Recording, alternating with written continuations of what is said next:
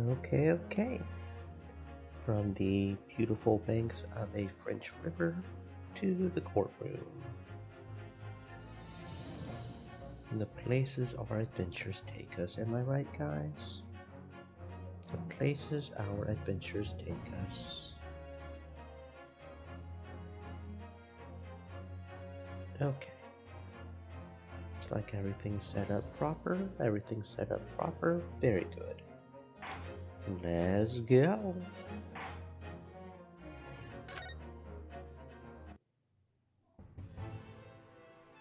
Wow, Susatu has such a way with words. And you seem to have a way of failing to find the right ones. The judicial system here is the most advanced in the world. Learn all you can. The most advanced in the world, is it? It was fortunate that your very first trial was a simple affair. Simple? That was simple? As I believe I mentioned yesterday morning, it was a trial you couldn't lose. I don't mean to be contrary of Lord Strongheart, but the case was anything but simple. The circumstances of the case were so incriminating, I was stunned when I first heard them. In fact, I'm still finding it hard to believe that we managed to get a favorable verdict.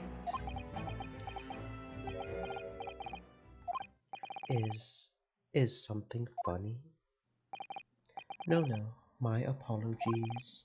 However, the fact is that you did receive the not guilty verdict you set out to achieve, and that can only be attributed to exceptional talent. Wouldn't you agree? Well, I don't know about that.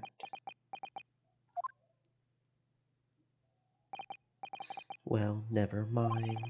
You exceeded my expectations. I freely admit that much at least is an undeniable truth, which is precisely why I have prepared the new case for you that I mentioned before. What's going on? What was he going to say before?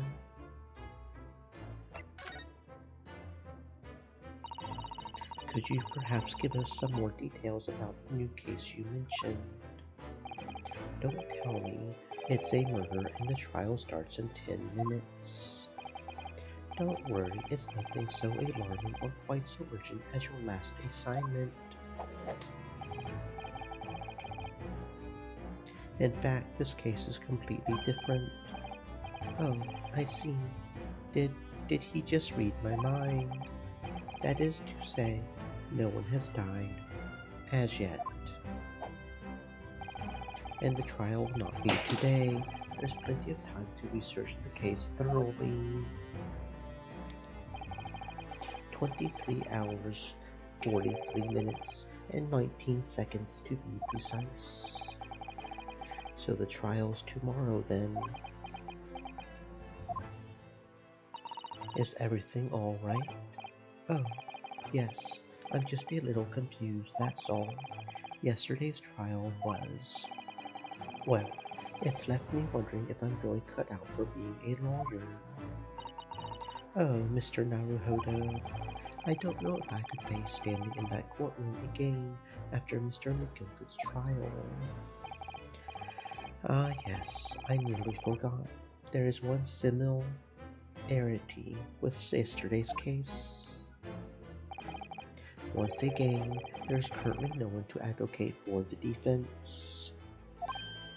Oh, if the situation remains unchanged, the trial will start tomorrow with the defendant unrepresented. And if that happens, I need not remind you of the inevitable outcome. The most terrible end awaits the defendant. Yes, that's right. Here we go again.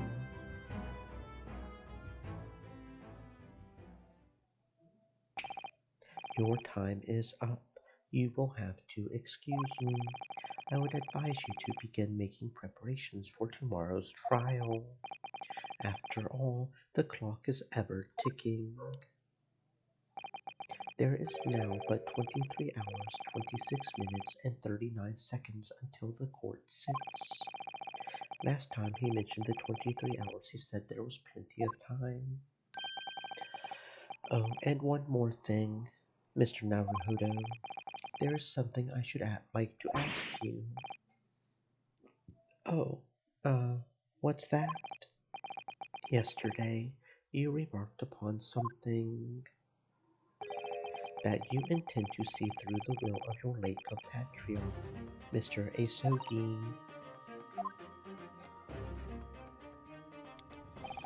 I would be interested to hear what you mean by that. Inside 34 seconds. Oh, well, Kazuma always used to say, you see, that he wanted to learn how the greatest justice system in the world works so he could change ours in Japan. Now that he's gone, I'd like to work to that myself. And there's another thing. Oh, another thing. Continue. On the way here, on the steamship, he said something to me. There's something very important that I have to do. Something very important. And what would that be? He never had a chance to tell me.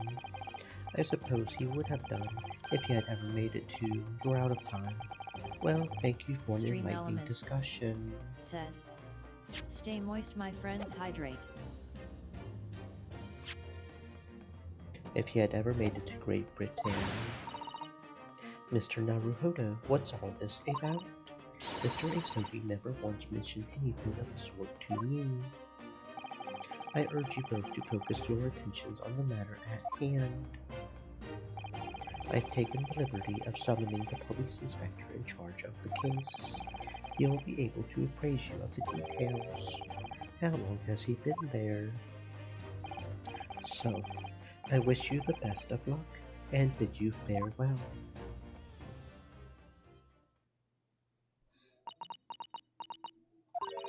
There's something very important that I have to do. Kazuma-sama, what did you mean? I wish I knew, but honestly, he never told me. Anyway, we had better talk to the detective, don't you think? Yes, you're right. I hope I'm just imagining it, but I wouldn't say he looks pleased to see us at all.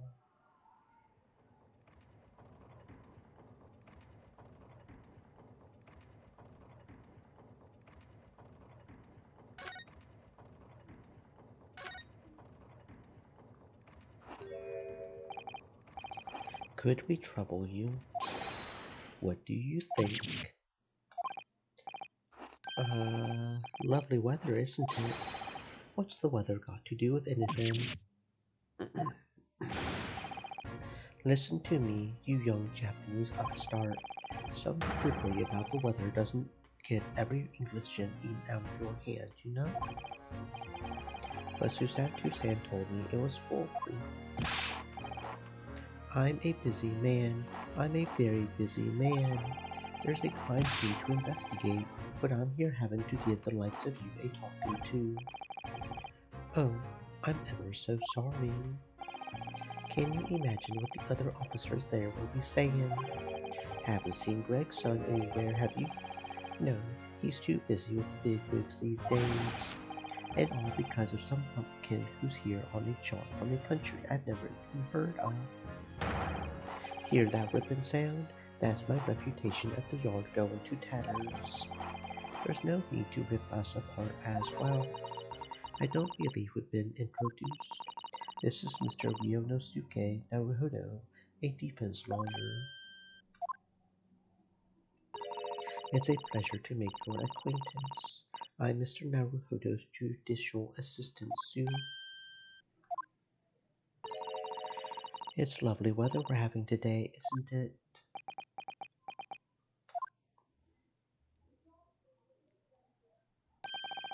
Is unseasonably fine, I grant you. London winters don't see a lot of sunshine. Unbelievable. How did she pull that off? So, Lord Strongheart has asked me to fill you in on the case. The name's Tobias Gregson, Inspector Gregson to you. I'm from Scotland Yard. Gregson, Inspector Gregson. What's the matter with Susatu-san? Does this detective's name mean something to her? All I'm focused on, honestly, is that fish and chips. Are you going to share that with us, friend? I would love some fish and chips. Inspector, are you perhaps the Inspector Gregson?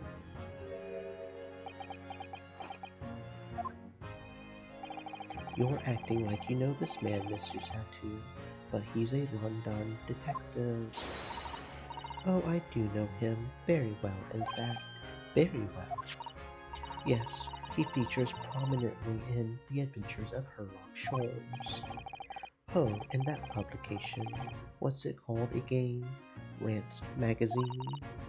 That's right, Inspector Gregson and Mr. Sholmes enjoy a wonderful, friendly rivalry. Really, you rival the great Mr. Sholmes? That's incredible.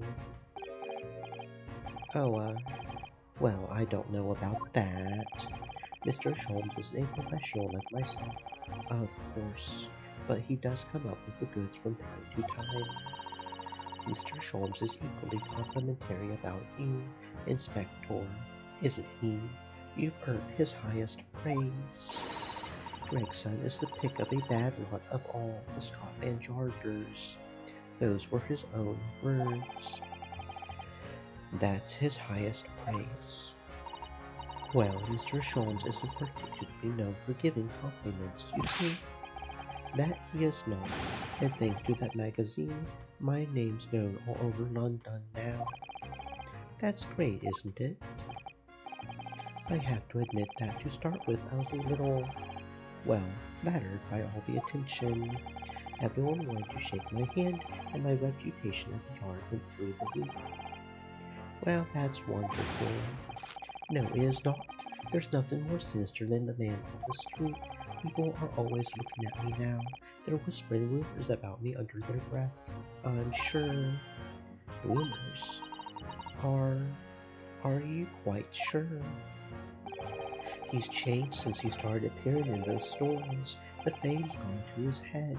Stuff like that. Gosh, do you really think people are saying such mean-spirited things about you? Like I said, they whisper, so I can't catch what they're saying, but I know what both are like. I'm sure that's what they're saying, as sure as eggs is eggs. I get the feeling this detective could be very hard work. Oh dear, perhaps a sudden rise to fame does change people.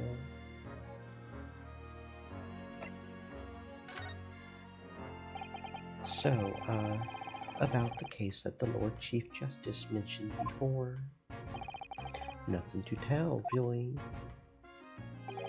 As far as we are concerned at the yard, it couldn't be simpler. Oh dear, that probably means that as far as we are concerned as lawyers, it couldn't be more complicated. I wish you were wrong about that, but I have a nasty feeling you're right. A young woman was walking along the pavement on Briar Road when she was stabbed from behind. Fortunately, it wasn't fatal, but she's still laid up in hospital, unconscious. That's despicable. What sort of coward would attack the poor woman from behind? I suppose you would have finished whoever it was on with a Susatu takedown, would you? That is neither here nor there, Mr. Naruhodo. Brace yourself, Ryonosuke. You've angered her now. Anyway, after something of a whirlwind investigation, the criminal was arrested. He barely had time for a cup of tea after the incident took place, to be honest. So, there must have been something left at the scene that led you directly to the culprit. Or perhaps a reliable witness who recognized the person in question. Let me stop you right there. You're wasting your time on this one. Sorry. There's nothing you can do. There's no way to help the bloke now. Why ever not? Simple. The prosecutor that's been assigned to the trial tomorrow is Lord Barak Van Sykes. No! Sounds like you've heard of him then. Oh yes, we are very familiar with Lord Van Sykes. Believed to be the harbinger of death itself, the Reaper of the Bailey.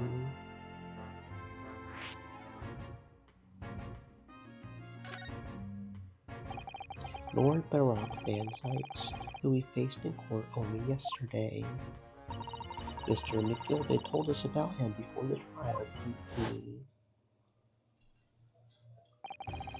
When Van Sykes stands for the prosecution, they call the accused his sacrificial lambs. And in every single trial in which he's been the prosecutor, the accused has been damned. This Reaper of the Bailey nickname. I suppose he's earned that because every defendant he advocates against is found guilty. Is that it? Well, if that's the case, we should inform you, Inspector, that in yesterday's trial against Lord Van Sykes, Mr. Naruhodo secured a verdict of not guilty. And what of it? Oh, well, I think that means that even against the Reaper of the Bailey, it's not impossible to save the defendant. No, you really don't have a clue, do you? What do you mean? What happened to that bloke in the end, eh? He's dead. Magnus Bickle became a cropper in that omnibus when it went up in flames. So you can't rightly say you saved the defendant, can you? What? What are you saying? Look, if Van Sykes could get the dirt to stick on everyone, he would be a miracle worker, but that's not how it goes. He doesn't work miracles, he works magic. Black magic. I would have a good long think about that if I were you. Are we really supposed to believe that? No, seriously, can I have some of those fish and chips? Right, well, I filled you in as requested, and I'm very nearly out of chips. So I'll be heading back to the crime scene now. We're still carrying out a few investigations there. It was Briar Road, you said, didn't you? Where the incident took place? That's correct, ma'am. And if you head over to the holding cells, you can meet the criminal himself. You've branded him a criminal already. He's as good as, shaken like a leaf in his cell, he is. It'll give you a chuckle if nothing else. He's inmate 53. Speak to the jailer and he'll show you the way. Inmate 53. Thank you.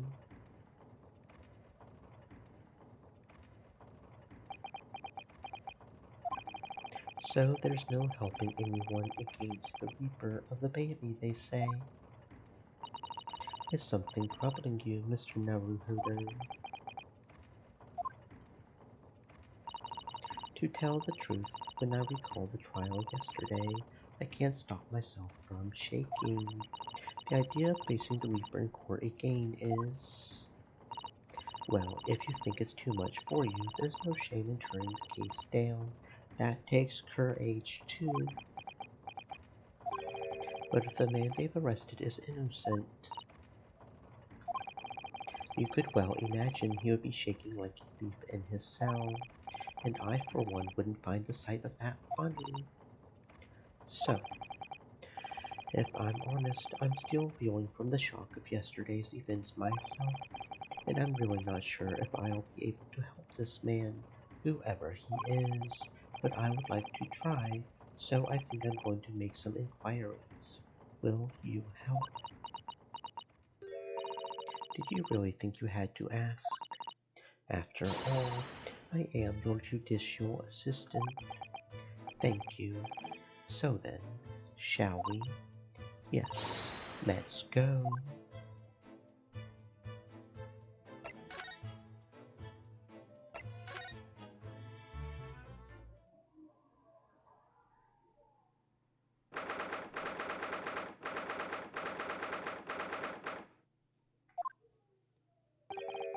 So these are British prison cells. Oh, they're ghastly. It feels just like a dungeon. Yes, and having experienced it in Japan myself, I can assure you that our wooden cells feel a lot cozier than these cold stone walls. Oh, don't, Mr. Naruhodo. You're making it seem worse. Apparently, our client is in this cell here, but it's so dark at the back there, I can't make him out. I wonder what he's like. Inmate 53, your legal representative is here to see you. Stop hiding at the back of the cell and show your face at once. Am I, am I a cat as yet with no name? Calling me by a number, it's utterly, unbelievably, unjustly unreasonable. I refuse to answer. Mr. Naruhodo, what? What do you think is going on here? I have no idea, but I wasn't just hearing things, was I? That tirade of complaints was in Japanese.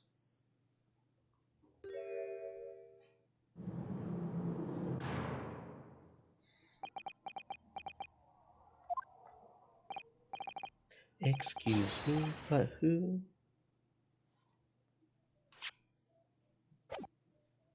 Quiet. They're all around, hiding. I know they are. They're watching, listening. Even now, I, I can sense it.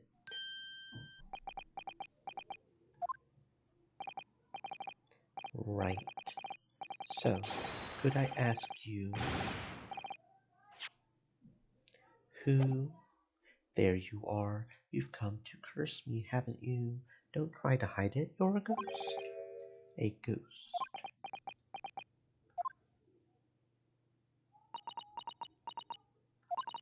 We mean you no harm, prisoner San. Are you Japanese by any chance?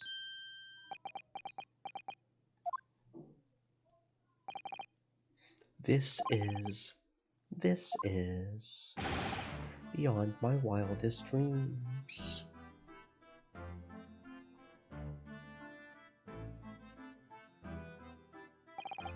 Forgive me for that outburst before.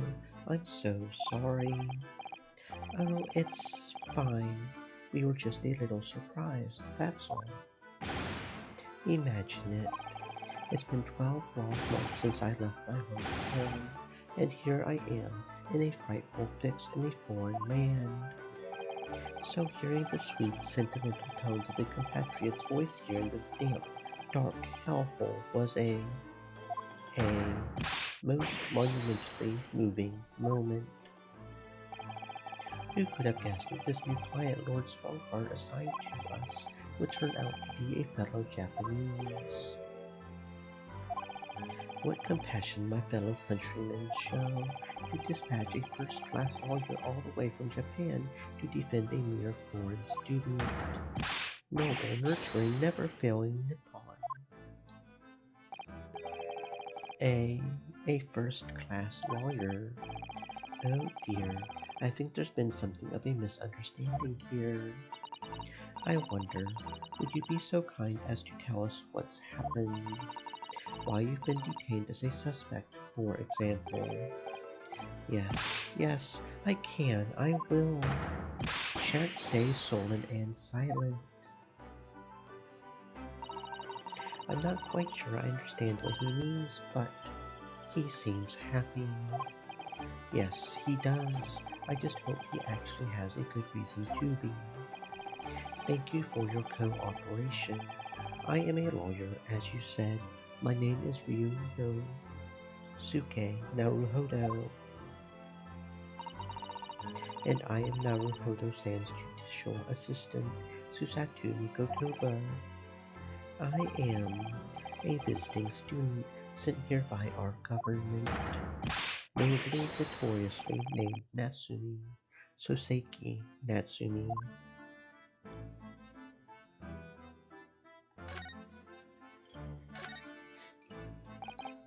Soseki Natsumi-san. What an unusual name. Call me Soseki, please. I'm a poet, you see, a writer of haiku. It's something of a nom de plume. A nom de plume, you mean an alias. That's right, Naruhodo-san. No, no, no, don't be so prosaic. It's much more refined than that. And haiku, that really reminds me of home. Did I hear you say that you're a visiting student sent over here by the government? Yes, yes, that's right. A year ago I was told to go and study English. First I had to suffer that misery, and now this. It's beyond the pale. Suffer that misery. Did you not want to study here? No. I mean, I've had an interest in Great Britain for some years, of course. Oh, but just because the government tells you to do something doesn't mean you can do it. No. What do you mean? If they had told me to study English literature, that I could have understood. That's my field. But no, they told me to study the English language. Utterly, unbelievably, unjustly unreasonable. I see. Only the other day, I was told to send a report about my first year here. I tendered a blank piece of paper. Wise words on whitewashing. You must be a man of great standing. Oh yes, so I'm often told, and often like to be told, it seems.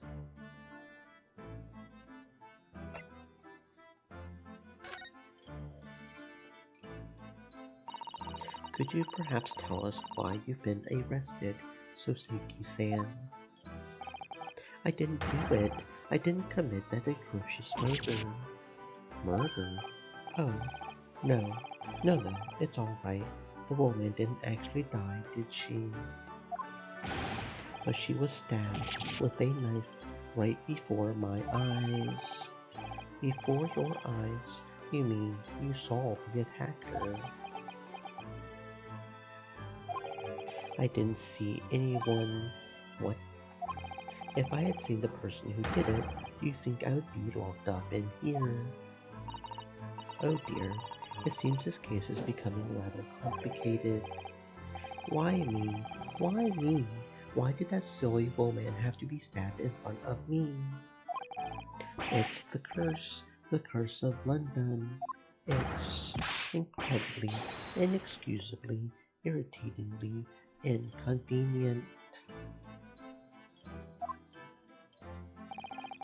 So Soseki-san was there at the scene, but he didn't see the attacker. It's vital that we find out more about the case.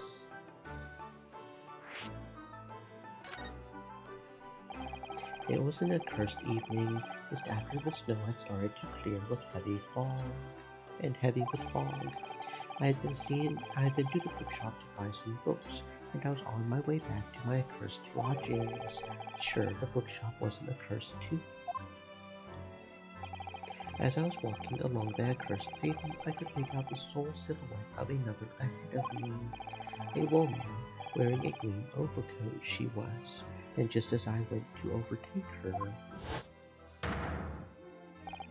she suddenly let out a little scream and collapsed onto the cold, hard slabs of stone at my feet. How terrible! I called out to the woman, but she didn't move. It, it was like a ghostly, ghoulish, grim graveyard. Slight exaggeration there, perhaps? I was terrified.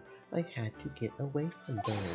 So I ran as fast as my legs would carry me back to my cursed lodgings. That's not good. They'll, they'll say it was shameful, I know, to run away like that. Tell me, Soseki-san, was the victim an acquaintance of yours? Don't be ridiculous. Do you think I know any of these fair-haired English and a young woman at that? I'm diffident, shy, timid, unsure. I can't talk to people. I I see. A young woman unknown to Soseki-san, and at the time it happened, who else did you see nearby? Did anybody pass you? Regrettably, apart from myself and the woman, I didn't see a soul. No one. Oh, great. So the victim was unbeknownst to you, and there was nobody else on the street at the time. That creates something of a conundrum, doesn't it? What conundrum?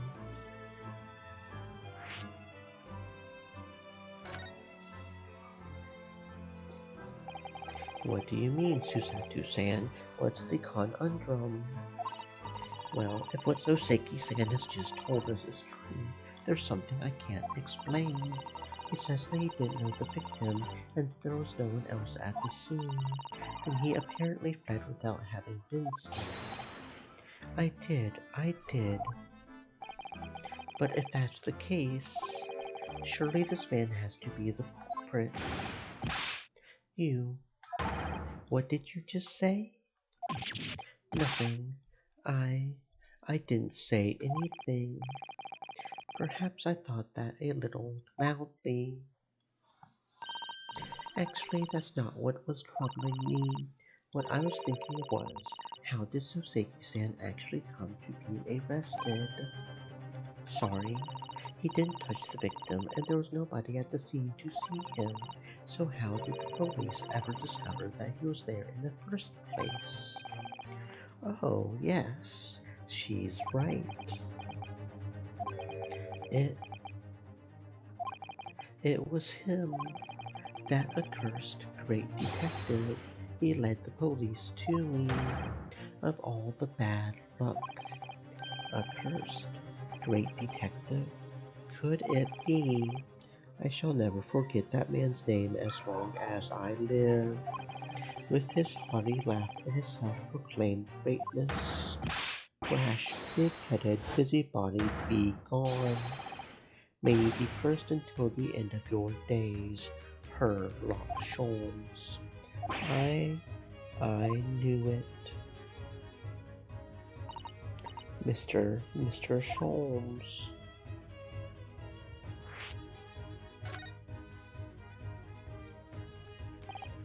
Well, I didn't expect to hear that name from this man's lips, that's for sure.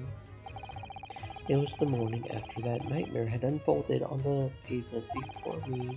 I was gnawing on a sliver of hard cheese when some men suddenly burst in through the door. They started shouting at me, "This is the police! Put the weapon down!" Yes, it was a thin sliver, but yes, it was hard. But I wasn't eating a weapon. Disgusting dietary discrimination, devils. You clearly had a trying morning yesterday. And there he was, in the middle of all the policemen, grinning like a Cheshire cat. That Herlock Sholmes. It's actually just Herlock Sholmes. He's English. I've since found out he's a famous name in detection here in London. Yes, the great detective is really very well known, and his overly sharp mind managed to deduce my whereabouts, apparently. He thinks I'm the knife-wielding madman, me, this weak, stooped kitten of a man. I wonder what great deduction process led him to this conclusion this time. Do you mean to say that Mr. Sholmes' deduction was the only reason the police arrested you? That would be really most unreasonable. Well, the thing is, I was I was thrown into a panic when they barged their way in. Of course you were. That's only natural. I was terrified and trembling, and they kept throwing question after question at me in impossible English, foreign, blim flammery. Well, we are in England. You can't really blame them for questioning you in English. Good point, good point. But my mind went blank. I I knew I had to answer, but I didn't know what to say. So I just kept repeating things like, yes, I do, and I'm fine. The next thing I knew, I was in manacles, and before I knew it, I was thrown in here. Oh dear, I'm afraid. That's hardly surprising. I'm fine. He's not fine now.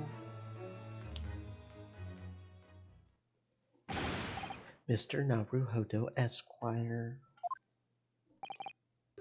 Oh, you can just call me Naruhodo.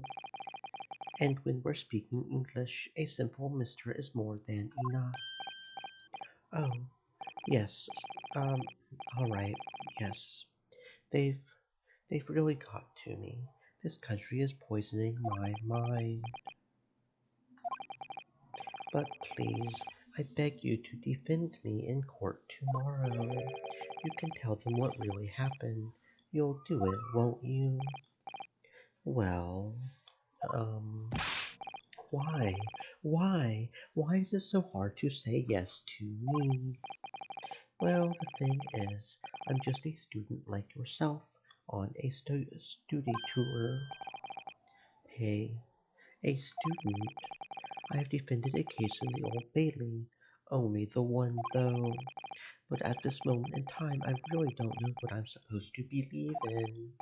I'm confused about what justice in this country even means. Oh, Naruhodo-san. I'm not even the foreign student who's supposed to be here. I'm a sort of locum lawyer, I suppose. But, but that armband, that's the mark of a defense lawyer from our great empire. It's a keepsake from the man who should have been here. He was my best friend. A, a keepsake.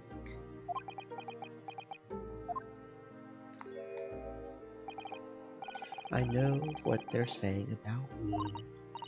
Oh, who do you mean? The lawyers, all the British defense lawyers, they won't defend me.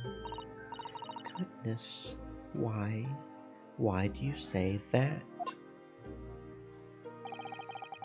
For the same reason as you noted before.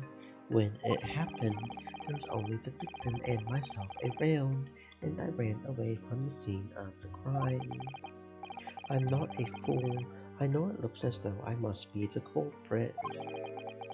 It must be very hard for you, Soseki-san.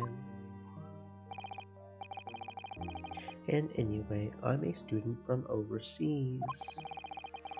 I'm just a foreign nobody to them, someone not to be trusted. I heard them openly laughing about me before. In my earshot without any compunction at all. Any trial for this man would be a waste of time, they said. And of course the foreigner did it.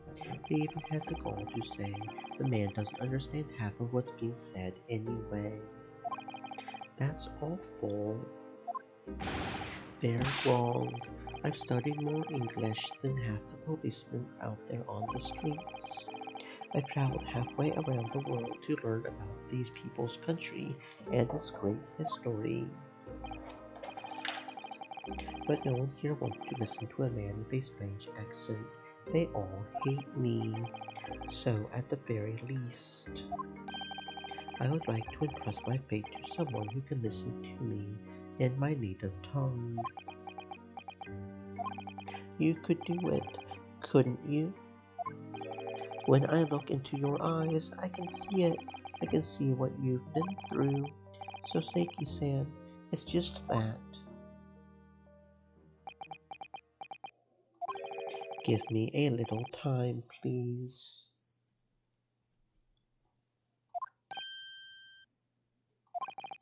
I'll do what I can for the time being. What do you mean? We shall investigate the case as thoroughly as possible. If we can find some clues, it will give us a much better chance, I'm sure. Oh, yes, yes, thank you. I'll be here all alone, waiting for you. Lo comes student, Mr. Naruhodo Esquire. We should be going then, Naruhodo-san. We have a case to prepare for. Okie dokie.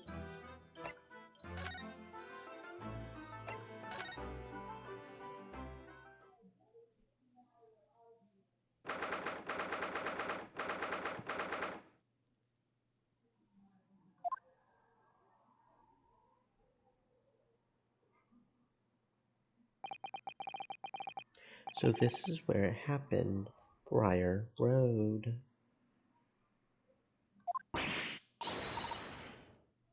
Look, Mr. Naruhodo-san. Look at that regulation metal helmet. It's unmistakable. The men of Scotland Yard are here. They're investigating as we speak.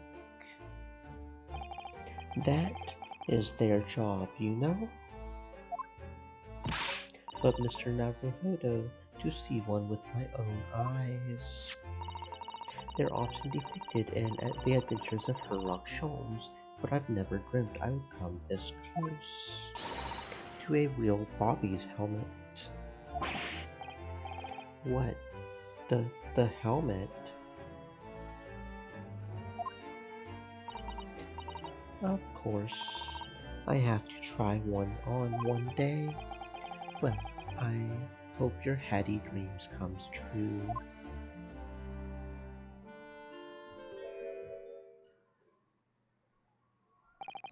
What's the Japanese delegation doing here? Oh, Inspector Gregson. This isn't on the tourist trail, so I'm fairly sure you're well aware. Yes, of course, we're here to investigate. So you've been to the holding cells then. What do you make of the criminal? He's not a criminal as you put it, Inspector. He's a suspect. We'll see about that. You Japanese like to stick together, I suppose. Well, do what you will. It doesn't bother me. The bloke's in court tomorrow, whatever happens, and the verdict's a foregone conclusion. The stone-cold air of rejection.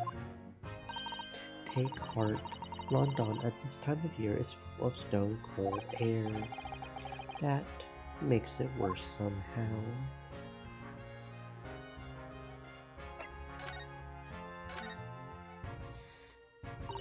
Tell me about Scotland Yard, Inspector.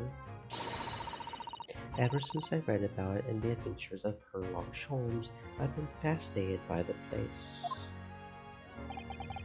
The Yard is the most sophisticated policing organization you'll find anywhere in the world, ma'am. Oh, and you know I've always dreamed of wearing a real Bobby's helmet. It does make them look the part, seeing that policeman there with his helmet on. You certainly get the sense that this is a man who will take no nonsense in his duty of protecting the city. Oh yes, doesn't he look wonderful? Being a London Bobby is hard going, I can tell you. Oh, really? First thing in the morning, you know what he does? Goes round and rouses all the laborers off his feet so they can get off to work. What? He wakes people up. Yup, raps on their windows with a long pole. did it myself, going back a bit. I had no idea. The Bobby works for the people of the town. It's just another one of his duties. After that, he starts tirelessly patrolling the streets all day long. He has to cover 20 miles a day. That's the regulation distance. I can't really imagine how far that is, but it sounds like a long way. Let me see. 20 miles. That's approximately the distance from Tokyo to Yokohama. On foot, that's definitely taking things a step too far. And when it gets dark, of course, he has the important job of lighting all the gas street lamps. Oh my. And I suppose in between all of those duties, Bobbies are expected to investigate cases as well, and chase after criminals who try to evade the law. I'm not sure you could call it in between, more alongside, but yes. They're expected to handle those jobs as well. We do have men killing over from time to time, I admit. I had always dreamt of wearing one of those helmets, as I said. But it's with a heavy heart that I shall have to relinquish that dream to you, Mr. Naruhodo. Your heavy heart will be my heavy head if you do.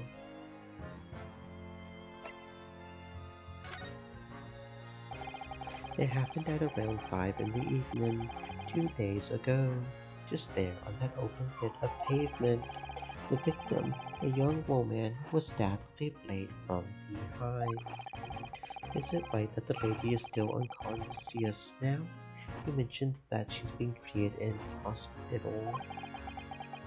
I never said she was a lady. Truth is, unless she comes around pretty smartish, we won't be able to find out much about her at all. I suppose that means they haven't been able to take a statement from her, of course. Here's a map of the local area I happen to have on me. You can take it if you want. Really, are you sure? It's yard policy to give lawyers defending suspects the odd bit of information to go on. I haven't actually accepted the job yet, but still. Thank you, Inspector. We gratefully accept. The local map has been entered into the court record.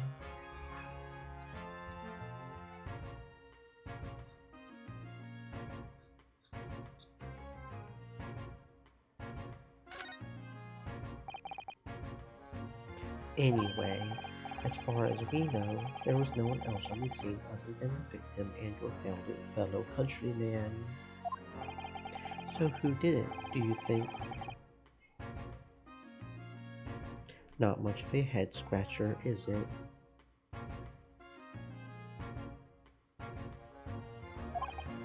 Well, I know Mr. Natsumi is also claiming not to have seen anyone else around, but just because he didn't see anyone, it doesn't mean we can be sure that nobody else was present. I'm sorry to have to tell you, but we most certainly can be sure. How? Because, ma'am, the precise moment of the stabbing didn't go unnoticed. What? We have two very reliable witnesses, no less.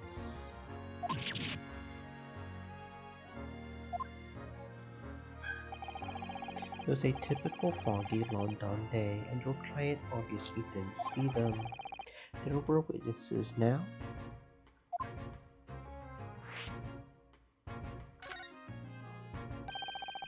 Who are these witnesses, Inspector? A fellow and his wife, and the man's one of the most reliable and respected citizens of all of London. He's a copper from Scotland Yard. A policeman. That might change things. And this policeman just happened to be there at the moment the woman was attacked. Nothing peculiar about that man, part and parcel of being a bobby, catching them bang in the act and all that. Do you think it might be possible for us to ask that policeman a few questions? Be my guest. You can ask him what you like in court tomorrow. Oh, I've no doubt he'll be summoned as a witness. So that'll give you something to look forward to. That's that then.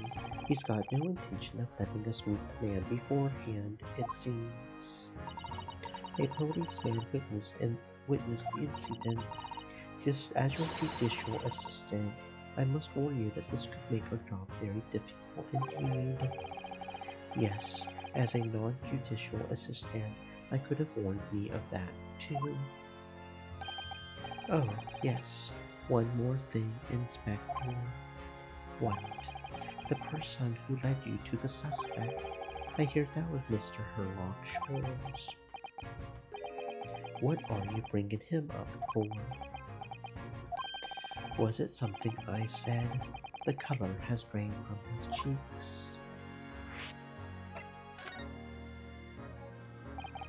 That twitchy Japanese bloke goes on trial tomorrow, and you're going to defend him or not? Well, makes no difference to me, but I will just say this.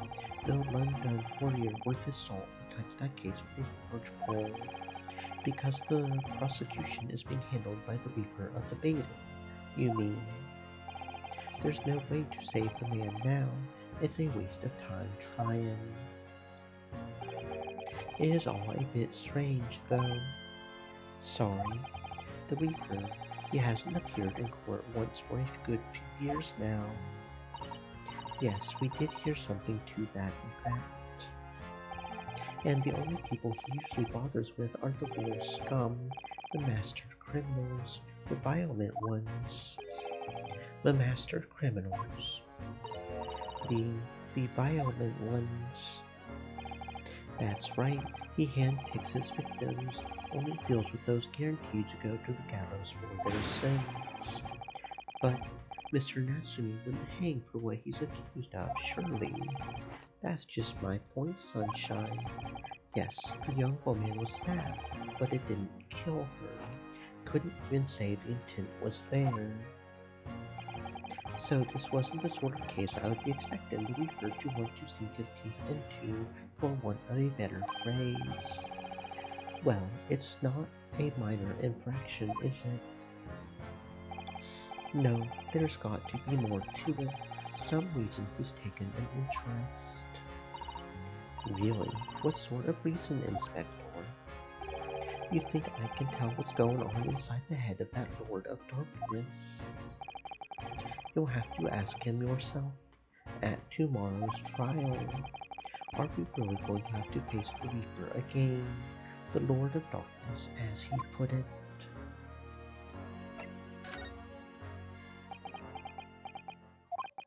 Who did you hear that name from?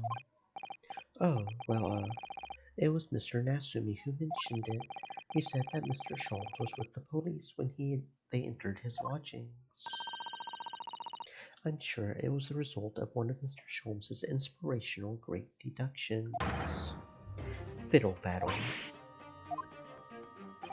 The man's an amateur, and I'm getting sick and tired of him showing his mug everywhere.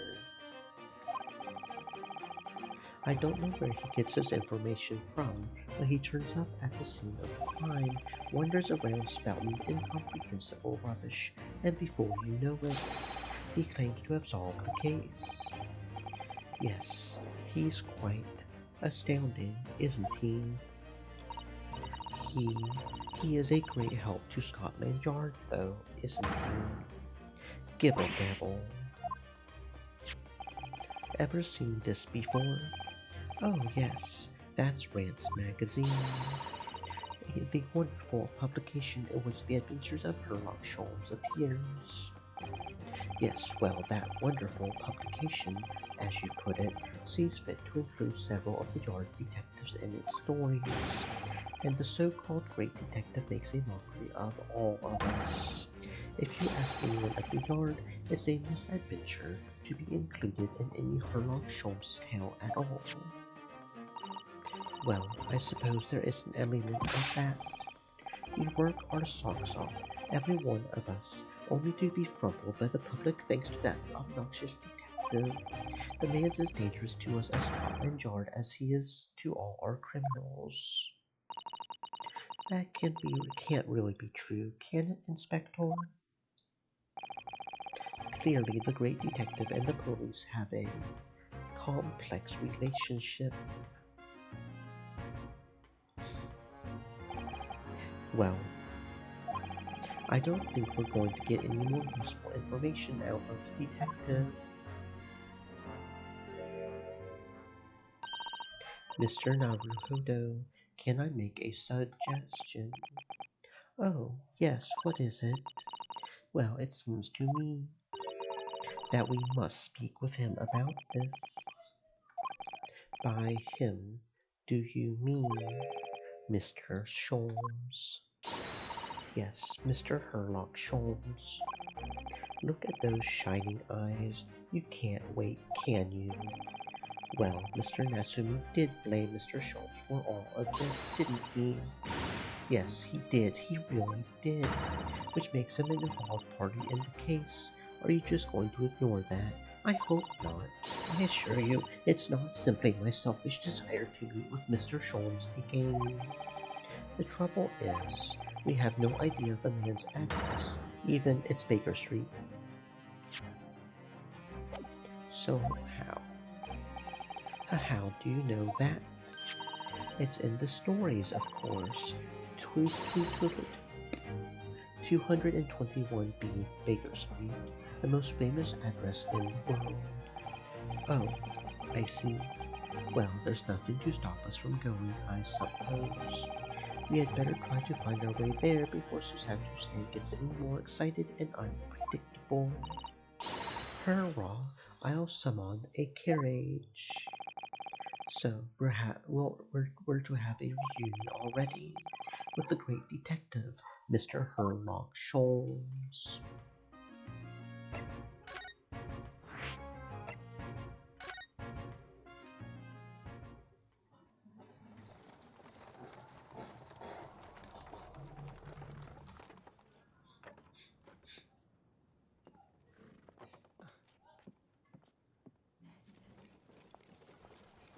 Thank you very much. It's just up there overlooking the street. Good day. Thanks again.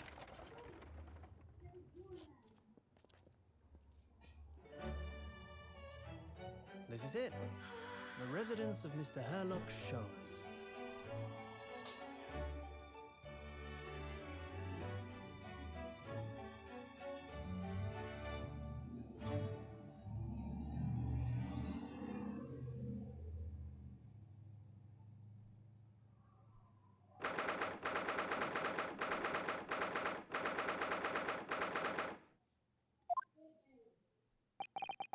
So this is where the great detective makes his living. It feels surreal to be here somehow.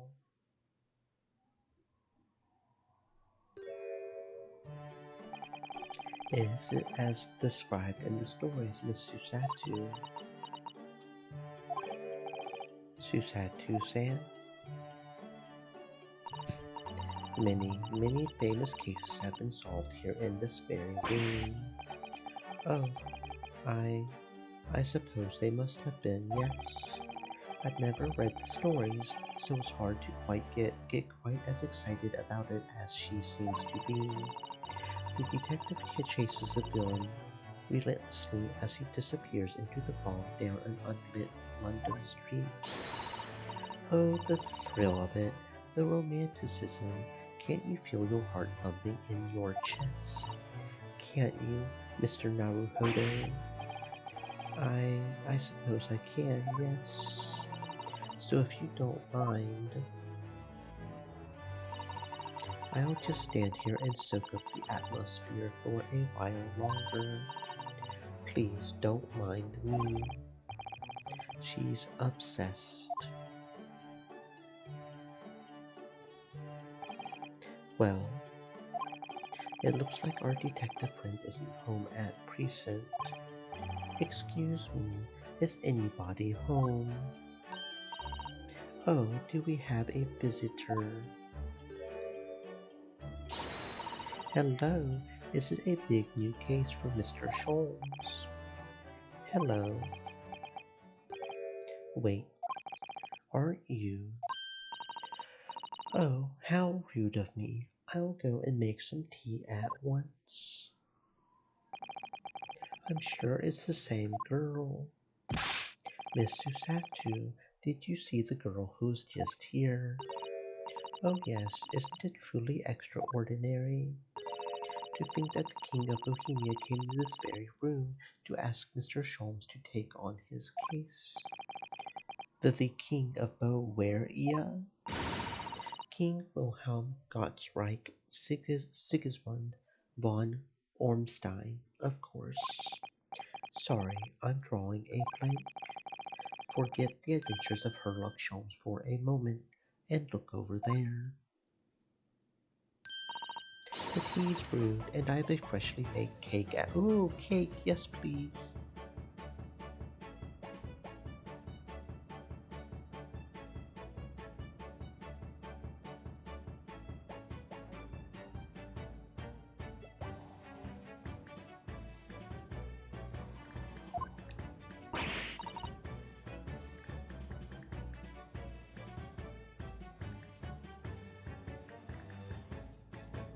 It's you.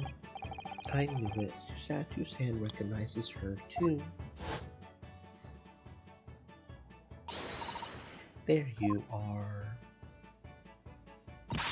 And taking that with you as well. I was looking forward to the trial run of my experimental smoke grenade launcher. Oh, good day to you. I'm, well, the inventor, I suppose, of that machine. It's the girl who turned up at the end of Mr. McField's trial in the defendant's antechamber. I've never met a lawyer from the Far East before. Or you having to get straight to work when you've only just arrived in London. Oh yes, it was challenging. Well, try this tea. It's my special blend, you know? Oh, thank you. Is tea supposed to look that color? Oh my, what a fragrant yet mellow flavor. Hooray, it's a winner. I tried blending different leaves designed to alleviate fatigue, you see. You must be exhausted after a long voyage here, and you have another ticklish trial tomorrow. Oh, and you're here to defend a Japanese man. I do wish you lots and lots of luck. Did Mr. Sholmes tell you about us by any chance? Oh, you know Hurley, do you? Hurley. Mr. Sholmes to you, surely. Mr. Sholmes is a fellow passenger on the boat that brought us to Great Britain, you see. Was he really? Well, I had no idea. I'm afraid Hurley's out on an errand today, even though he's just returned from overseas. Wait a minute. We met this girl for the first time ever yesterday after the trial, and only briefly at that.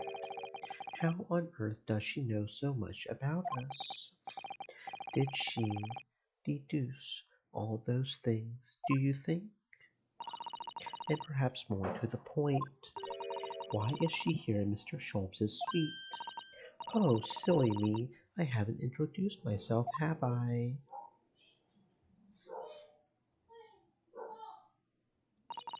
It's a great pleasure to meet you both. My name is Iris Wilson. I live here together with Hurley. Ah, Iris, is it? What a lovely name.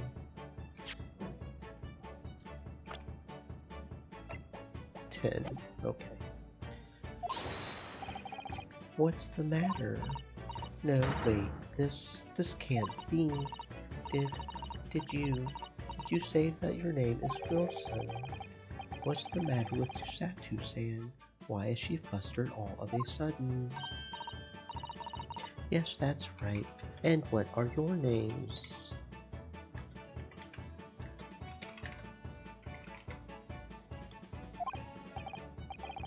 Oh, I'm Ryonosuke Naruhodo, a lawyer from Japan.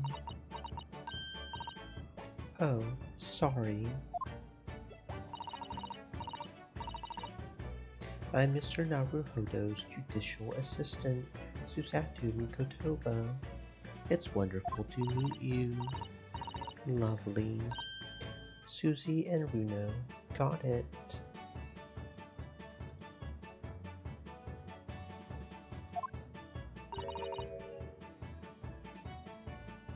Susie and Runo. There's more to this girl than meets the eye.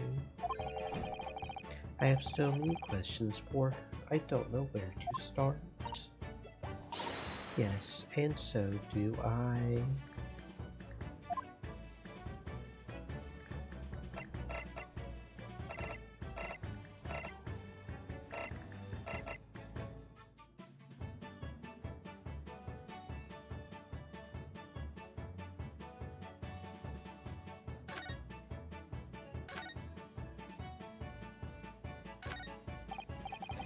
I've seen Stream pictures of elements. Western musical instruments like this. It's Stay called the moist, my violin, friends, isn't hydrate. it? Of course it is. Mr. Sholmes is renowned for his violin playing. Oh, really? Absolutely. It's often explained in the stories. It's inspirational, Mr. Naruhodo. Inspirational. I immediately started playing the koto, which was the closest Japanese stringed instrument I could find. What a shame you couldn't bring it with you to London. Oh, yes. Well, Papa was beaming when I asked him if he would buy me one, but after a while he asked if I would only practice when he was out of the house. So, now it's merely an ornament in my room. That must have been an awkward conversation. Well, not everybody has talent like that, you know, either you can do it or you can't, right?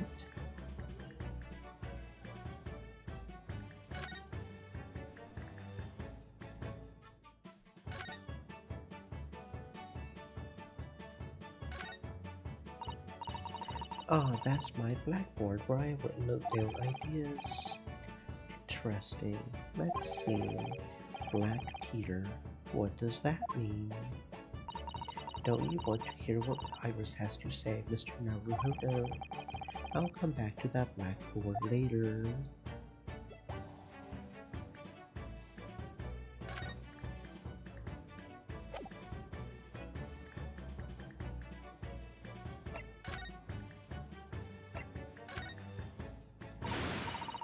Oh yes, there's something I must ask you.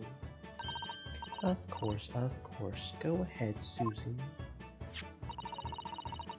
I am a very great fan of the adventures of Sherlock Holmes and... Oh, you have a copy of Rance magazine. Yes, I read every issue. It's delivered all the way to Japan on a ship. Oh, this is so exciting. My stories are being read on the other side of the world. My stories. That's right. Hurley's always solving such amazing cases, you see, and he tells me all about them. They really are quite fascinating. It would be such a shame if I was the only one who ever heard them, don't you think? Goodness. Last night he was telling me all about a new case he just solved on a steamship traveling from a faraway land. So I was just in the middle of typing up the manuscript for the next issue before you came. So you are the author. Yes, I'll let you in on a secret if you like.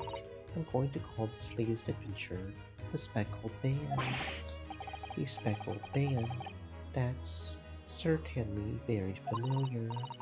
Of course, I always change one or two details in the stories here and there. This time, I had the idea of making a big mistake be the cause of all the trouble.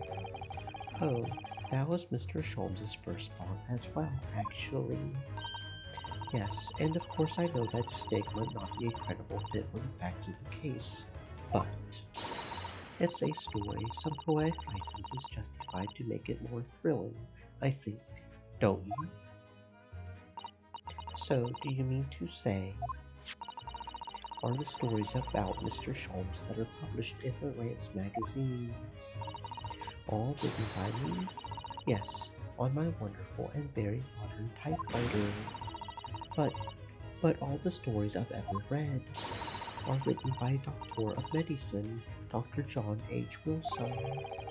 Susato's hands getting more and more worked up. Ah, yes, that's me. I mean, my name really is Wilson. But what about the doctor of medicine part? That's all true, too. I am a doctor of medicine. No, at 10 years old. At 10 years old. Well, that's quite incredible. But, Dr. Wilson is an English gentleman.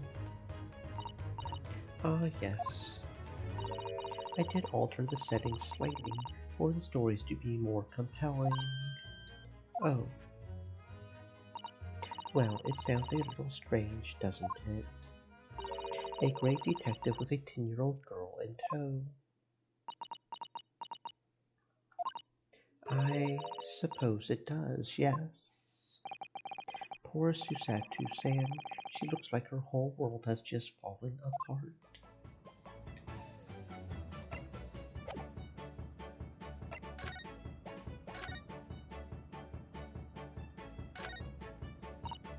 Ah, that's my blackboard where I note down ideas. Black Peter, what does that mean? Oh, how intriguing. It must be the title of Iris's latest work. Oh my, I wonder what fantastic tale awaits us. Susatu-san looks like an angel, but I bet she's dreaming of the most grisly crime you could imagine. It's a case that Hurley solved just recently. A black cat called Peter went missing in the neighborhood. Hurley tracked it down at the fishmonger's in the end. Well, I can't wait for the story to be published.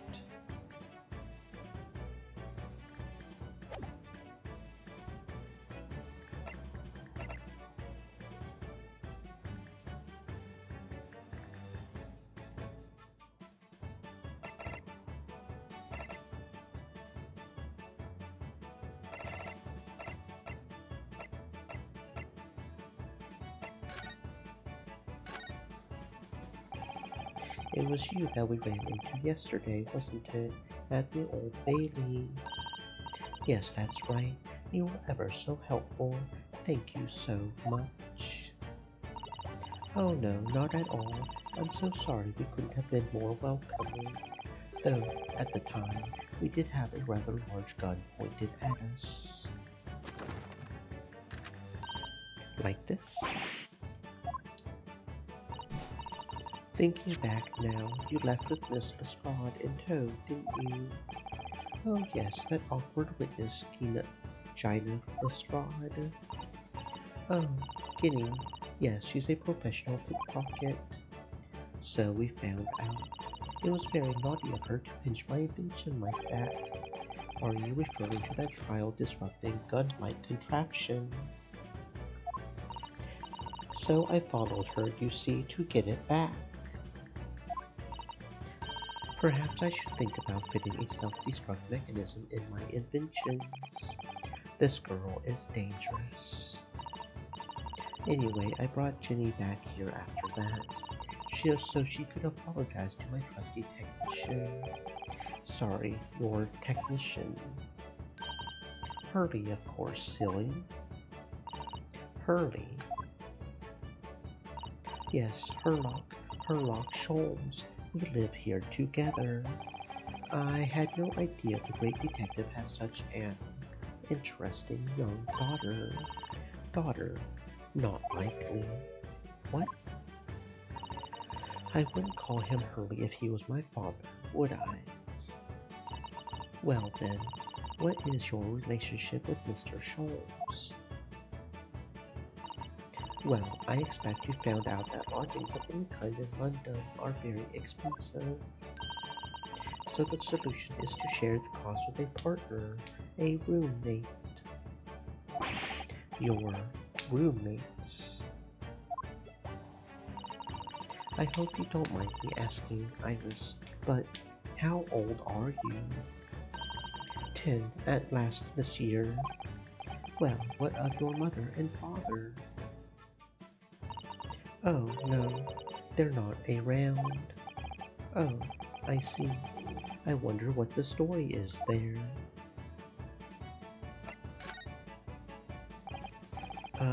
About before.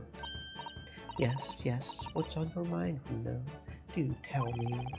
How did you know that I was a lawyer and we had just arrived in London, I mean? Yes. Oh, and that we have a difficult trial tomorrow.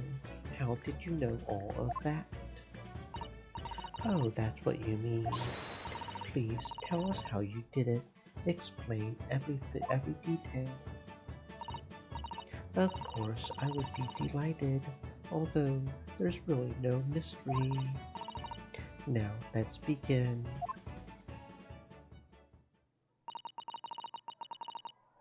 Iris Wilson is proud to present her logic and reasoning spectacular.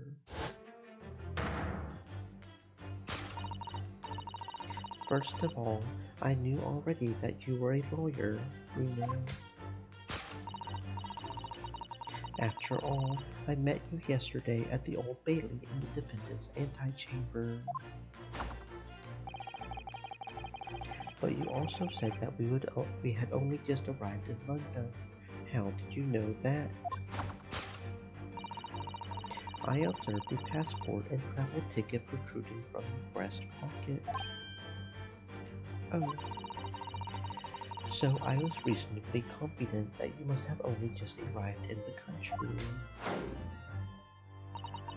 And on top of that, you accepted a case against that particular prosecutor, telling me you were unaware of London's court affairs. The Reaper of the Bailey. I walked right into that one, didn't I? Then I noticed a red ink stamp on the back of Susie's hand.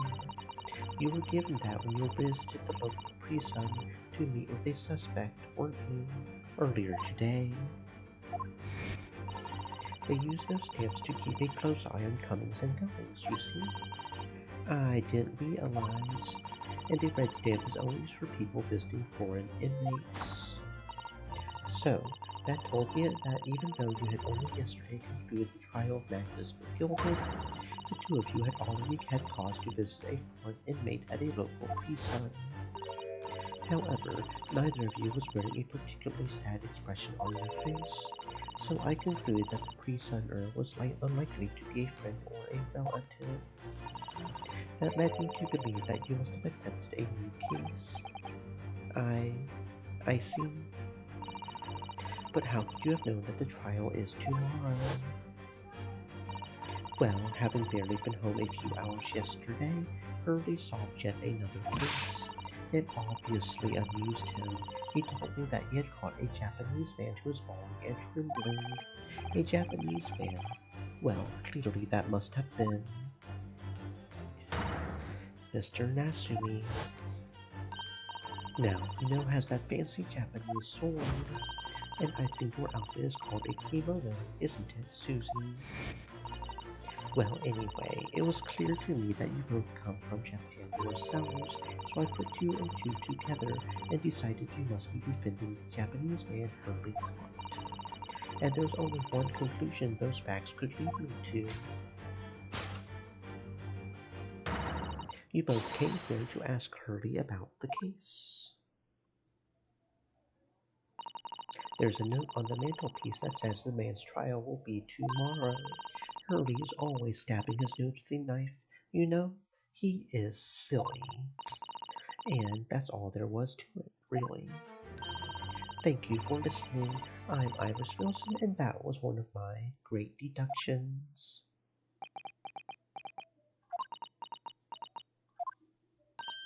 Well, was it a winner? Were my deductions correct? They, they were spot on. That was amazing, Iris. Truly a great deduction. You even managed to ascertain something of Mr. Sholmes's delivery. Oh well, I was just copying Hurley's style for that. This is really very good news. You could tell us all about the case involving the Japanese man. You will, won't you, Iris? Please.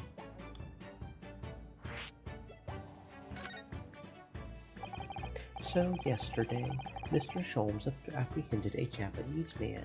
You were saying? Yes. Hurley had just arrived back in London after his sea voyage, but the police were waiting for him at the railway station to take him directly to the crime scene. The great detective is a popular man, it seems. Apparently, the woman was stabbed on a quiet street somewhere in town. There were witnesses who had seen a short, shifty-looking, stooped man running away from the scene. A short, shifty-looking, stooped man. Mr. Natsumi, beyond any doubt. Soseki-san said that he didn't see anybody else on the street at all, but it seems there were witnesses after all. Hurley used his great deductive powers to determine the man's address. It was a lodging room very nearby. He went directly there with the police, and what did they find? A short, shifty-looking, stooped man shivering in fear. Mr. Sholmes's great deduction certainly hit the mark that time. Of course it did. He's a great detective. Still, that means the incident occurred only 2 days ago. Surely tomorrow is too soon for the trial, isn't it? Definitely. We have no time to investigate properly. Hurley says that London is rife with crime. Oh, Scotland Yard is doing its best, but they can't stay on top of it, apparently. Oh dear, I hadn't realized the situation was so dire. That's why we can't afford to spend too much time investigating cases and trying the criminals in court. Staff and money are both short. Crimes are usually pinned on the first suspicious person. That's terrible. I suppose it's the harsh reality of the workings of the world's greatest justice system. I suppose it is, but in that case, I don't hold out much hope for Soseki-san.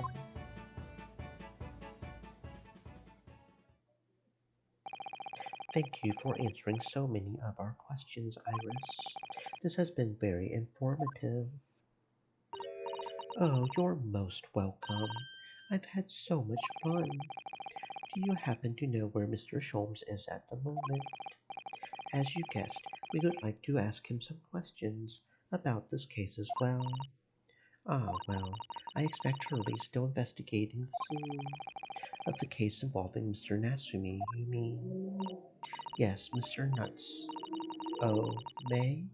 Hurley said he was going to the man's lodgings. If you leave now, you'll probably catch him there.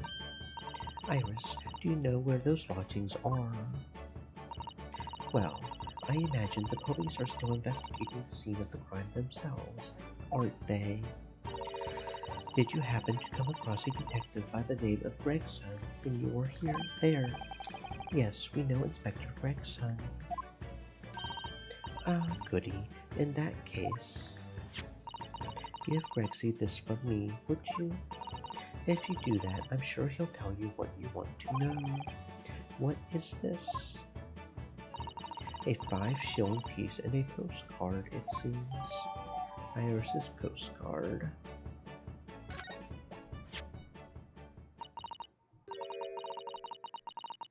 It reads, "Tell the gentleman in black whatever he wants to know. I trust that won't be a problem." Gosh, this will make the inspector help us, will it? Well, thank you, Iris. We'll give it a try.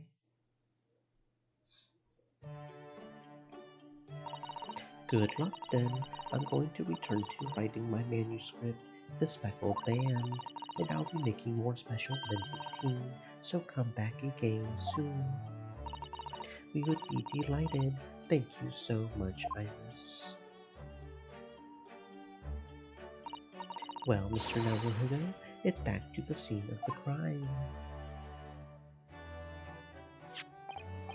So, somewhat dubious that they would exert any influence over the men of Scotland Yard at all, we headed back to the scene with Iris's curious note and one of the world's heaviest silver coins in hand.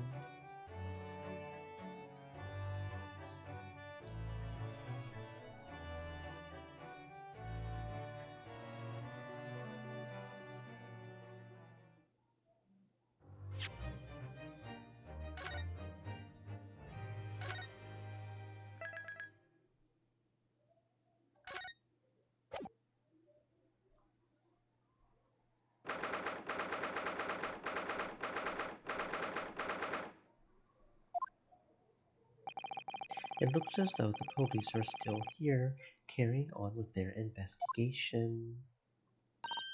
Perfect. So let's find Inspector Gregson as quickly as possible.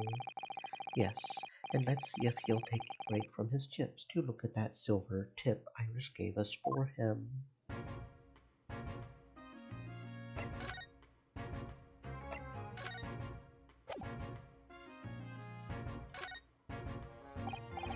Inspector Gregson, do you have a moment? I'm sorry to say I don't. I'm a very busy man, much too busy to talk to a pair of foreign gadabouts, that's for sure. We have these for you, a present from Miss Iris Wilson. What? For me? From her ladyship? Her ladyship. Give that here at once. Come on, hand it over. That's for me. Don't wait for me to give it to you, will you?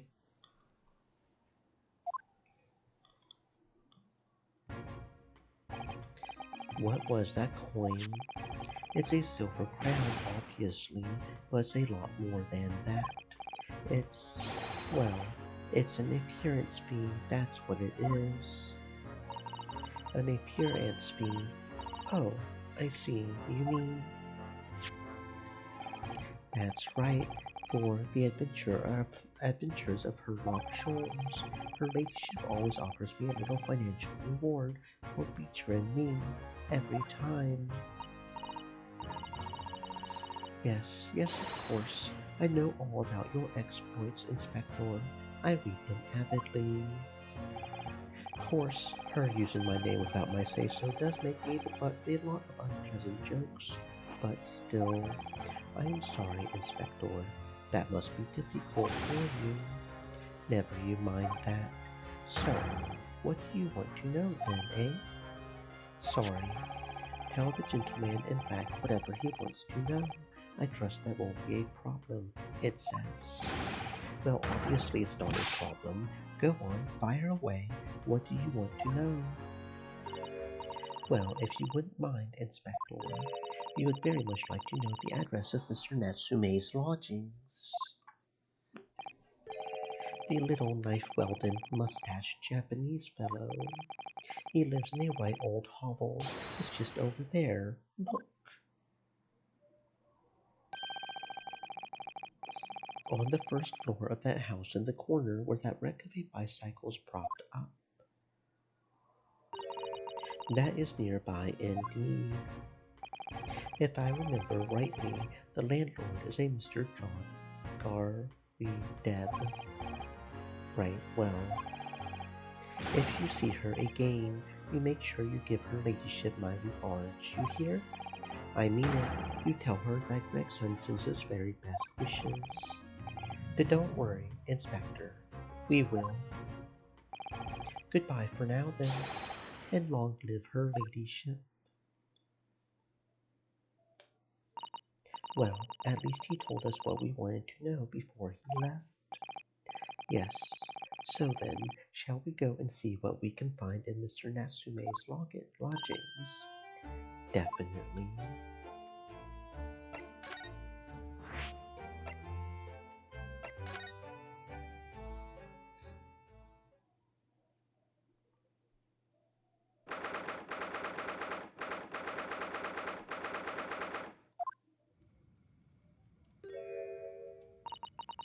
May I help you?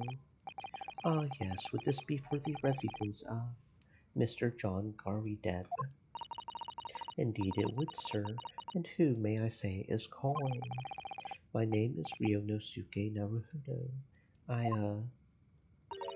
Mr. Naruhodo is representing Mr. Soseki Nasumi. I believe he takes lodgings here. We would very much like to ask him some questions about our client. One moment, please. I shall convey the message to Mr. Garideb. Did you see that, Miss Susato? That was a real-life English maid. I know. As I understand it, anyone of standing in English society employs a number of household staff. But that was the first time I've ever seen one in the flesh. Oh, this day keeps getting better. It certainly feels like we've really arrived now, doesn't it? We need only to meet a butler and the experience will be complete. Well, I'm not sure if I would go that far, but I understand the sentiment. Thank you for waiting. Mr. Garideb will see you now. This way.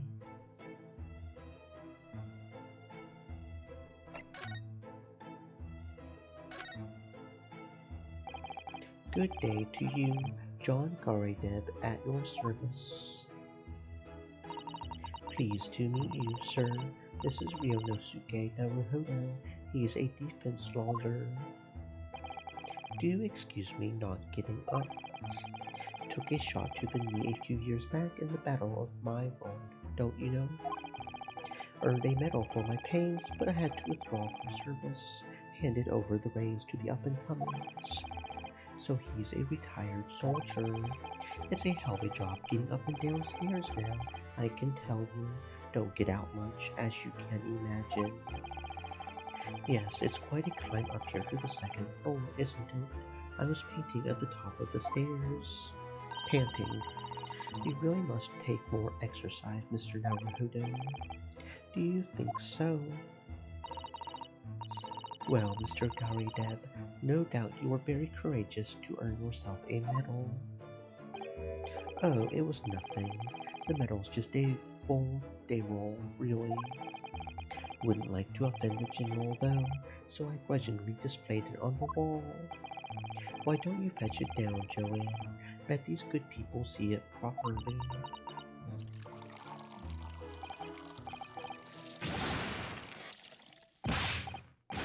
Joanne, fetch thee. Dash it all, woman, be careful. Oh, dearie me, I do beg your pardon, sir. You jolly nearly took the skin off my hands. I shall be more careful, sir. So anyway, there you have it, living the quiet life now. Yes, I see.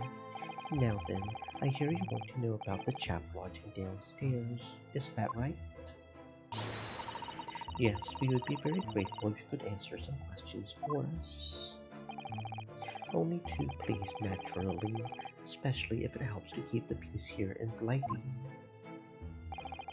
We forged an alliance with the Empire of Japan recently, as I'm sure you're aware, so this case is very much in the public eye, as it were. Oh, is it?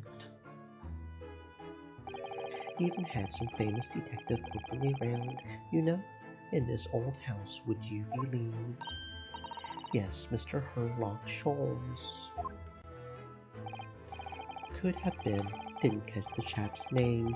Not really my cup of tea, all that detective busyness.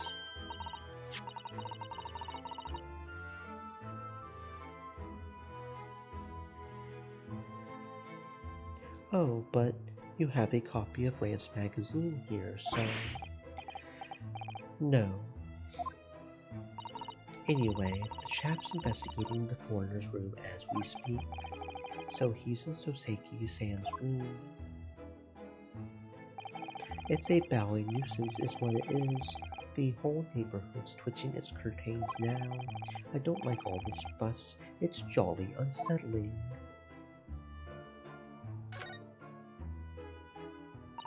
About Mr. Natsume then, Mr. Garideb, please do tell us. Ah yes, the Japanese chap. Only been lodging here for a week. Oh, just 1 week. So he moved in very recently then. I have 2 lodgers most of the time, one on the ground floor and one just below us. The first floor room became available because I you see there had been... Dash y'all, Joanne, to be careful. Oh, my goodness. I'm terribly sorry, sir. If you want to know my opinion... I thought he was a shady sort from the moment I set eyes on him. Oh, why? He seemed to have a most nervous disposition. He was always shaking and looking over his shoulder. The man had shady written across his sweat-soaked brow, if you ask me. I said to myself, Joanne, that man is trouble. Sooner or later, he's going to do something untoward. And I'm rarely wrong about anything. We won't be calling this maid as a witness, that's for sure.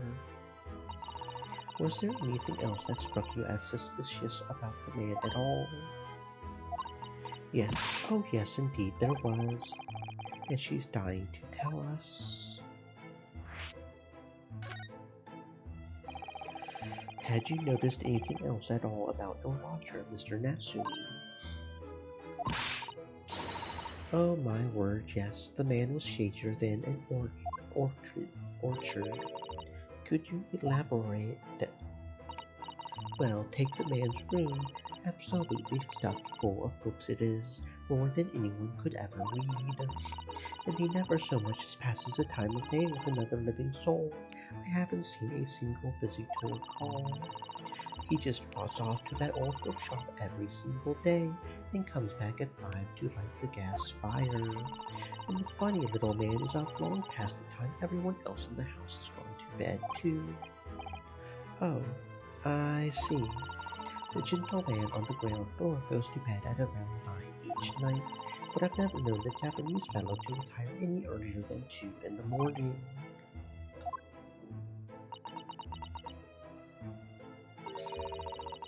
Could you clarify something, I wonder? What, pray? How do you know so much about Mr. Natsume's routine? I would understand that neither of the lodgers live on this floor of the house. Is that correct? That's right, yes. They're both below us, on the first floor and street level. Then, how is it that you know so much about the lives of your lodgers? The precise times that they come back in the evening, for example, even the times they go to bed.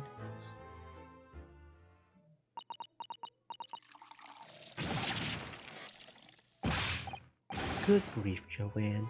Be more careful, woman. Oh my goodness, sir. I'm terribly sorry, sir. Something doesn't add up here.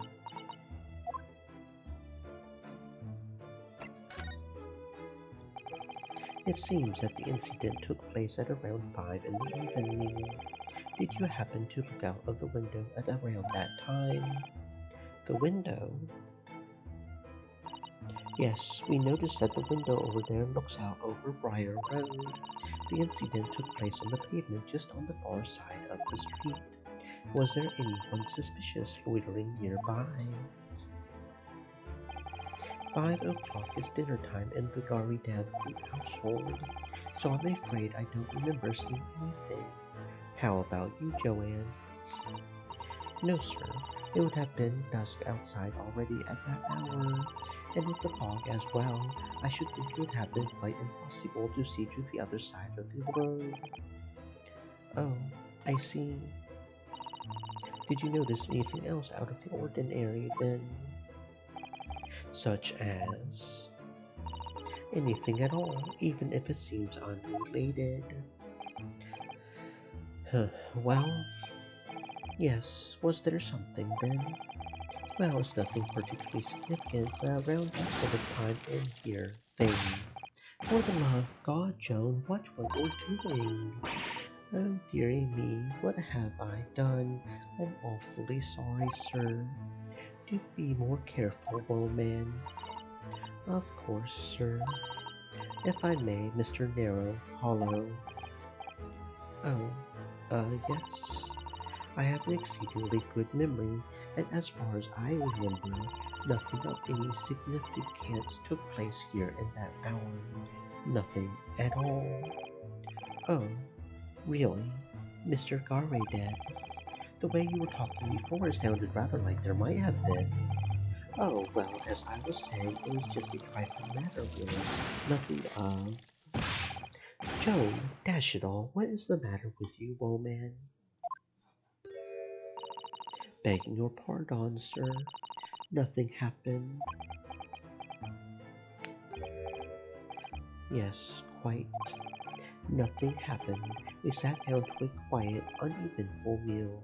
Joan. That's right, Mr. Garraydeb. What is the matter with these two? It sounds like something happened here in this room on the evening of the incident. But what? I wish I knew.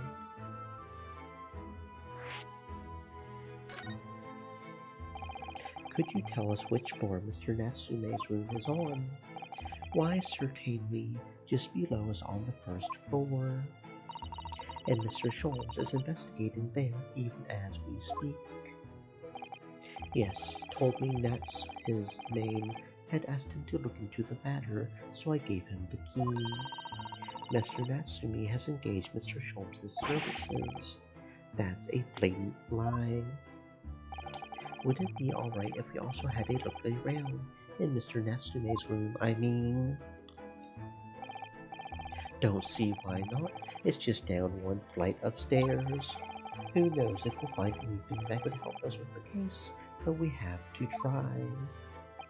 We need all the clues we can lay our hands on, shall we? Yes, and while we're there, we can speak with Mr. Sholmes again. Perhaps he'll be able to tell us more.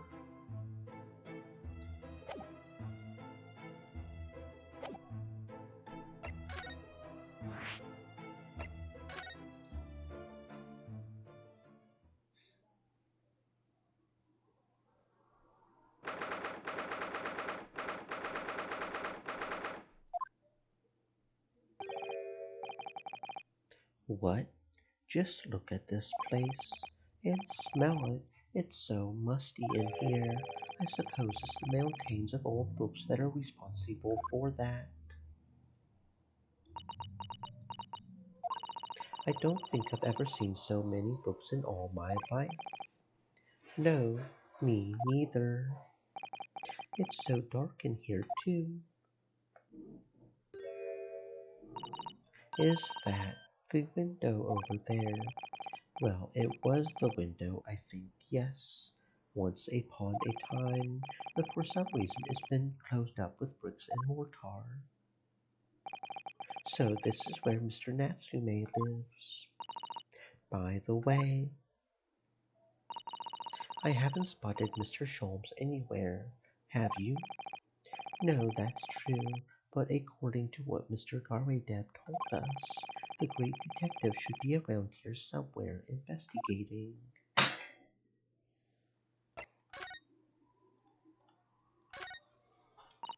That desk seems to be wedged into a crevice between mountains of books on either side. I suppose Mr. Natsume would sit there and read while stroking his cat.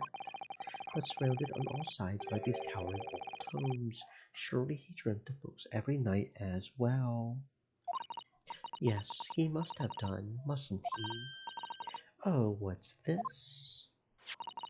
It's a receipt from a second-hand bookshop. Your books. Oh, yes, Mr. Natsumi's name is on it. Look, and the date of purchase. 2 days ago at 4:45. That's the day of the incident. That's just a short while before he was embroiled in the terrible attack. He must have been on his way back from buying some old books.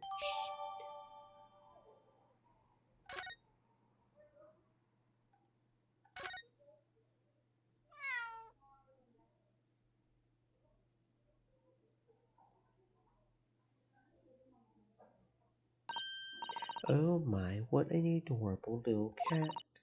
Perhaps he's looking after all the books while his master is away. I don't know about that. He disappeared into that pile of books as quick as a flash. It was a tricolor Nikkei, wasn't it? Do they even have that sort of cat here in Great Britain? Perhaps Mr. Natsumi brought the little creature with him from Japan. That's made me feel homesick now. Already, we've only been in the country for 2 days.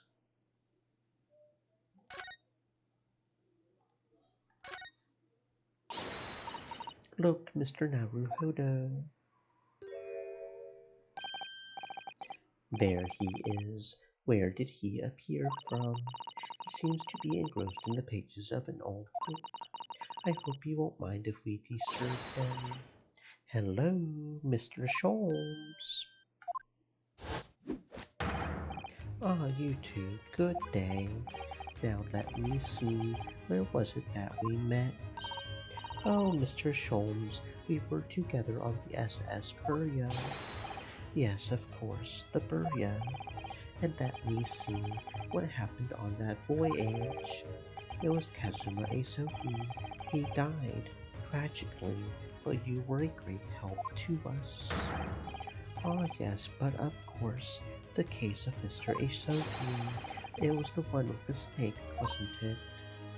Oh, well, you seem to remember something of it at least. What an honor to be remembered vaguely by the great Herlock Sholmes. This is Mr. Oh, no, no, my dear madame, hold your tongue. I pride myself on my superior powers of recollection. Your names are safely recorded in my brain attic. Miss Naruhodo and Mr. Susatu. Try the other way around, Mr. Sholmes. I lose the first round.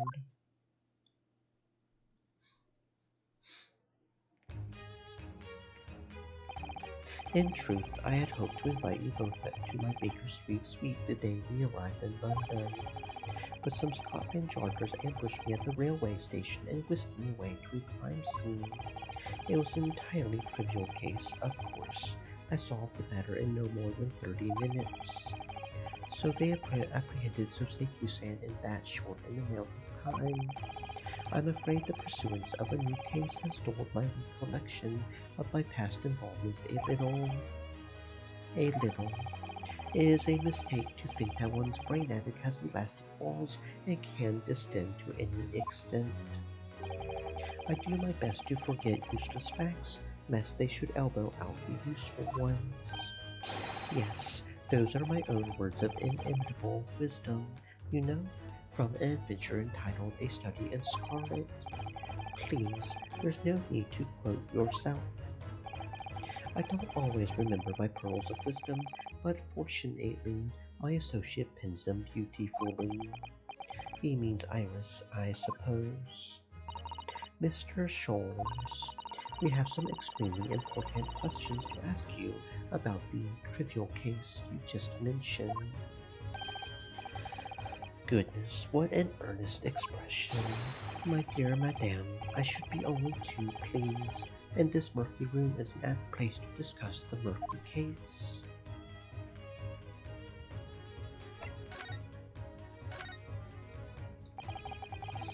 We know We know this to be the lodgings of a Japanese-born student by the name of Soseki Natsumi.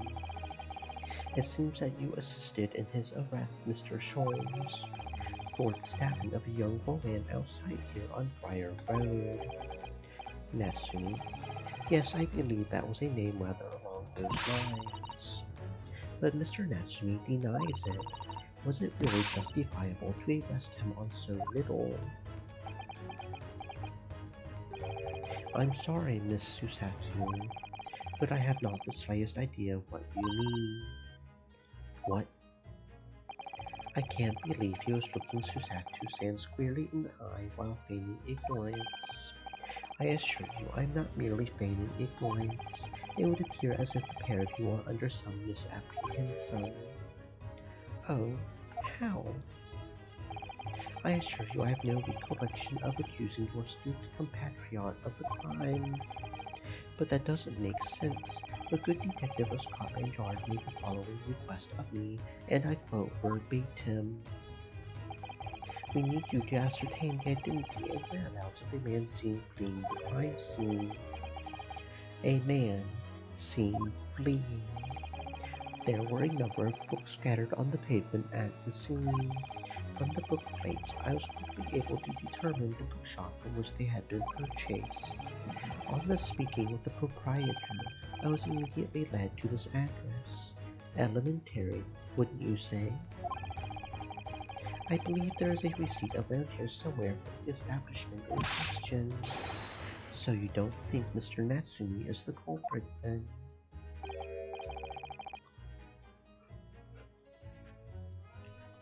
That I could not tell you, but it was aggravating my faculties, hence why I returned here. However, this place is such a trove of fascinating books, I found myself quite lost in bibliophilia. Do not be deceived into believing that I am a man of leisure. No, no, no. Oh dear.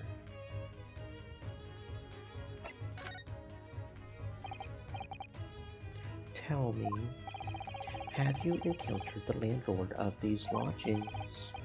Yes, Mr. Garideb, a retired military man. It was the first time I've ever met a soldier from the great British institution that is the services. And it was the first time I've ever met a maid from the great British institution that is service.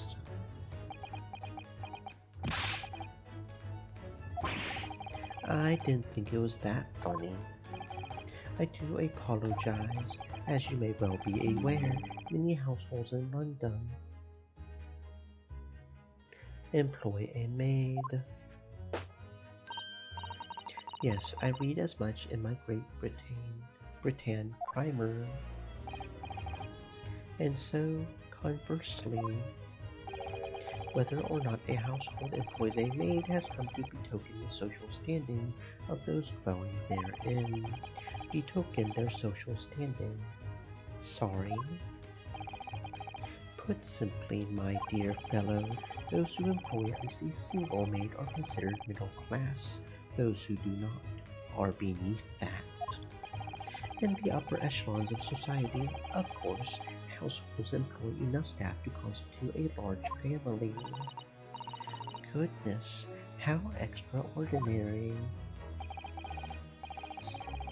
As you can appreciate, for those on the precarious boundary between the middle and lower class, being able to afford just one maid is of the first importance.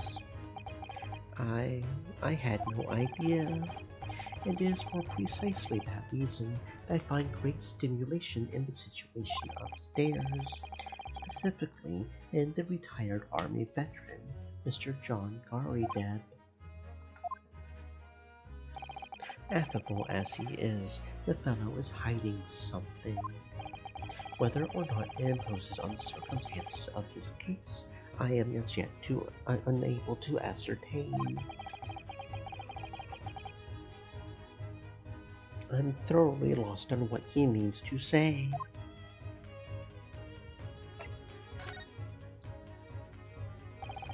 This room is thoroughly suffocating for the soul, my dear fellow. I assure you, any man who saw is to dwell in a place such as this will stab somebody sooner or later. Mr. Natsumi has stabbed no one. Ah, but sooner or later, as I said. I don't believe that's the issue here.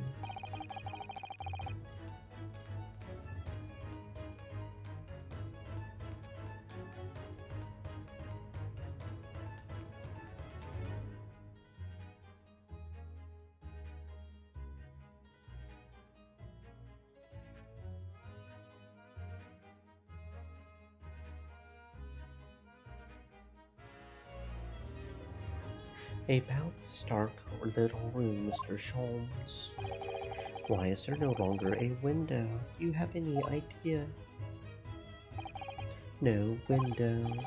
Well, I mean, I can clearly see that there is a window of sorts,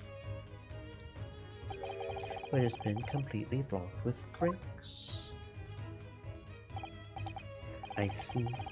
The answer to that question is quite simple. Windows tax. Window tax. What is that? Surely not a tax on windows. Precisely that. Oh my goodness. Until relatively recently, a tax was levied on households in this country by the number of their windows.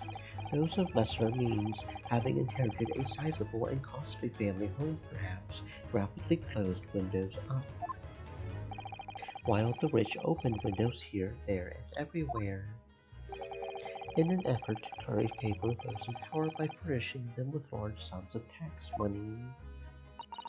How awful and unjust, forcing people to live in rooms devoid of light. Indeed, disease was rife as a result. So some 40 years ago, or thereabouts, the window tax was abolished. But its legacy remains, as you can see, in squalid lodgings such as these, for example. I suppose Mr. Natsumi's stipend for living here in London isn't very generous, perhaps. It would appear so. I've done a little digging, and discovered that these lodgings were offered at an extraordinarily low price. Because the room is so awful, I should think. Apparently, Mr. Natsumi only moved in here about 1 week ago. Yes, that's correct. However, I don't believe the low rent is explained by the shabby nature of the accommodation. Oh, still, that is of little relevance here, a matter not worthy of further attention. Are you sure? I'm curious now.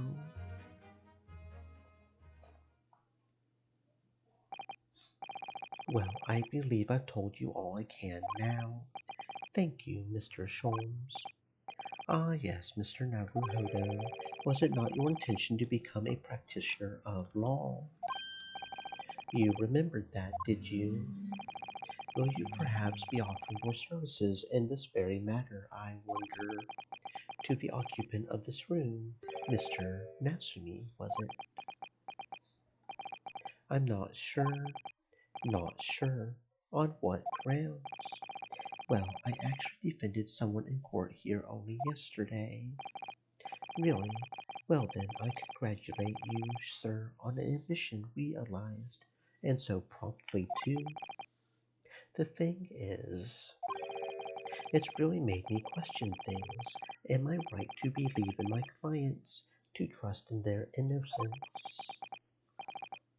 Yes, trust. Mr. Sholmes. Mr. Natsumi didn't do it, did he? My dear fellow, I haven't the first idea. Oh, but I thought that's why you were here. Did you come back to investigate? Yes, that was indeed my initial intention. But there are simply too many fascinating books here. I couldn't possibly ignore them. I see. Nevertheless, There are two facts I can state quite unequivocally. The man who fled the scene of the crime 2 days ago was the Japanese occupant of this room, and there are witnesses who swear to having seen the same man commit the crime. That is all I can say. And one more thing. Whoa, whoa, whoa, whoa, don't fall, don't fall, don't fall.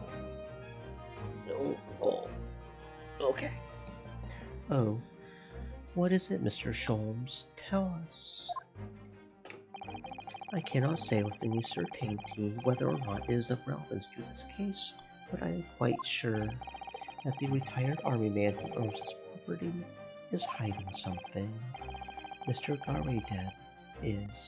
Mr. Sholmes said as much before, actually, didn't he? Anyway, at present, that's really all that plays on my mind in relation to this case. Mr. Naruhodo, as yet our investigations have uncovered nothing that could help establish Mr. Netsumi's innocence. No, you're right. Perhaps it's time we probe a little deeper into Mr. Garedeb's secret. Just remember, I cannot be sure whether the landlord's secret will prove to be of relevance or not. But I wish you every success, of course, Mr. Naruhodo. A busy man indeed. He's gone back to his book in the corner of the room. Okay, so we've got to figure that out.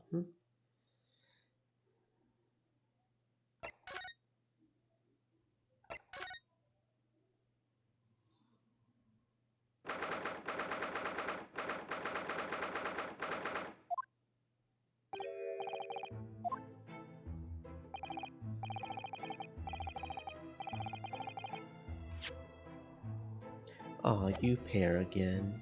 Tell me, was the detective chap, I forget his name, still hard at work down there? Mr. Herlock Sholmes. Ah yes, rings a vague bell. All that detective busyness isn't really my thing, I'm afraid. Well, Mr. Sholmes is in his element down there. Jolly good show. Another cup of tea, if you please, Joan. Now then, why don't you tell me what... For the umpteenth time, woman, will you watch what you're bally well doing? I shall be serving dinner shortly, sir. Ah, yes, of course. Frightfully rude of me, but I'm afraid I shall have to ask you to take your leave, if you would be so kind. Oh, yes, of course. We are deeply grateful for all your assistance. Not at all, not at all. Don't get much chance to talk with young foreigners like yourselves. It's been a pleasure. Best of luck and all that. Perhaps you could see yourselves out. According to Mr. Sholmes, Mr. Garedeb is hiding something. And since no other avenues of investigation seem open to us at the moment, perhaps we should do some digging.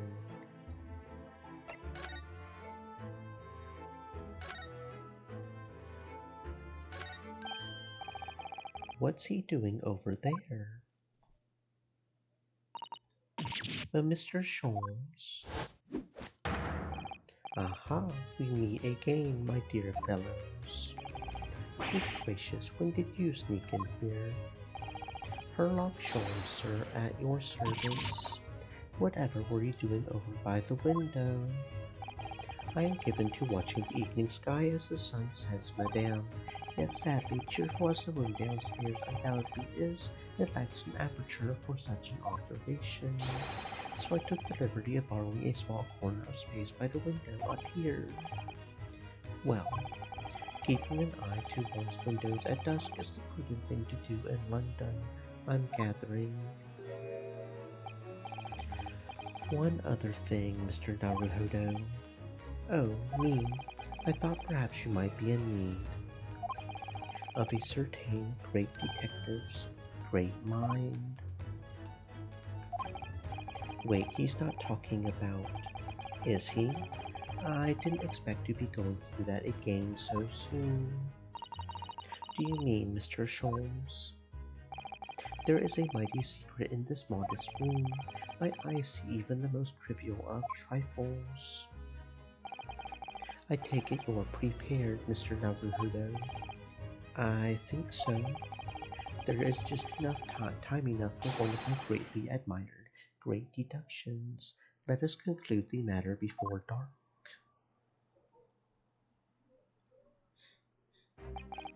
Mr. Garvedab, though it would seem you are a military man of considerable distinguished service, your standing as a landlord is most certainly not what one might call first rate. I'm afraid, sir, that this is all too clear to me. There are two conclusions I've been able to draw by careful observation of your living arrangements. I beg your pardon. The first is that even as we speak, you are concealing the presence of a ferocious beast in your care. And the second is that as a result of the beast's violent rampage, you have lost something very dear to you. Mr. Naruhodo, look. The old man's broken out in a cold sweat. Unbelievably, it seems Mr. Sholmes' conclusions are both spot on. How could you possibly? How could I possibly know? You mean to inquire? The answer couldn't be simpler, sir, for in the dense jungle of logic and reasoning, I am the king of beasts. And I know only too well that wild beasts are not easily tamed. So, shall we begin? Once again, Mr. Sherlock Sholmes is proud to present his Stream logic and elements. reasoning Said. spectacular. Stay moist, my friends, hydrate.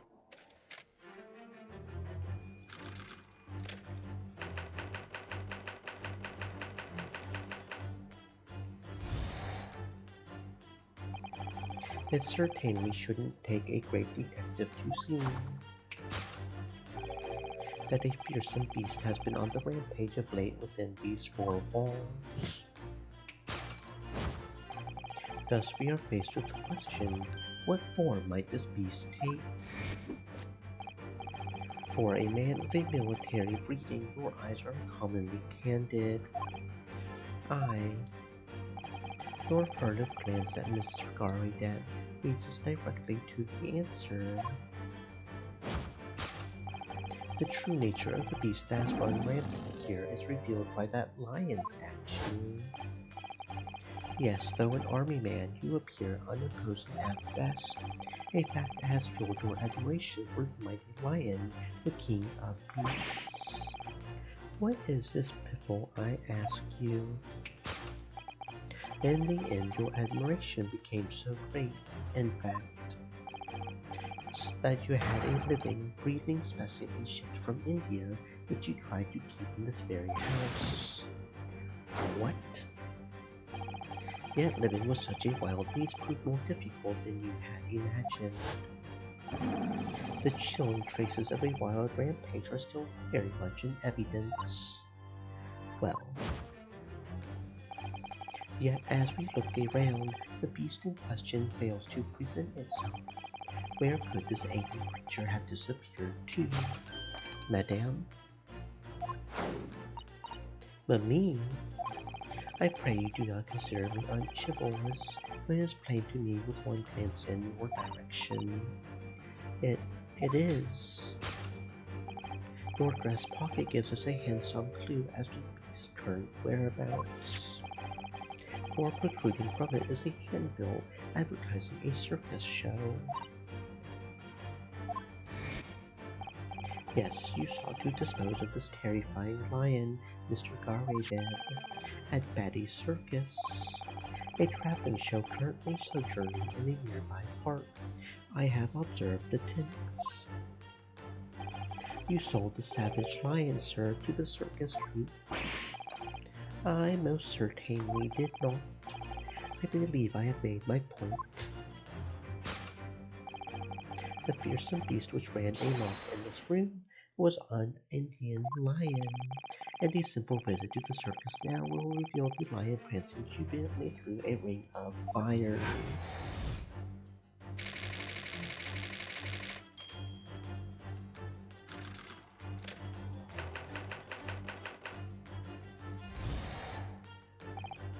Now, Mr. Garedeb, it is plainly clear that you still have deep feelings for this formidable beast. Indeed, in that life pose, the distress that this loss has caused you is very tangible. Your head weighs heavy on your shoulders, the pain you feel being revealed by that supporting arm. Amid fits of tears, you let your beloved beast go. The strain of losing something so dear to you is clearly visible in your visage. Nonsense, man. I simply... But what we must now ask ourselves is the true cause of this pain. And we need only follow the direction of your gaze to find the answer. Yes, it is this pile of bills that has given rise to the pain you suffer. Every envelope contains another demand for payment. For cartloads of meat, potatoes, wheat, and tea. Indeed, feeding your beloved has had a devastating impact on the financial circumstances of your household. And so you had no choice but to let it go. Yes, well, Now, in a final fit of rage, the ferocious beast carried out one last unimaginable attack. Unimaginable.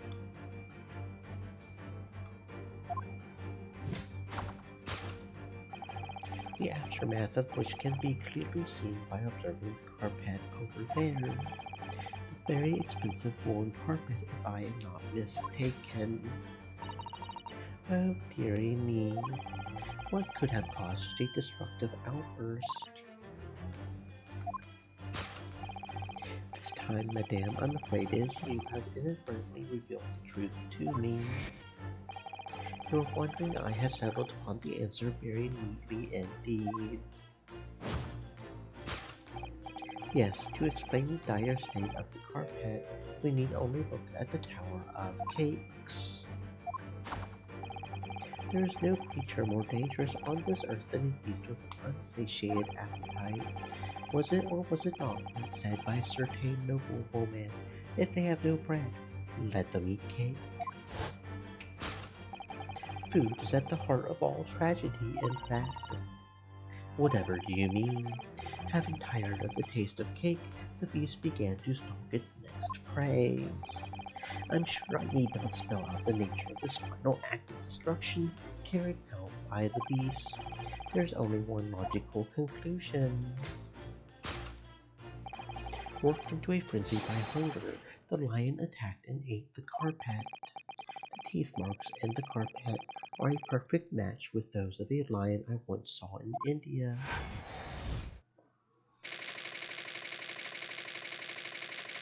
I mean, I like eating carpet too, but not literally.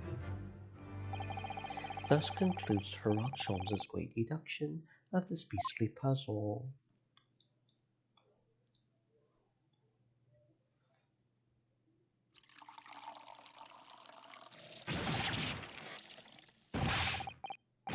What is the matter with you, Joan? You're pouring scalding hot tea all over me. Oh, I'm sorry, Mr. Garedeb. I'm afraid I didn't notice. My deductions can be startlingly sharp. It stands to reason that your cup runneth over. Indeed, my revelations can make people spill tears at times, too. Oh.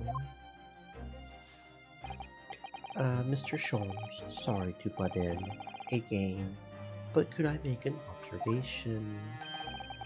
Why certainly, Mr. Naruhodo. What is it? A game? Well, your deductions just now. You really think a lion could have fit inside a room of this size? Indeed, is the only explanation for the facts. The terrifying truth all too often lies beyond the realms of common sense. But wouldn't it be an idea to consider what lies inside the realms of common sense as well?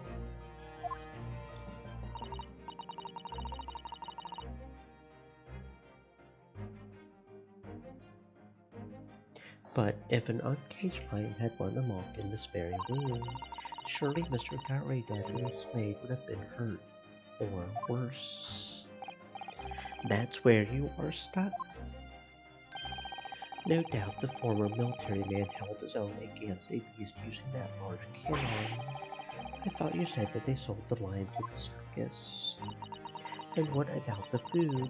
Meat and potatoes are one thing. But I don't believe I've ever heard of a lion that drinks tea. My dear Miss Susatu, it occurs to me with some regularity that irrespective of race and breeding, whenever anyone lands on Great British soil, they are infused with a highly appropriate taste for afternoon tea. Oh, what a glorious notion!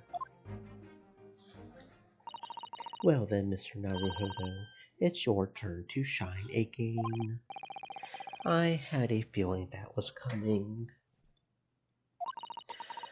A slight massage, that's all Mr. Sholmes's deductions need. You can do it.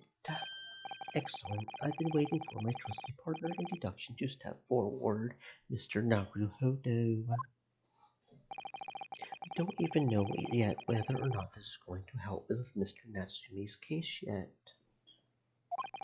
Still, uncovering the truth is always worthwhile, whatever the motivation. At least that's what I want to believe. Let us start again, from the beginning, of Sherlock Holmes's logic and reasoning spectacular.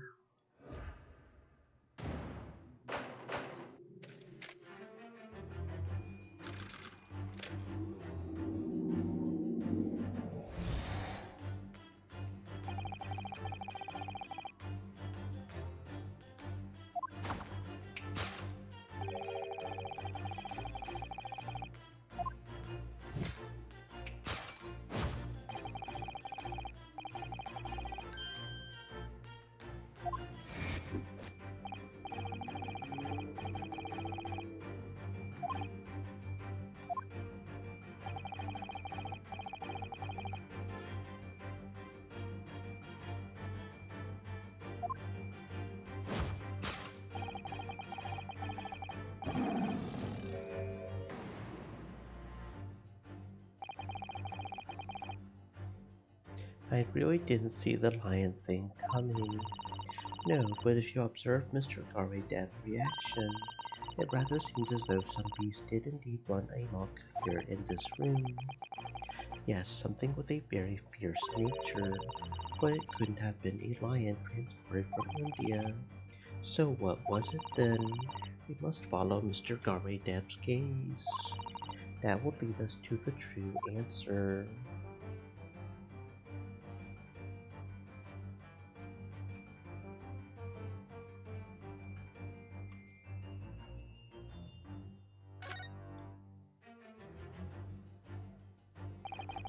What's this photograph? It appears to be from Mr. Garedev's wedding. He looks very happy, doesn't he? He does, but you can't make out his bride.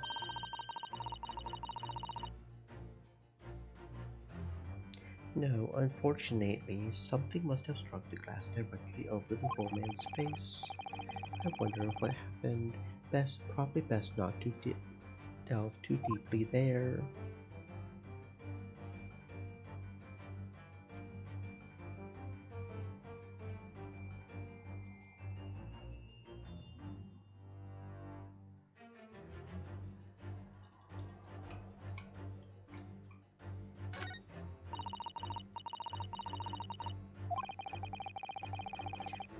No amount of cracks could hide this woman's prompt form.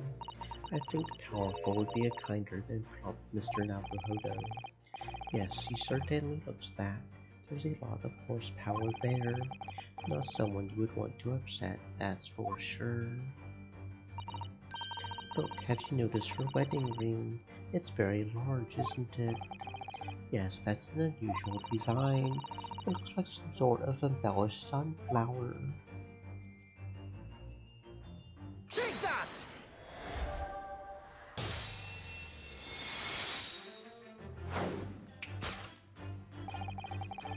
The true nature of the beast that has run rampant here is revealed by that newlywed bride. Precisely, Mr. Naruhodo, although no other explanation could possibly fit. Yes, this framed print pictures your wife, Mr. Gariden. And while we lament the fact that her face is obscured, we can still make out her mighty arms and note the considerable horsepower they must contain. Oh, indeed, surely any woman of such powerful constitution would be honored to be described as a beast. Honored might be stretching a point. Too late, the fact remains that the beast which so clearly savaged this room was your wife, Mr. Gariden. The chilling traces of a wild rampage are still very much in evidence. Well,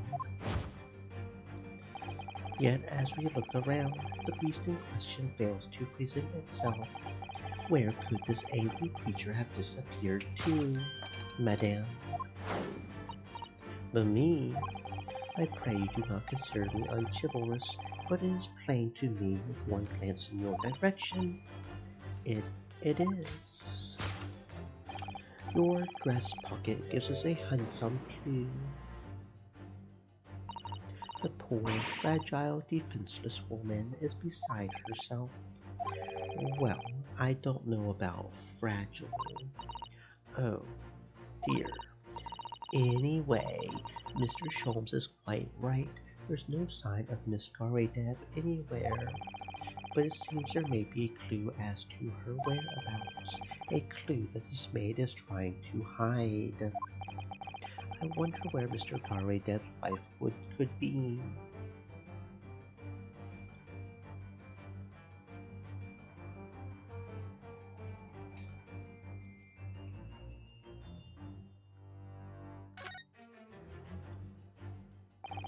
She's wearing a very large ring. Look. Oh yes, a sunflower design with some rather nice embellishments. And it's on the ring finger of her left hand, which means it's surely a wedding ring. It looks like it's on there for life too. I can't imagine it would slide off a finger of that size. That's something to think, Mr. Naruhodo, not to say. You know, Mr. Garideb's wife in the photograph had a ring very much like this one. It was a large sunflower design as well. Really, you have a great memory for these things. A large sunflower wedding ring. It's quite a coincidence that they have the same ring, isn't it?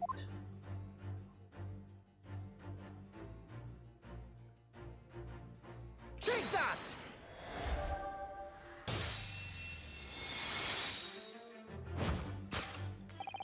Your wedding ring gives us a handsome clue as to the beast's current whereabouts. Indeed it does. That flowery band gleaming on your finger gives you away. For it is identical to the one shown in the hand of Mr. Garideb's bride in this photographic print. In other words, you are no ordinary household maid. No. You are Mr. Garideb's lucky bride. You are Mrs. Garideb herself. Oh my word.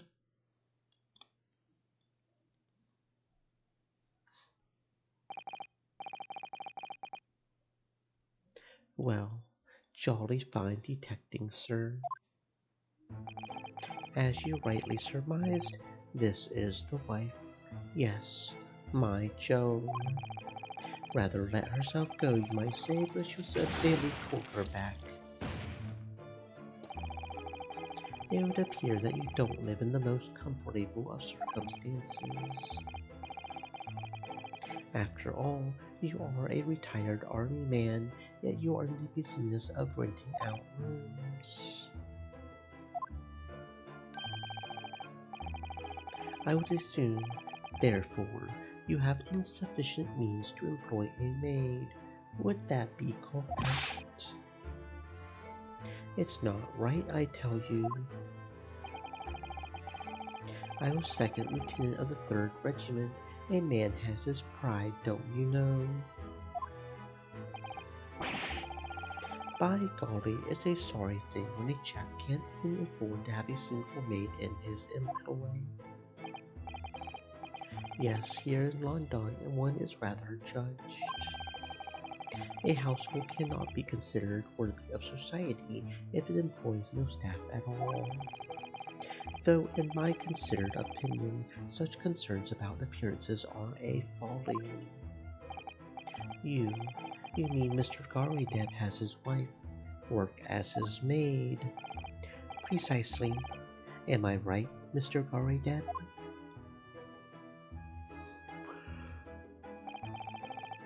Only in company, obviously.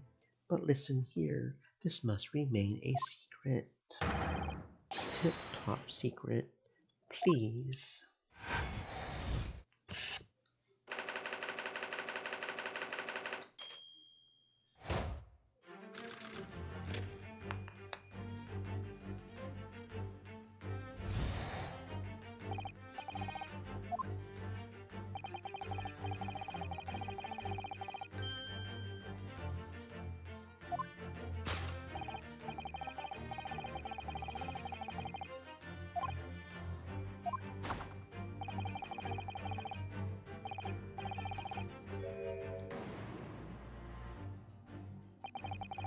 Mr. Sholmes is quite something.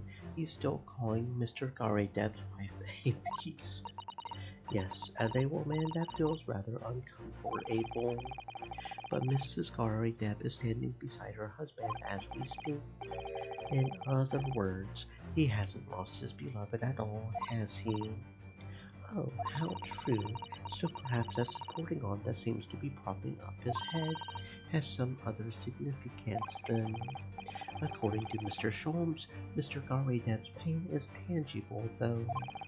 What could that pose of his really signify?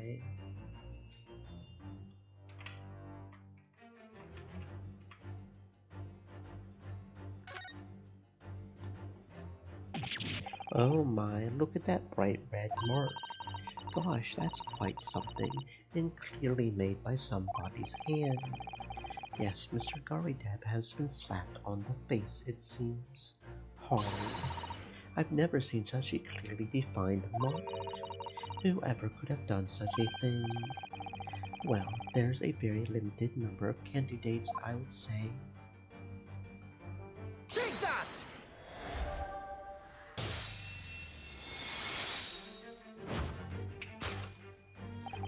Your head weighs heavily on your shoulders, the pain of you feel being revealed by that slapped cheek. And of course the deliverer of that impressive mark on your cheek that refuses to fade. Was you, Madame Joanne Garideb? Well, yes. You have been desperate to hide the slap mark on your cheek, sir.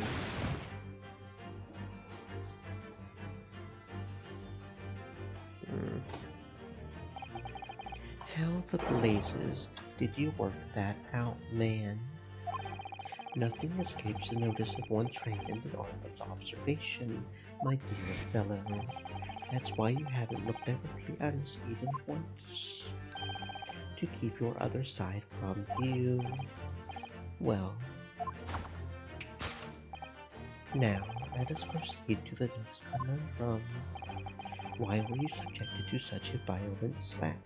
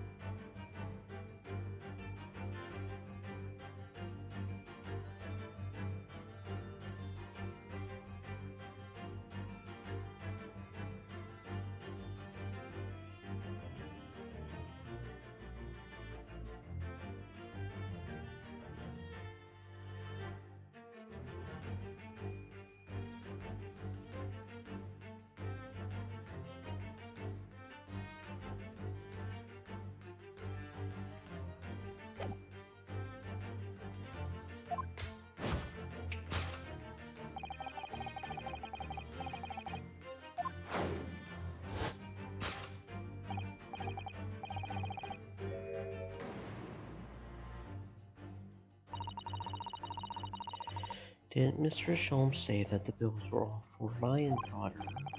Yes, but now we've established that the lion never existed, which can only mean that the thing responsible for gobbling up all that food was Mr. Garnydeb's wife, Mr. Naruhodo.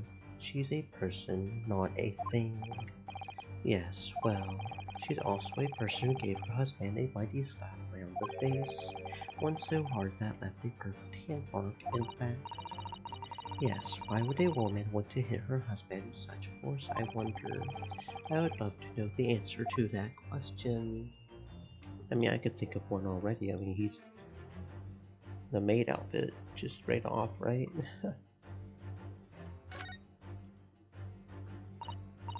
Someone must be reading this book at the moment. There's a bookmark here. Look. Mr. Garaydev is clearly an avid reader. Oh, wait a minute. I don't think this is a bookmark. Oh no, so it isn't. It's a note written in a woman's hand. Oh, James, I love you. Yours, Mary. And look next to the signature here. Lip marks made with lipstick. Oh, what a passionate and romantic gesture. Don't get any ideas, Susatu-san. Oh dear, I'm sorry. So this bookmark is actually a love note then.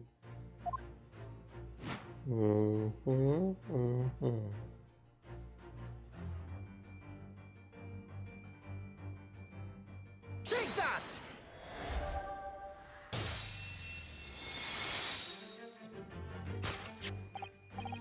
Yes, it is this love note that has given rise to the pain you suffer.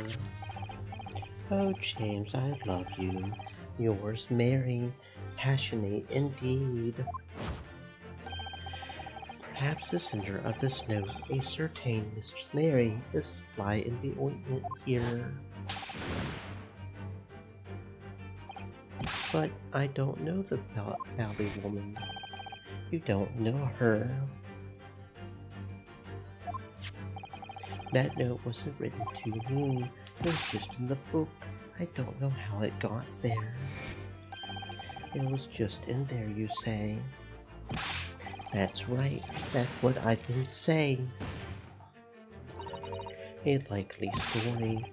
Now listen here, Joan, old thing. I explained it at the time. I thought I bought the book at that second-hand place, and that note must hardly have been in there. So the previous owner of the book was using the note as a bookmark, you mean? That's right. That's what I've been saying. A likely story. For heaven's sake, woman, look at the name. It's written to James. My name, in case you have forgotten, is John. A likely story. Are you questioning my name now? And there we have it. Arouse the suspicions of the female heart, and you unleash a beast with a most ferocious bite.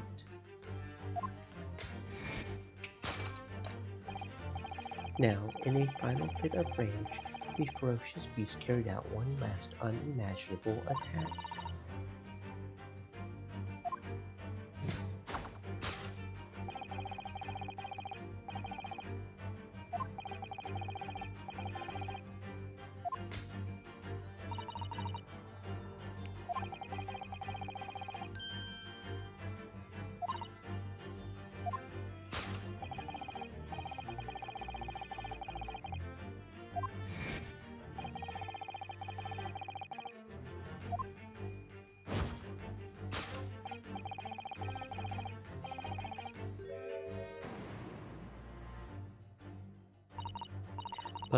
But surely Miss Garrydad didn't eat the carpet.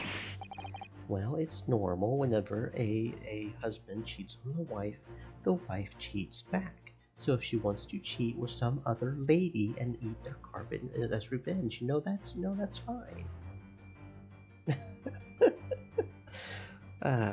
No, of course not. But there doesn't seem to be any doubt. that the state of disarray that this room is in is a result of her wild temper.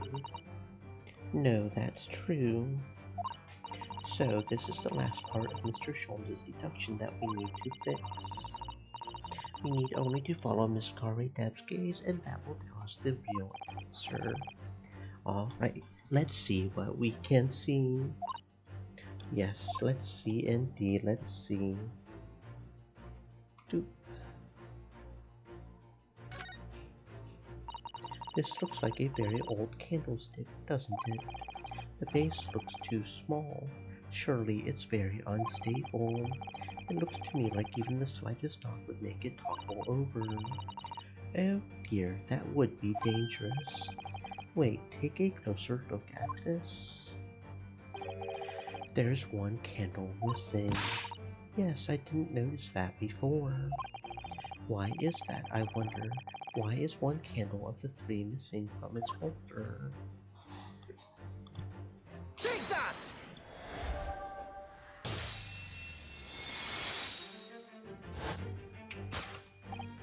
Yes, to explain the dire state of the carpet, we need only look at the candlestick. Most illuminating, my dear fellow, and of course the only possible way out of this logical labyrinth. Yes, the remnants of a ferocious attack in which the carpet was devoured are clearly visible. Indeed they are. The scorch marks at the edge clearly give the truth away. Scorch marks. It would appear that this room is the scene of a little marital altercation. Mrs. Deb's mighty arm muscles left an impression not only on her husband's face, but on the entire room. The force of her strike caused a candle to fall from the holder. And in seconds, the carpet was alight and the whole corner of the room in flames. Yes, For the most ferocious beast in this world is neither a violent lion nor a vengeful woman. I would disagree there, but okay. Fire. And in this room, that ferocious beast bared his claws and ran away. Eloquently put, my dear fellow. So you see, there is but one conclusion here.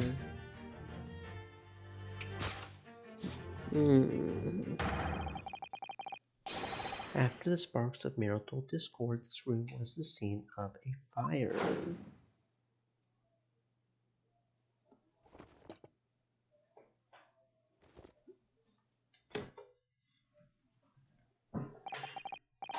Mr. Sholmes, sir, I salute you. Oh my god, get back over here, you little bastard. Get over here.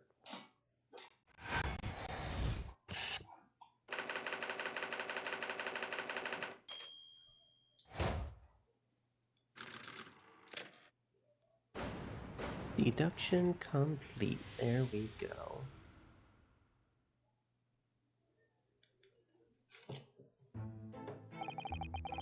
It's these dash long winter nights, you know. Nothing to do but read in front of the fire. Luckily, there's a jolly good second-hand bookshop just around the corner. Buy all my old novels there. And in the pages of one particular novel, you discover some rather illicit material, for which your wife admonished you harshly, it seems. Don't know about admonished. Demolished might be rather close to the mark. And beast is most certainly an apt description. Here we go again. And the carpet was that destroyed by fire when a candle fell on the floor. Afraid to say it was. Happened in the blink of an eye, you know. The whole place filled with smoke.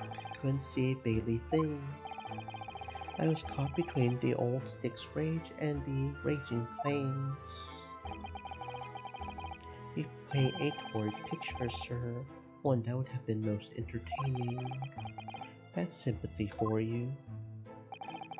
Didn't take long for the fire to spread, of course.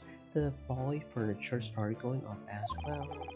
We've had to hide the mess behind that screen for the time being. Over here, Mr. Garadeb. Well, you have nothing to hide now, if you'll allow me.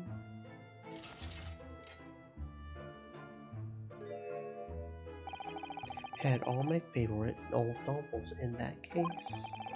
But as soon as the fire got hold of them, that was it. Whoosh, up and well, it looks like the first, and these two boats are fine. Looks like it's only the corner of the swallow that got hit. Unless you poured water on all the books. But then the wife started hurling things at me. What a terrible sight it must have been. There was I, backed up against the window, under heavy enemy fire, and sentry books coming 10 to a dozen. Worst of it is, I lost my favorite book called The Lion's Pride. The Lion's Pride. Ah yes, your notorious love of big cats coming through a game. I assure you the title didn't influence my choice in the slightest. So the poor man really did lose something dear to him as a result of the ferocious beast's rampage. Mr. Sholmes's deductions turned out to be correct once again. It can only be described as a great British wonder. I tell you, it was total carnage. Flames everywhere and the old stuck in full battle. Out of interest, what time of day was that? Not sure I can remember. It was 2 days ago now. Let's see. Around 5 o'clock, I think. So at the same time, as a terrifying incident was unfolding outside your window on the street below. Even more terrifying on the inside, I can assure you. The whole of Blighty could have been flattened outside my window at that moment, and I wouldn't have noticed a dashed thing. Oh, really?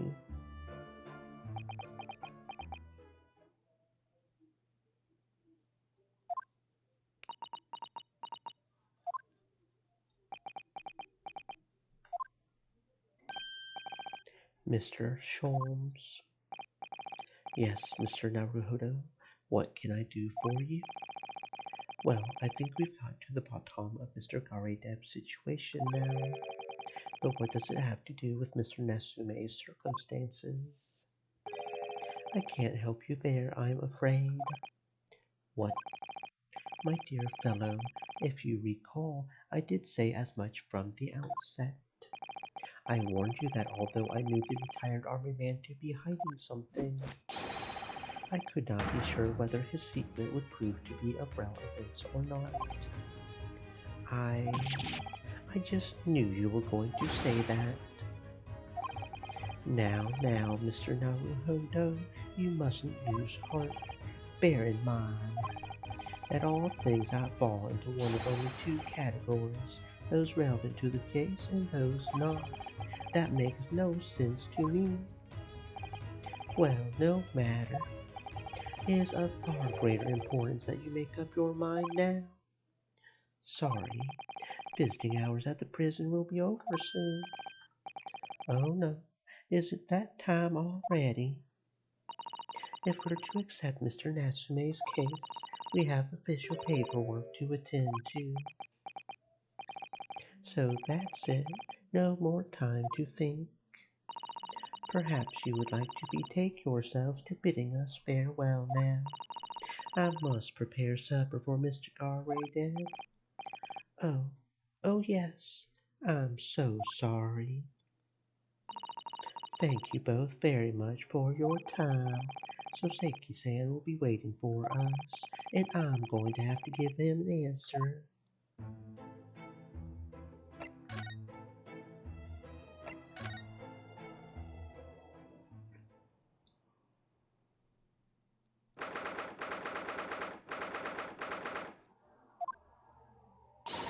It's time, Mr. Naruhodo.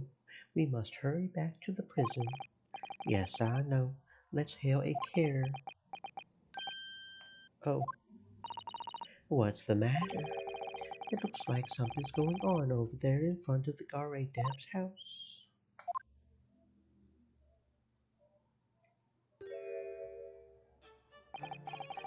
I know thee not, old man, fall to thy prayers.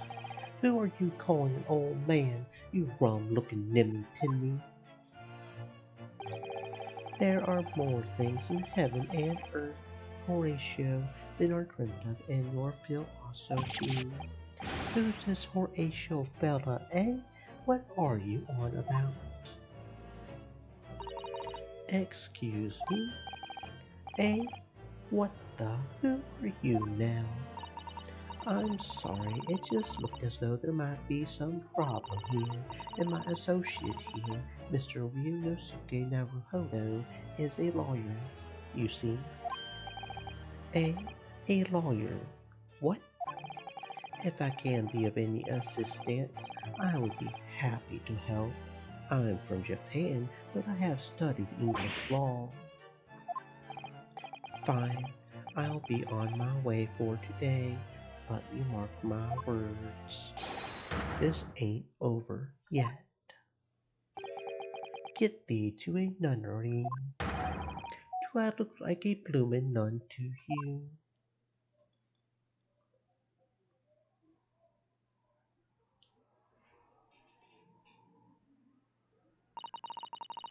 I do hope you're not injured. Oh, fair Eastern maiden, thou art so gentle. Thank you. What was that all about? There are more things in heaven and earth, Horatio, than are dreamt of, and your will also be. I'm not Horatio either. Forgive the inquiry, sir, but are you a lodger here in the Garray Dev residence? Oh, fair Eastern maiden, thou art so right. Yes, I do dwell in this humble abode. Mr. Garray Dev mentioned that he had another lodger, didn't he? This must be the man. Do you happen to know the other lodger who lives on the first floor? Ah, yes, a gentleman named Natsumi. Oh, more worthy a polemist in my battle of words never could there be. Sorry, battle did you say? Who is the stronger, Hamlet or Macbeth?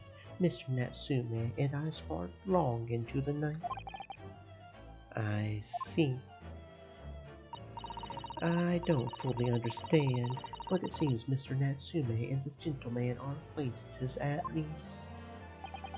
So, fair maiden, so good gentleman, I can tarry here no longer. Fare thee well. I didn't really understand him, but I think he's returned to his room. It seems he's unaware of what's happened to Mr. Natsumi, so he can't really help us. With Soseki-san and that man as lodgers, the Garideb house is certainly full of eccentrics. Anyway, I'll go and find a carriage. Yes, I'm sure Mr. Natsume is eagerly awaiting our return. Let's hope we can get to the prison before visiting hours are over.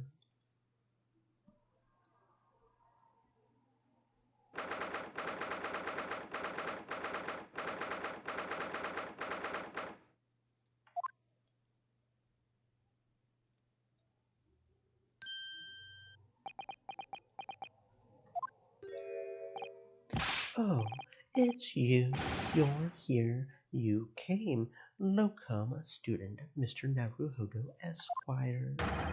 I can't believe you came back. I'm so touched. We are so sorry to have kept you waiting, Mr. Natsumi. Oh, no, to think nothing of it. Relax. If I were a cat, I would purr with pleasure at the company of such fine compatriots. Noble nurture never failing Nipponese. Oh, now let's not get carried away. Oh, I quite agree. There is nothing more reassuring than the familiarity of one's native land. On the other hand, it is through friendship transcending international borders that one truly appreciates the fact. Such is my belief, at least. Yes, it's you. The miserable rotten spy, Herlock Sholmes. Mr. Sholmes, what are you doing here? I have no intention of doing anything per se, save observing, of course. Whatsoever do you mean, Mr. Sholmes?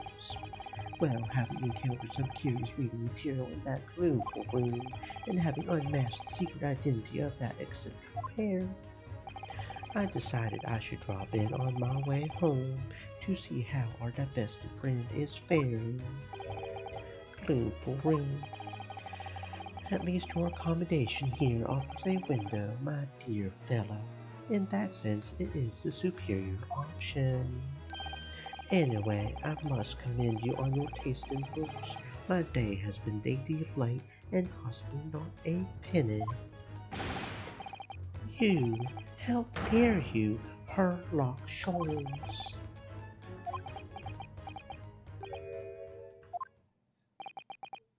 I've had it. I'm through. I'm at the end of my rope. I should never have come to Great Britain. It was a terrible mistake. Haunted by spirits in those accursed lodgings. No doubt my luck will be cursed in tomorrow's trial as well. My whole life is be damned. What are you thinking, Mr. Naruhodo? He mentioned that once before, didn't he? That his lodgings were cursed. I mean, and there is much truth in Mr. Moustache's words. What? Cursed is a wholly appropriate description, I would say, for the man's lodgings, and indeed for tomorrow's trial. What's that supposed to mean?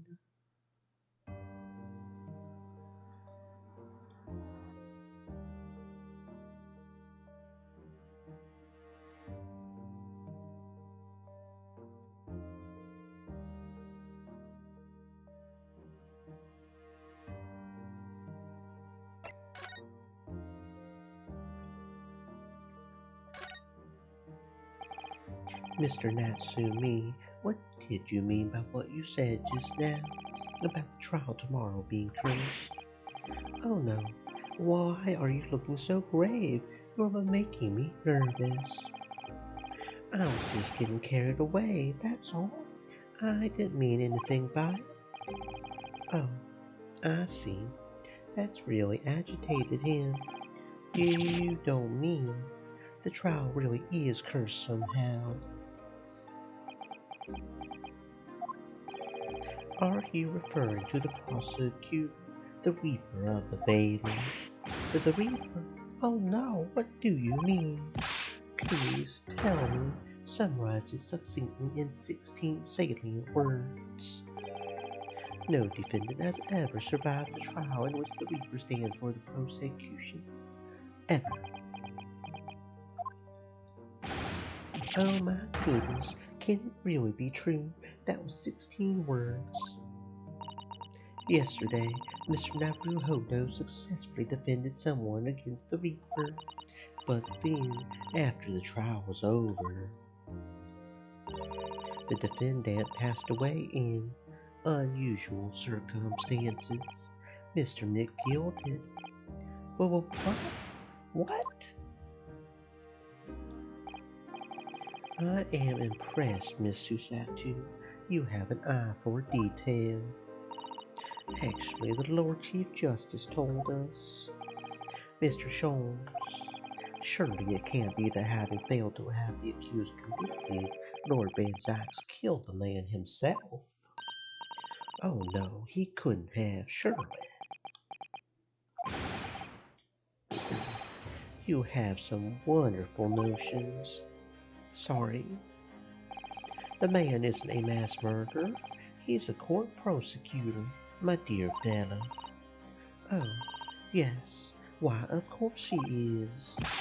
Of course he is. Then why are you trying to scare me?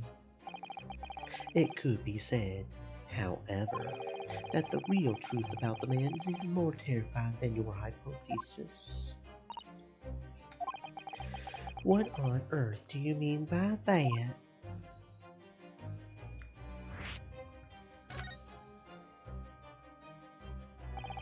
Van Sykes is quite an exceptional man. However, in London courts of law, exceptional does not equate to winning every case without exception. That's good. So Safety Sam looks like he's going to cry tears of joy. As you are no doubt aware, in a British criminal trial, there is both a judge and a jury. The judge officiates based on the letter of the law, whilst the jury offers public opinion and common sense. It is an excellent system whereby the defendant's guilt is considered from several points of view. However, public opinion in particular is somewhat easily manipulated, right? Criminals and corrupt lawyers, for that matter, can use it to their advantage by any means at their disposal, contriving evidence, calling impostors as witnesses, and so on. By such underhanded means, those who would want to are able to sway the jury, which means that even in the light of irrefutable evidence, the prosecution can fail. But it means the wrong verdict can be passed. And sadly, it's from time to time, my dear madame, it's simply the reality of the situation. And that's all right. However, those indicted by Lord Van Sykes cannot escape justice. Their fate is sealed. Oh my. Though the adjudication may see them leave the courtroom with their freedom, within months they all disappear. It is most striking. To disappear? But how? By all manner of misfortune, sir. Perhaps they are trampled under a passing carriage, perhaps they fall into the Thames and drown, perhaps they are suddenly overcome by a raging fever, or perhaps attacked by highwaymen. Oh, no, no, no. All examples of the reality of events here in London, I'm afraid, Mr. Naruhodo.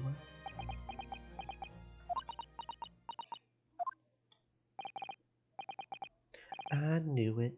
I'm a dead dodo done for doomed.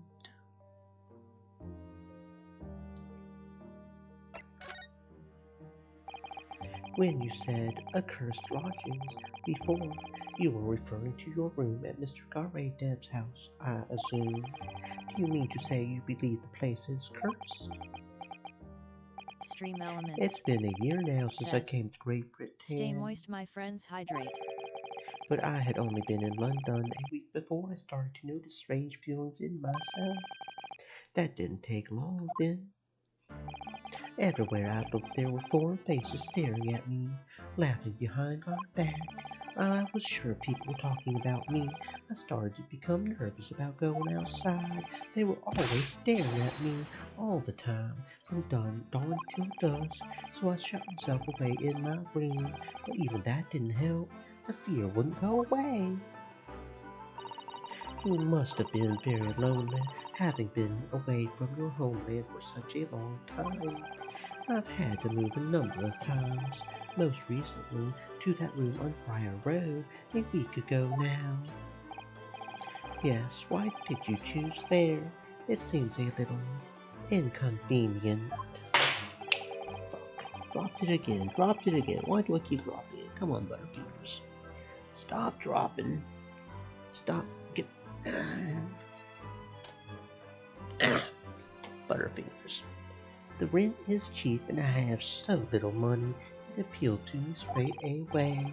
Of course, I asked why it was so affordable. The landlord just simpered and said, the room is cursed. Oops. He quickly tried to cover his mistake, but it was too late. So I told him, if you have something to say, then say it. But if not, don't mention it in the first place. Yes, well said. But it was true. It was all true. You mean, the room really is cursed then? Ever since I moved into that windowless hellhole, my sleep has been plagued with nightmares. I awake feeling as though I'm being choked to death. And in my waking hours, people are stabbed in front of me as I walk down the street. I'm branded a killer, thrown in prison. Nobody wants to know me. I'm surrounded by scary, sinister spirits. Spooky, scary, sinister spirits dancing in the grave. Hmm. If only there was someone, just one person on my side. Can no one find it in his or her heart to believe in me? Really, no one at all. To believe. Yes, to believe.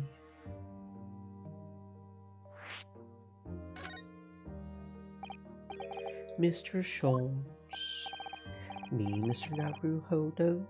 Pray, what can I do for you? It's about the case on the SS Burya, if you recall. The Burya, the Burya. That case, the one with the snake. Well, yes.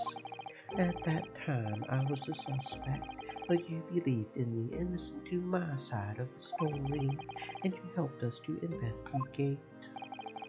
I did I? Interesting. What I want to know is, why?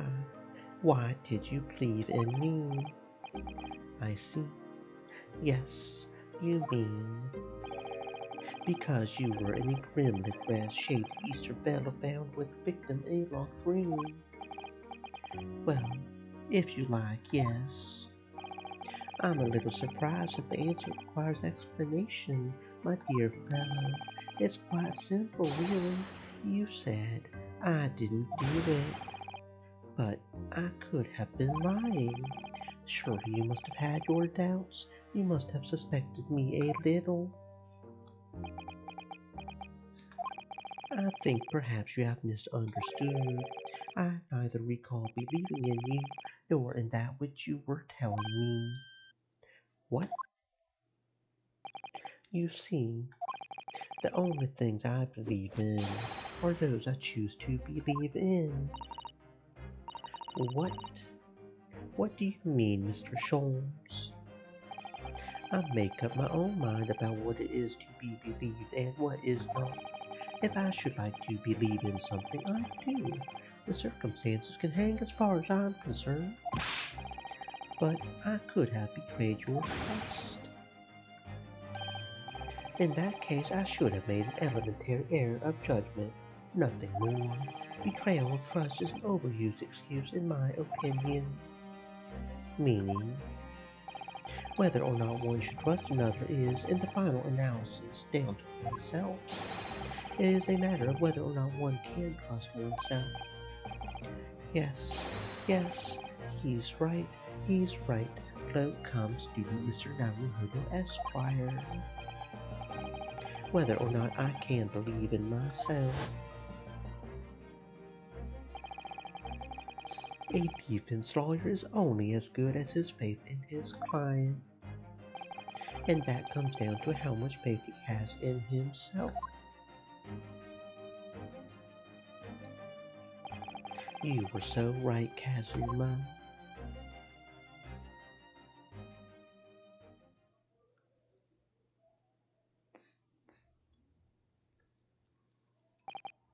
Well, my dear fellows, it is time we were leaving, I believe. Already. Visiting hours are over. The guard will be here shortly to escort us out. There is a restaurant near here that serves excellent trout. Would you care to join me? Oh dear, there's never enough time, is there?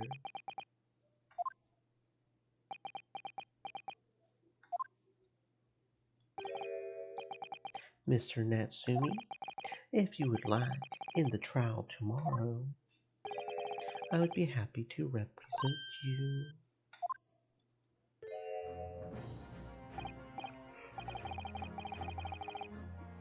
Lo, come student Mr. Naruhodo Esquire. As I said, I only experienced a British courtroom for the first time yesterday, and although the man I was representing was found not guilty, I've lost sight of something crucial. Something crucial? What to believe in, the defendant, justice, or the truth? How to believe even? But I think I finally worked it out. I've decided I must believe in myself above all else, to trust my instincts. Yes, Mr. Naruhodo, and my instincts are telling me that you, Mr. Natsumi, are innocent of this crime, and it's imperative that we prove that in court. Welcome, student Mr. Naruhodo Esquire. I will fight for your innocence until the bitter end with every weapon available to me, so I hope you'll permit me to represent you tomorrow.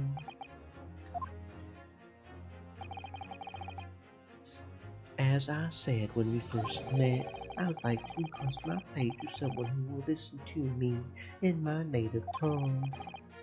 Of course, Mr. Natsumi.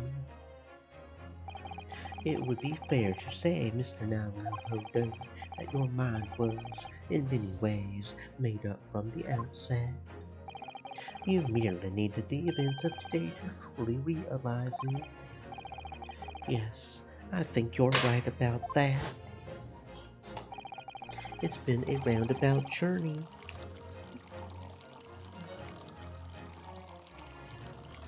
But I got there in the end.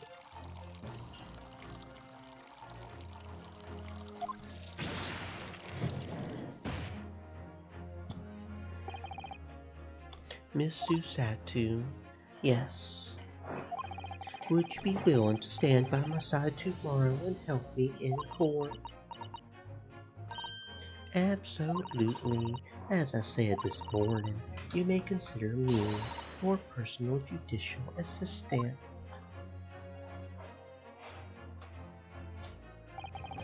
The shocking events of yesterday's trial still weigh heavily on my mind, but it's time to stop looking backwards. Kazuma believed in me, and Mr. Sholmes believes in me now too. So it's time that I learned to believe in myself. So Seki-san has no one, he's all alone, so it's my job to help him to fight his corner tomorrow in the courtroom with all the strength I can muster.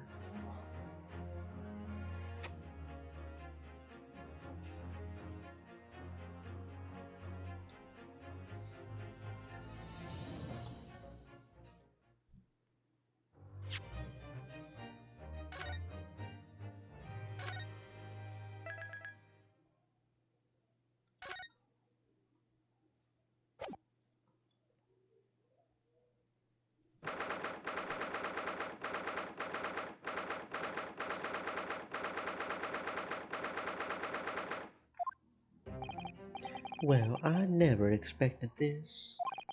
Who would have thought we would be back here again so soon? We are on a study tour of Great Britain with the intention of learning the country's legal practices. In order to research the latest court procedures here, we need as much court experience as possible. Well, yes, I suppose that's true, but for the person in the dock, it may well be his or her one and only time in court, and it could be life-changing, in which case, treating it as research may seem a little crass. Oh, when you put it like that, you're quite right. Good morning, Mr. Natsumi. Good morning. Oh dear, are you all right? Your eyes are terribly bloodshot. The early bird catches the worm, as they say here in Britain. Yes, I've heard that expression. I really don't want to catch a worm. So I tried desperately not to wake up early, but I was so worried I couldn't catch a wink. And now I'm absolutely exhausted as a result. Do all literary people take things so literally? Thank you for putting your faith in us today, Mr. Natsumi. Natsume. Natsume, yeah. I wish I had 9 lives. My whole future hangs in the balance. I'm too terrified to tremble. Really? Because I can feel tremors in the cold. I can't do this. I take it back. Although, low come student Mr. Naruhodo Esquire. Yes, I caught a glimpse of the public gallery as I walked by the courtroom. It looked like the opening night of the opera. There were so many people. I had no idea my case was such a notorious affair here in London. Neither did I. Do you know why that might be, Miss Susatu?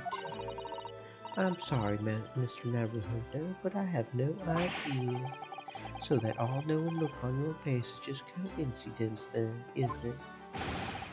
Don't hide the truth from me.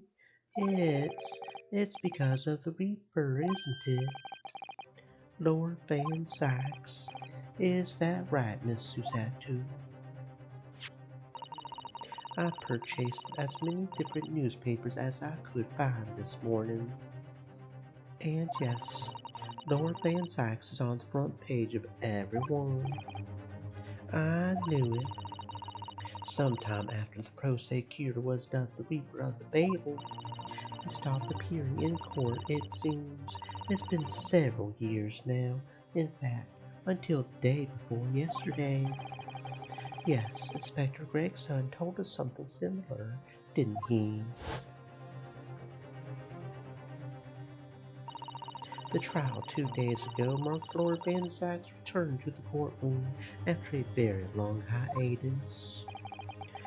The trial of Magnus McGilded. What a harrowing experience that was.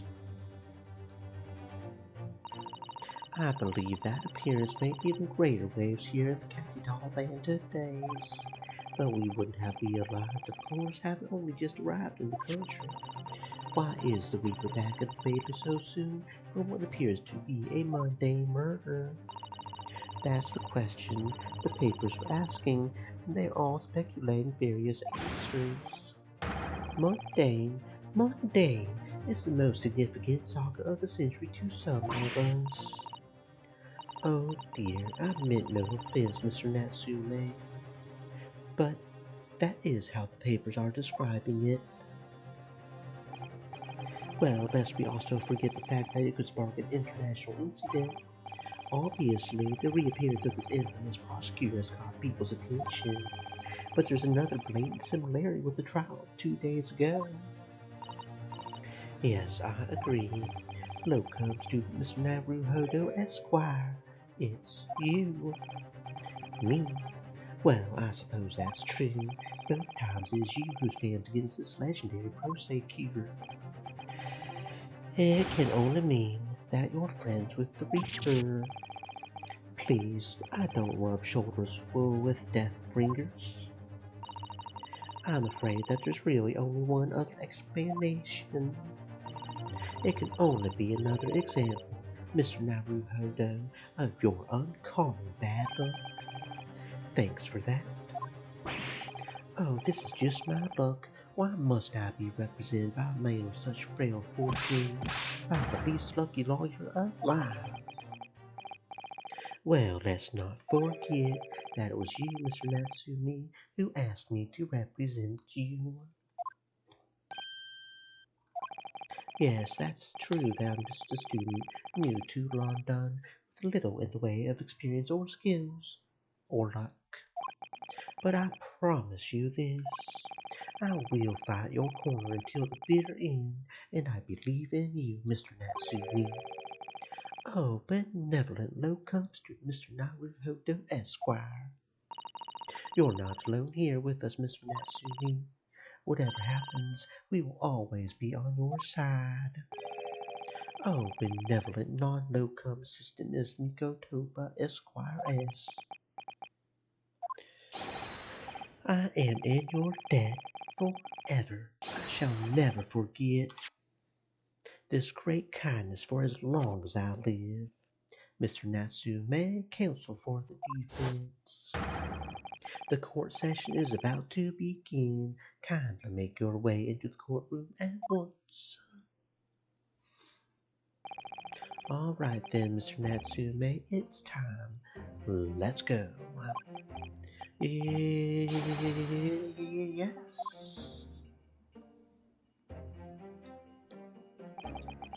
This is it, my second appearance in the British courtroom, and my second trial against the Reaper.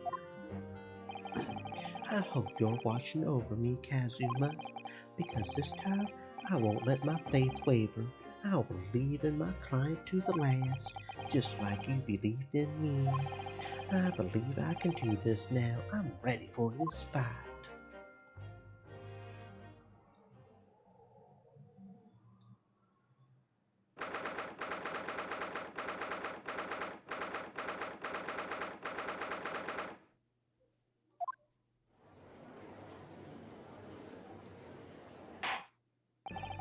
In the name of Her Majesty the Queen, I hereby declare this court to be in session. I now call upon the counsel for the prosecution and defense to declare their willingness to proceed. The prosecution is fully prepared, my lord. The defense is ready, my lord. The Nipponese are a truly fascinating breed. Sorry, what? Lord Strongheart has told me all about you. That you are a student who arrived in London but 2 days ago, a mere amateur. Do you have a point? Being a compatriot, you feel compelled to try to help the accused, I suppose. Typical Nipponese arrogance. Forgive me, but I do not believe arrogance is an appropriate description. Sad to say. After all, at our previous encounter, the defendant was found to be innocent.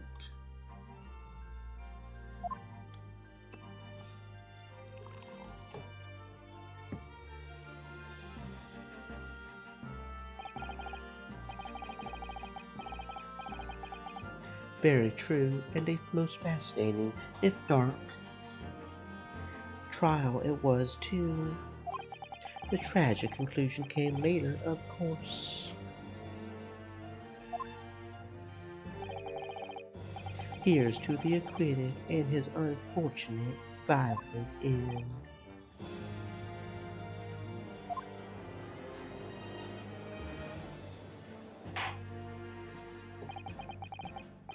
Thank you, counsels. I see both are in fine fettle. Now, ladies and gentlemen of the jury, are you ready to carry out your duties here in court as impartial members of the public? You never know when you might be down on your luck, but I believe in fair play for everyone. Well, I must warn you, I'm rather more ruthless than I appear. Oh well, not me. What you see is what you get. I'm a peace-loving fella. I'm afraid to say I think it's quite possible that Mustache Foreigner did the deed. Come on, what are we waiting for? No doubt he did it anyway. Sorry, didn't quite catch that. Very well, let us proceed. Your opening statement, if you please, Lord Van Sights. Very recently, Great Britain signed an alliance with the rising power in the Far East. The accused in the dock today is a student from that same land, a certain Mr. Soseki Natsume. And while our country has extended this foreign student the warmest of welcomes, regrettably the kindness has not been returned. In fact, the student is accused of a most sinister act of plunging a knife into the back of an innocent woman who was doing nothing but walking down the street. A knife crime, I tell you from bitter experience, those are the worst. Bloody oath they are. Just look at that sallow complexion and short stature. He's one of these dreadful Japanese. Come on, let's get this over with. With me now, everyone. 1, 2, 3. Sorry, didn't quite catch that. Pray forgive the discourtesy of smashing my hallowed chalice here in this great chamber. Allow me to call the first witness to the stand. Very well. Bailiff, lead the inspector in, please. What do I do about? Your name and occupation, please. Yes, sir. Tobias Gregson, Detective Inspector at Scotland Yard. Would you please summarize the events of the case for the court, Inspector? The victim was thought to be a young woman in her 20s by the name of Aubrey Green. I beg your pardon, Inspector. Thought to be? Yes, having been stabbed in the back by her attacker's knife, the victim fell unconscious. That was 3 days ago now, and she's been comatose ever since. What? So they don't even know who she is for sure? Comatose. I see, but her life is not in danger. Fortunately for the Eastern student, the charge will not be murder. Pray elaborate on the details, Inspector. Sir, if I could ask everyone to look at this street map. As I mentioned, the incident took place 3 days ago at around 5 in the afternoon. It happened on the pavement running alongside Briar Road, a wide thoroughfare for horse-drawn vehicles. It had not long since stopped snowing as the victim, Miss Green, was walking down the street. Out of the blue, she was approached from behind by the accused and stabbed in the back. Luckily, the young lady's life was spared, and she's currently being treated in one of the city's hospitals. But being unconscious as she is, we've been unable to take a statement from her, of course. This is a case file with everything we know about the victim so far. Thank you, Inspector. The court will accept the documents as evidence, if you please. What of the weapon that was used? Sir, I have that here. It was removed from the victim's back. That big thing is starting to make me scared to walk down the street now. With a heavy blade like that, almost anybody would have been able to stab the poor old man. Even the scragged looking so sick, Sam, I suppose. A common old garden jackknife, I would say, rather nondescript. Thank you, Inspector. The court accepts the blade as evidence.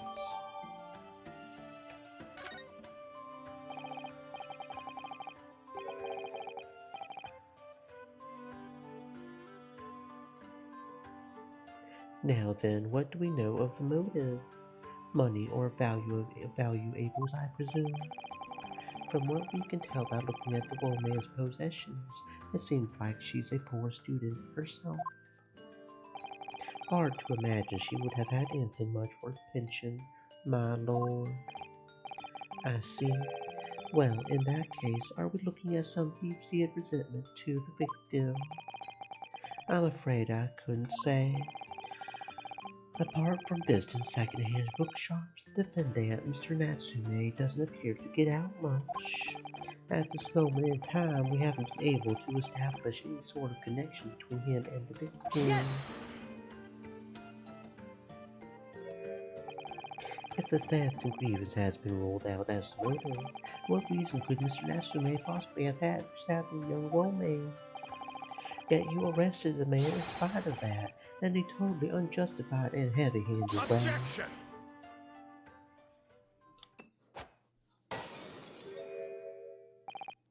Pray forgive the discourtesy of flinging a freshly uncorked bottle into the public gallery, but your words have soured its hallowed bouquet.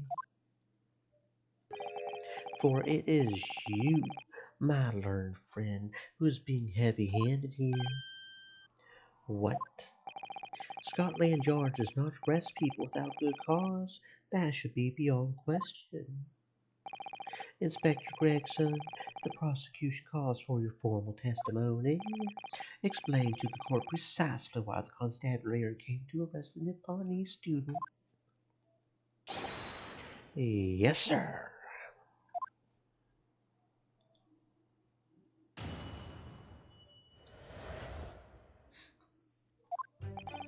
As I said, it was 5 o'clock in the afternoon when the incident occurred, and there was an unusually light fog. Visibility was reasonably good, and there was no one else about but the victim and the accused. Out of the blue, the victim was stabbed from behind and subsequently collapsed on the pavement. The accused ran off, scattering his belongings all over the floor, those being a number of old books he had just bought. He was on his way home from a bookshop, it seems. It was just a matter of working out who the books belonged to, and we found the bloke to arrest him.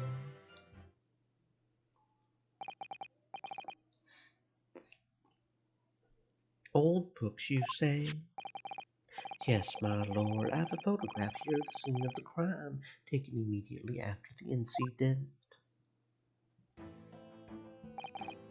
Ah, yes, I can clearly see the books to which you are referring. I will take that photographic print as evidence, please, Inspector. You Nipponese are a spineless breed, too cowardly to admit defeat, denying everything despite overwhelming evidence to the contrary. Well, forgive me, Lord Van Zykes, but the defendant is not denying everything, as you put it. What are you doing, Miss Susatu? Do go on. Mr. Natsume has admitted to playing some part in the incident. Isn't that right, Mr. Naruhodo? Well, now you mention it, when we visited him in the Capri-Sun yesterday, he did tell us what had happened. As I was walking along that cursed pavement, I could make out the sole silhouette of another ahead of me, a woman wearing a green overcoat, she was, and just as I went to overtake her,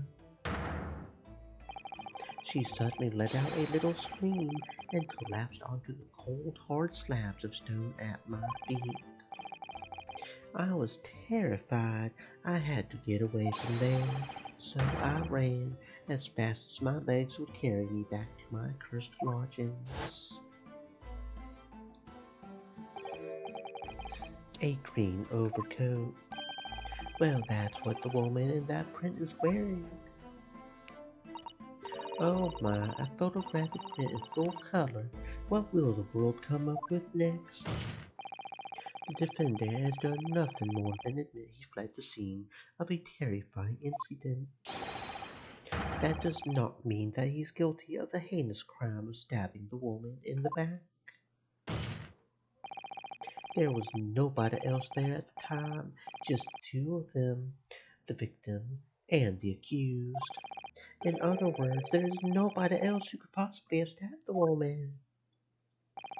A fact that the accused concedes. It seems this cross-examination could prove to be pivotal. Counsel, proceed, please. Yes, my lord, nothing for it. I have to use this cross-examination to turn the tables here. It's our only chance.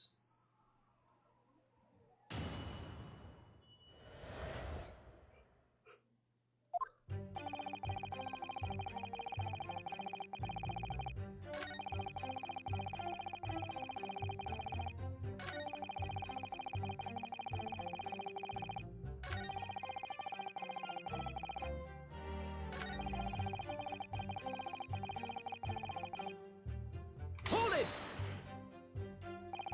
The defendant apparently visits a second-hand bookshop on a daily basis. Yes, so I understand. A shop full of old English literature. I commend the accused on the lofty subject matter of his scholarly attention. The bloke's room is stacked door to ceiling with those musty old books. Can you tell us more about the bookshop in question, please, Inspector? Well, if I must, I'll have to ask you to look at the street map again, I'm afraid.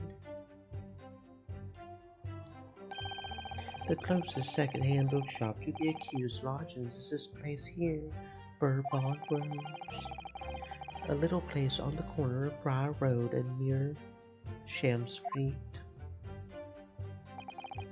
As it happens, the accused is currently living in lodgings on the other side of Briar Road at the opposite end, which means it doesn't take a genius to work out the route he would have taken home.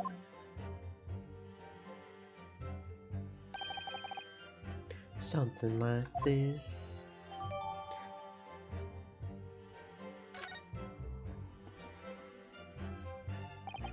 Yes, I concur with your conclusion, Inspector. The defendant would certainly have passed the scene of the crime on his way home from that particular shop. Mr. Naruhodo, I think that what the inspector just told us could turn out to be of vital importance. Yes, I agree. The most important point that the inspector just made being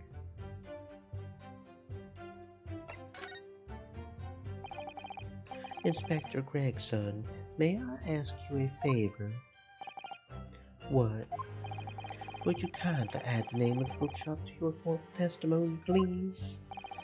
I believe it may be of vital importance. Maybe. Well, yes, it could be a very important clue. Very well. Not that I can see it being of any great significance, but please revise your testimony accordingly, Inspector. Yes, sir, my lord.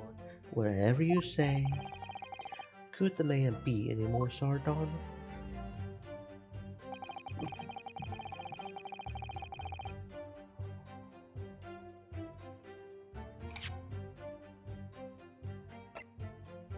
Objection!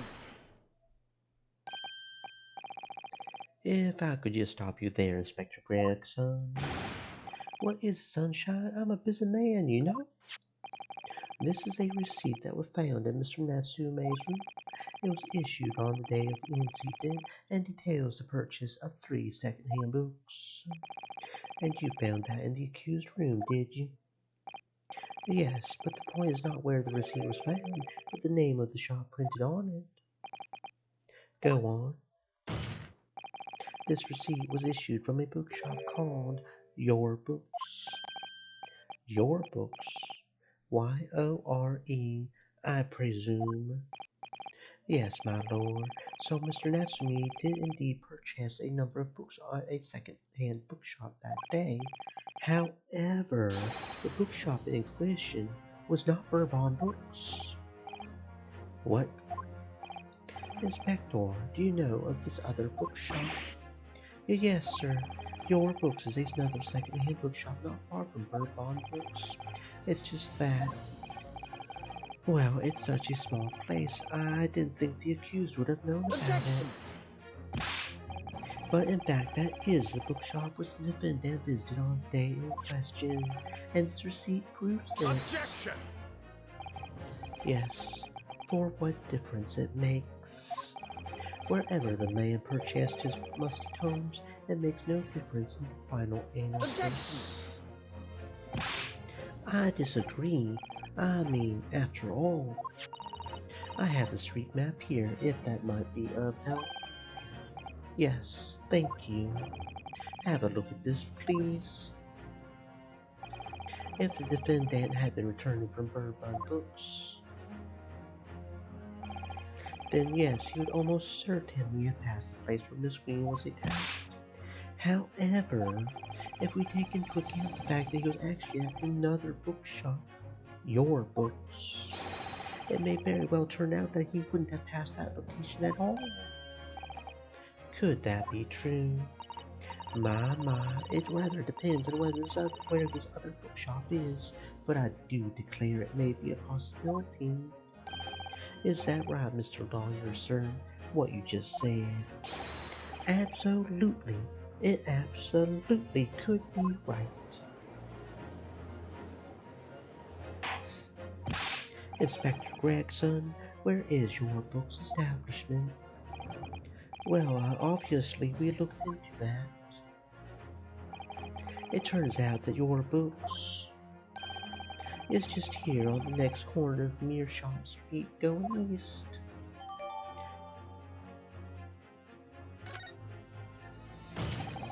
And there you have it, as you can clearly see now.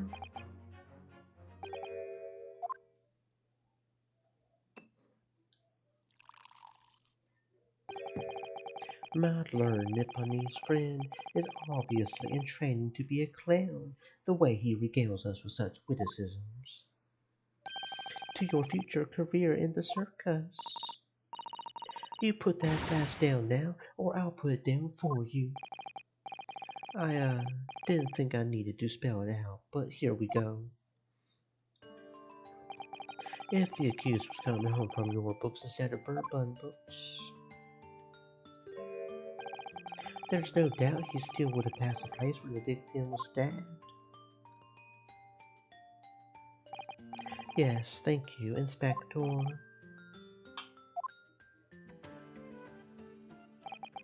Allow me to reiterate for my learned, if somewhat slow, Nipponese friend.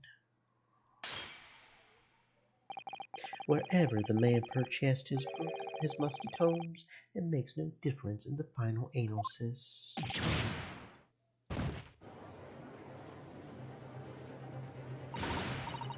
As I suspected, you can't fool me, and I don't suggest you try. What did I say? I've had enough of this now. Beg your pardon. Terribly sorry, but would you mind repeating that? Mr. Naruhodo, we mustn't give up. Well, what do you mean? If the prosecution's assertion is correct, the members of the jury may very well decide that Mr. Natsume is guilty. She's absolutely right. We must consider the assertion just put forward by the prosecution very, very carefully. They claim Soseki-san must have passed the location of the incident on his way home from your books. But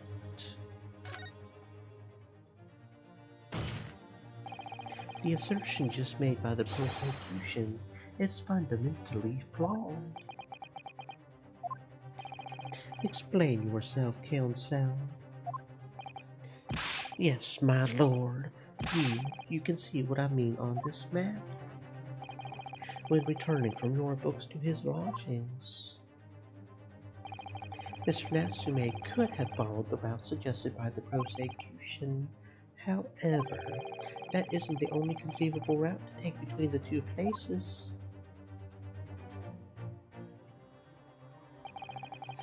If the defendant used these streets, look what happens. He arrives back at his lodgings without passing the location where the victim was Objection! Talking back to a clown is a fool's errand, of course. However, I feel compelled to point out that route is what is commonly referred to as the long way round. On a cold winter's night, why would any man choose to take a longer route home? Well, the answer is extremely simple. He wouldn't. In other words, the accused took the obvious route back to his lodgings and is the obvious perpetrator of this crime. But, yes, I've got it. Obviously, we must ask the man himself. Ask Mr. Natsume which route he took home. I have already informed the court of the accused's response to such questioning. He claims that he has no recollection. At mouse.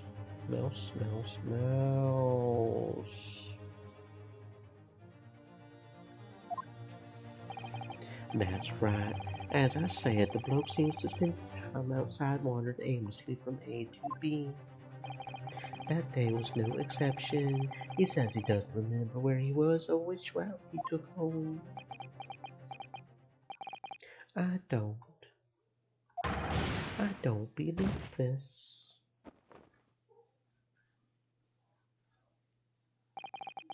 I thank you, my learned friend, and I suggest that we do not waste any more of the court's time by wandering aimlessly around this subject. Pray, what say you, insightful jurors? But, but even if that is the case, the defense still.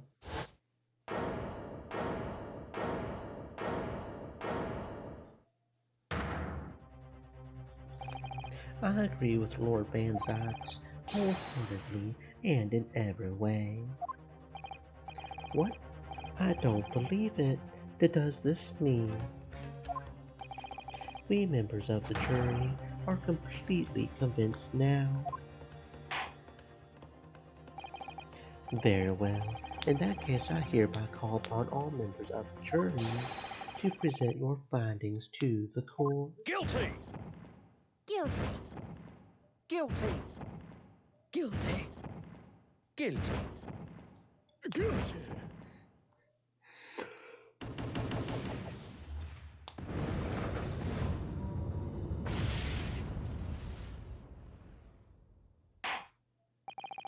It would appear the jury's leaning is unanimous.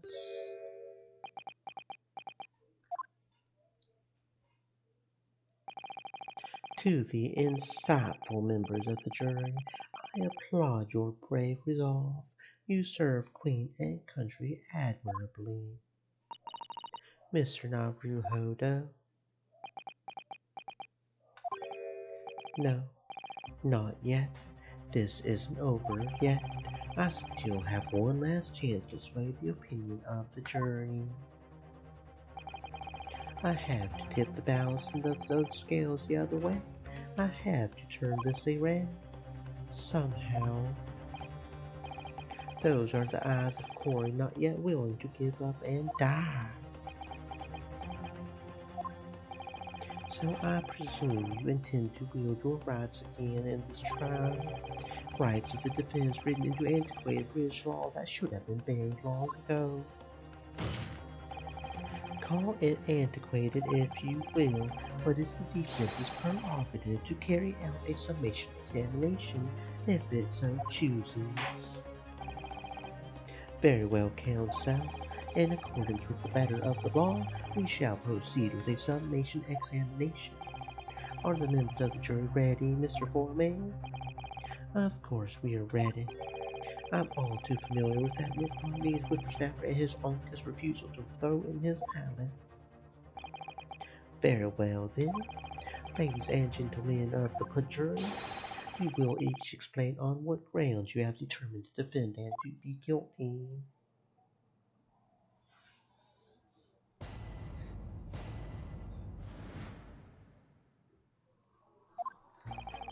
For pity's sake, that little Nipponese oddity already admitted it himself, didn't he? If he said that a woman in green collapsed before his eyes, why can only have been the victim? The man wouldn't have gone around to the house on his way back from the bookshop, not in winter. So the poor woman was attacked from behind, was she? How dreadful! I really don't care. Can't we just wrap this up now? I've got work to be doing. Your books, yes, nice shop that, but bourbon books, no, not worth a visit.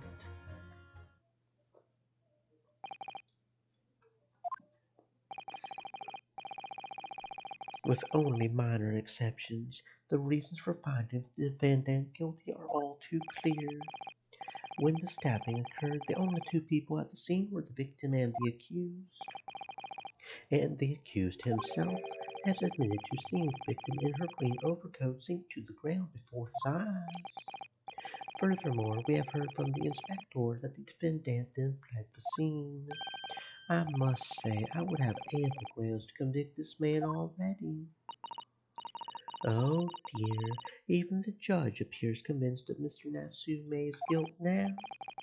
Why did he have to run away like that?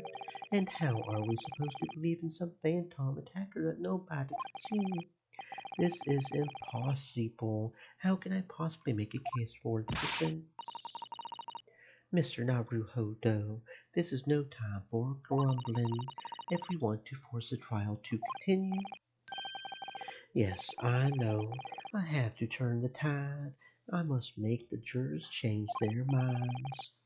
Well, 4 of them at least. We have no choice but to forge forward. You have the floor, counsel. Begin your summation examination. Yes, my lord. I just need to keep this trial going somehow, whatever it takes. Come on, Ryonosuke, you can do it.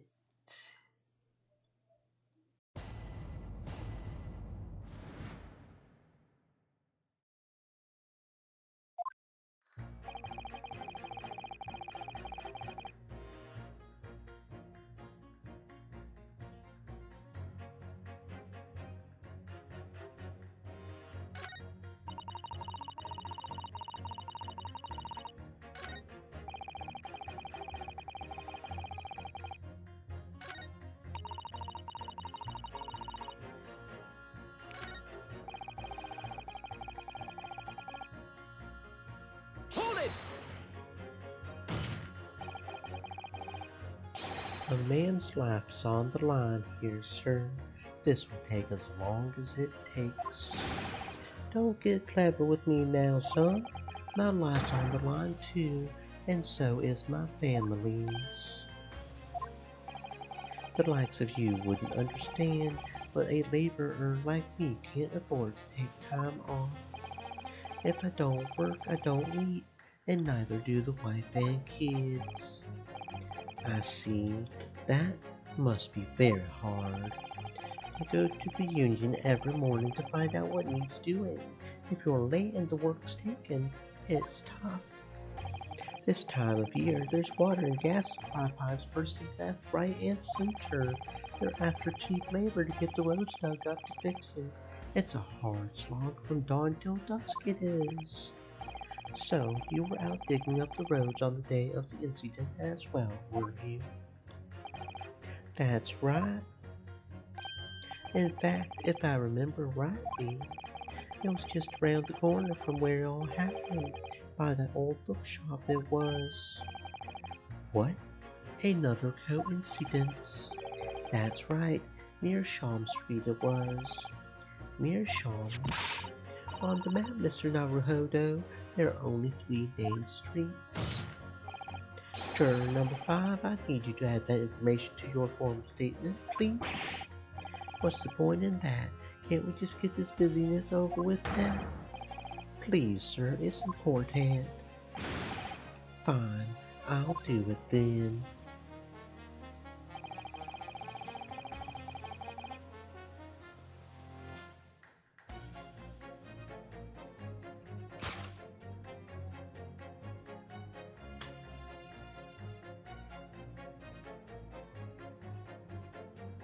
Objection! These 2 statements are clearly at odds with one another. At odds, counsel. Explain yourself.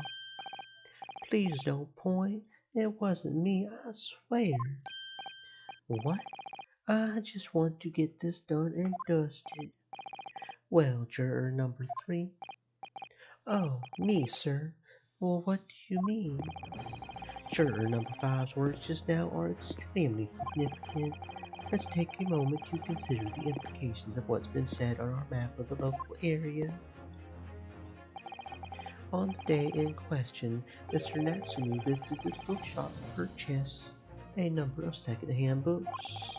And on the same day, we now know that there were works being carried out on Meerschaum Street, making it impassable. Which means that the defendant's route home could not have taken him along Meerschaum Street and down Briar Road. Oh, yes, of course. What do you think, sir? Well, yes, you can't argue with that, really, can you?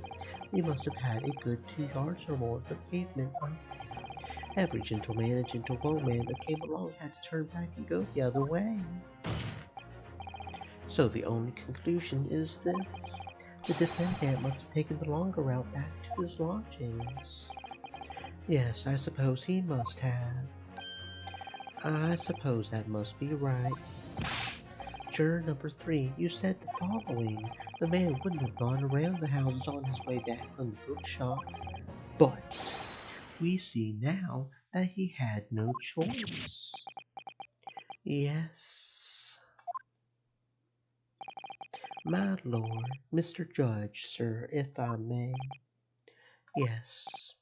I don't think in all good science that I can say the man's guilty now. Yes, I'd like to see this trial continue so we can get to the bottom of what really happened.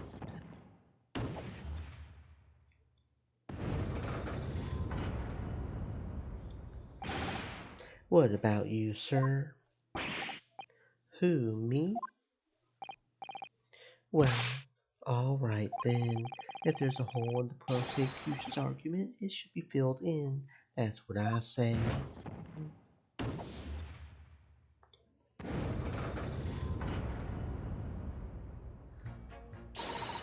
Oh, well done, Mr. Naruhodo. That was wonderful. Well, we've managed to change a couple of minds at least. It strengthened our position somewhat. Yes, and it will prompt the other members of the jury to reconsider their stance as well. They'll be asking themselves if their current leanings are really right or not. Now, if we could just identify one more clue or discrepancy that would make them stop doubting Mr. Natsumi, we might be able to tip the balance completely. Yes, that's what we've got to do. Van Zykes is looking to bring this trial to an early conclusion. That's what we have to prevent by whatever means we have at our disposal. Thank you, Counsel. On with the summation examination, please. Yes, my lord.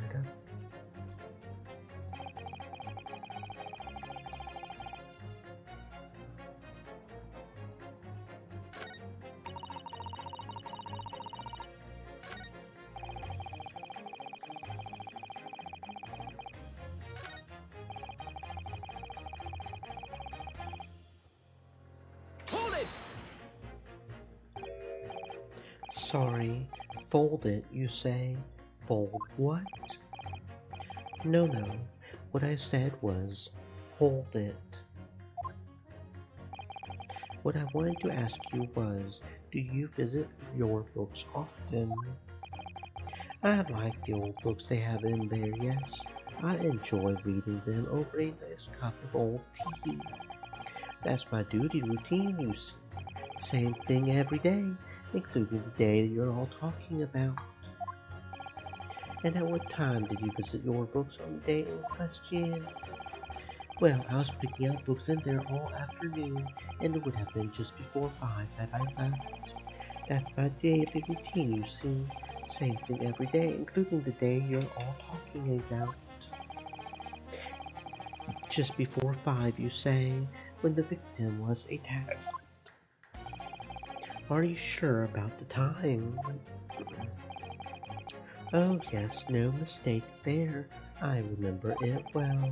I'm not about to forget that day in a hurry, not after the dreadful time I had. What do you mean? Well, I was walking down Calabash Road and I slipped on the ice and bumped my head. It's always worse after the snow stops falling. That's when it's most slippery. Knocked myself clean out, I did. I really thought my number was up. Wait a minute. Let me get this straight. This happened on Calabash Road. That's right. I live in Cornpipe, you see. Heading down Calabash Road is the quickest way for me to get back from your books. Juror number 6, I must insist that you add that information to your formal statement. It may very well be extremely significant. Sorry, extremely sick. No, I'm quite alright now.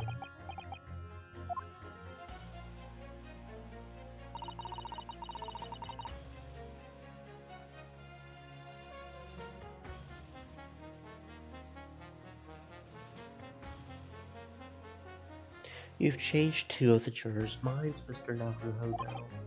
Yes, just two more to go. Deliver the finishing blow. Now, it's time to turn the tables here. Wish I knew how to do a Susaku takedown. I suppose words will have to suffice for now.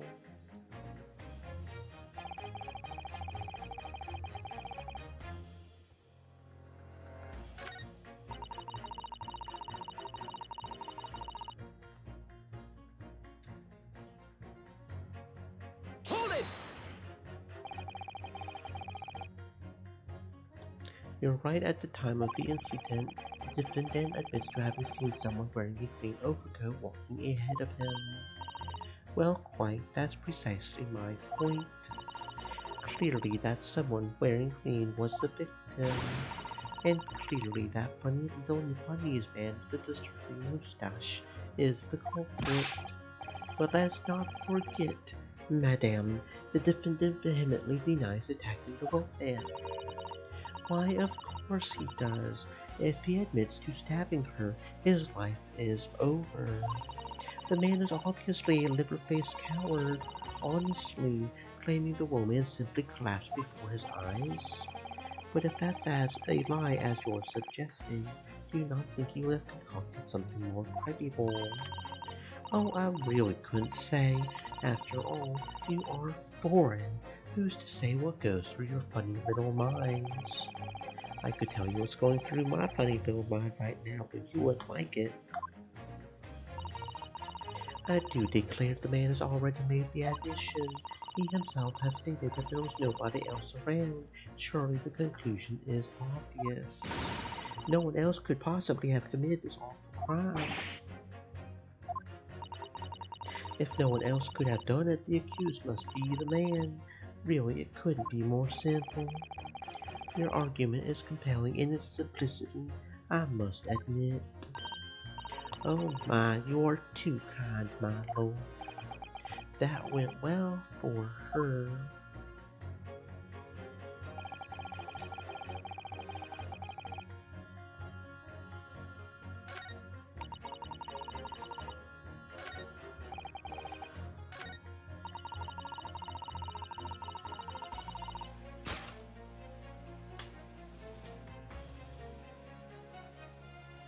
Objection!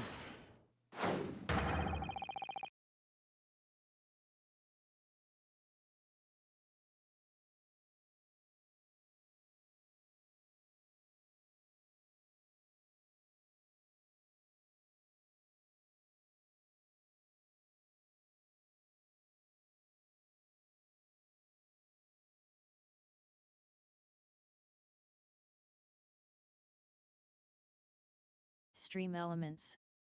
Said. Stay moist, my friends, hydrate.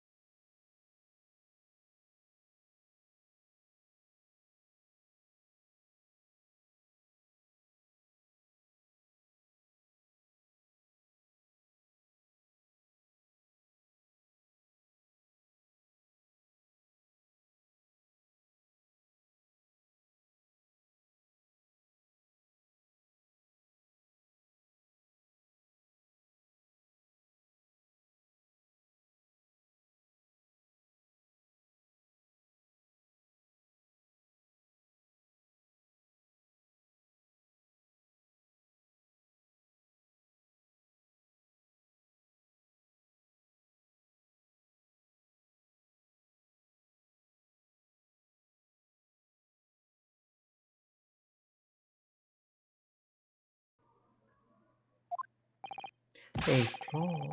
What are you talking about, counsel? Well, juror number 2, juror number 6. My, whatever do you mean, sir? I think perhaps the old man didn't hear you. Unbelievable. It's not like I was loud or anything. There is at least one fact of which we can be sure here. The bookshop receipt found in the defendant's room clearly indicates that on the day of the attack, he had been to your books and purchased a number of second-hand titles. He then returned home on foot. But the man says he has no recollection of his return journey. That's correct. But what he does remember is seeing someone appear in front of him on the way. Someone in a green overcoat who suddenly collapsed on the pavement before his eyes. Yes, we are well aware of all this. The poor young woman who was stabbed, obviously. Objection! Can we really be sure of that, madame? My, whatever do you mean? I'm sure you heard juror number 6's account of what happened to him that day. That same afternoon, there was somebody else apart from the victim, who was wearing a green overcoat and who fell over on the icy streets in the neighborhood. Oh my.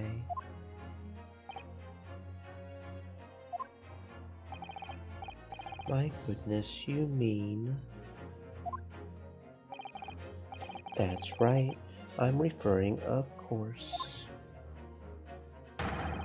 to hard of hearing juror number 6. Are you really suggesting that the person in the green overcoat whom the defendant saw collapse in front of his eyes was the jolly old gentleman on the end of the bench here with me today? That is entirely possible, yes. After all, the old man has a somewhat similar build to the victim. Well, look at that. My goodness me. Sorry, you need a pee. And crucially, we know where the old man in the green overcoat fell. On Calabash Road. Therefore, if the person who Mr. Nasty saw collapsing in front of him was in fact juror number 6, that means the defendant must have taken the long route back to his lodgings. And if that's true, then clearly the crime scene on Briar Road where the woman was stabbed was not on his way home.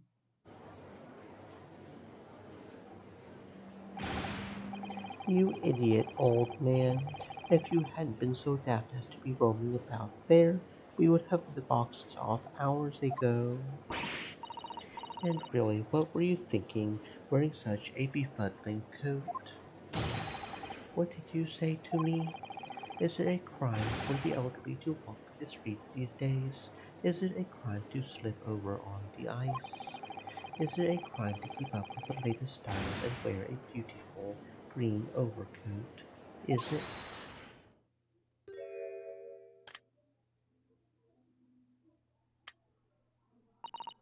My lord, I do hope it won't cause any inconvenience, but you would like to change your leaning, I presume? I do declare that I would. I should like to call for a verdict of not guilty. Thank you. And I would too. What? Is it a crime to change your mind? Is it?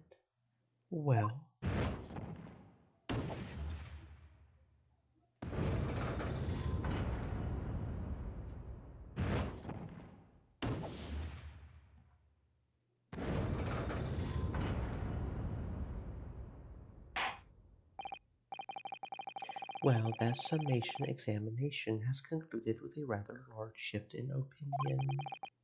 The eyes 2, the nose 4, so the nose have it. Not guilty, they say, which means we no longer have a consensus among the members of the jury. The trial will continue. Objection!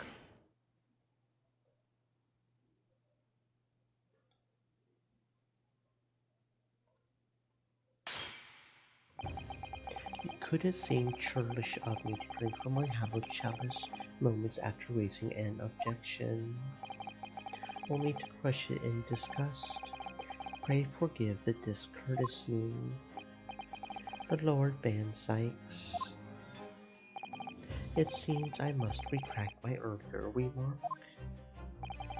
What do you mean? I mistakenly credited these jurors with intelligence by describing them as insightful. Yet we have just witnessed them falling for a cheap trick performed by an Eastern entertainer. Whatever do you mean? I haven't tricked anyone. Everything I've said is the truth. Indeed, stalwart juror number 5 was undoubtedly repairing the road as he claims. I believe you said it was a good 2 yards of pavement which you had excavated, sir. That's right. Took me the whole day and they paid me a measly tuppence for it.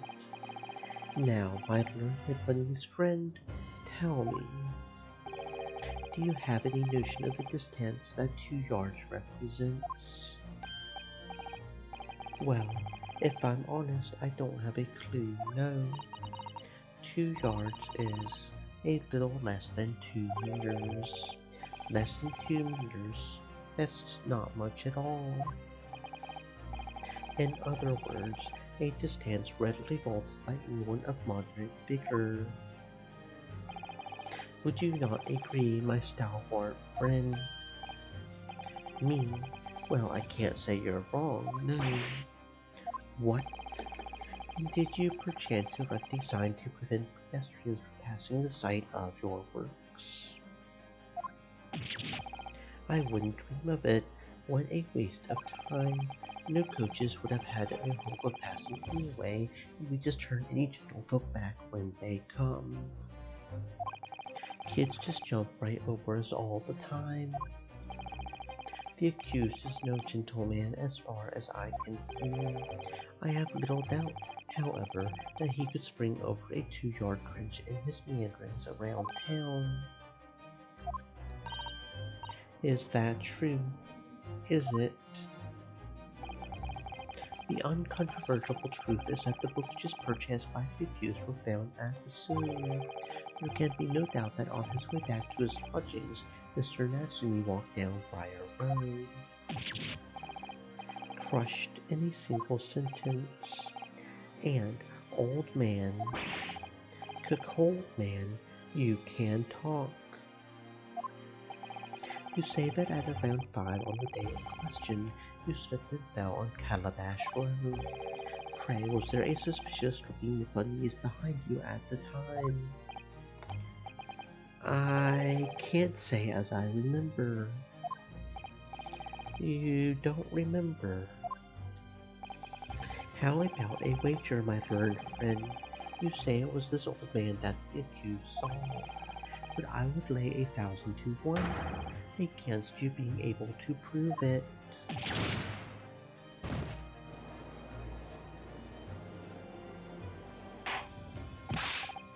Ordar, Lord Van Sykes, explain yourself.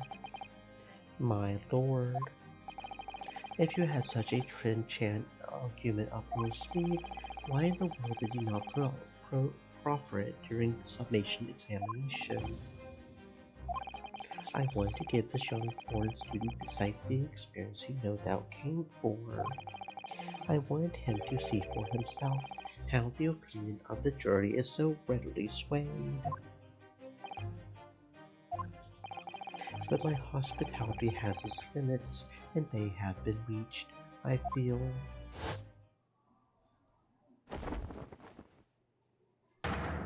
So, my learned friend, today's sightseeing tour of London is now over. Oh, what are you talking about, my lord?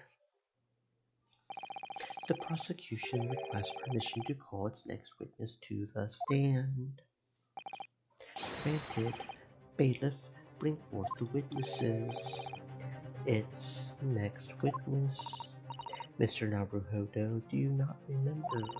We've been told on several occasions that there were eyewitnesses to the incident. Yes, I remember, one of them being a Scotland Yard policeman, no less.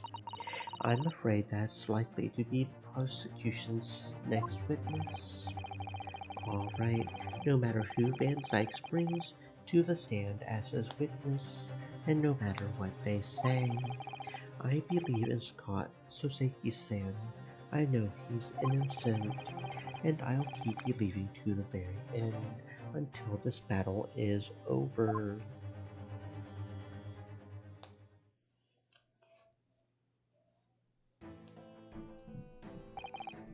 Witnesses, please state your names and occupations for the court.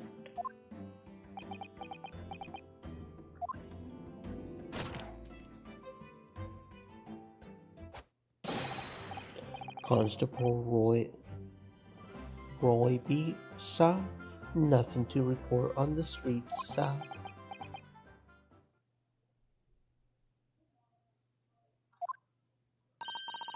And I'm Mrs. B.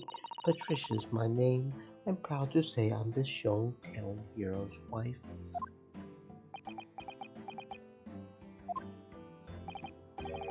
What's the story here? Well, in truth, we've not been married long. In fact, we celebrated our first anniversary only the other day.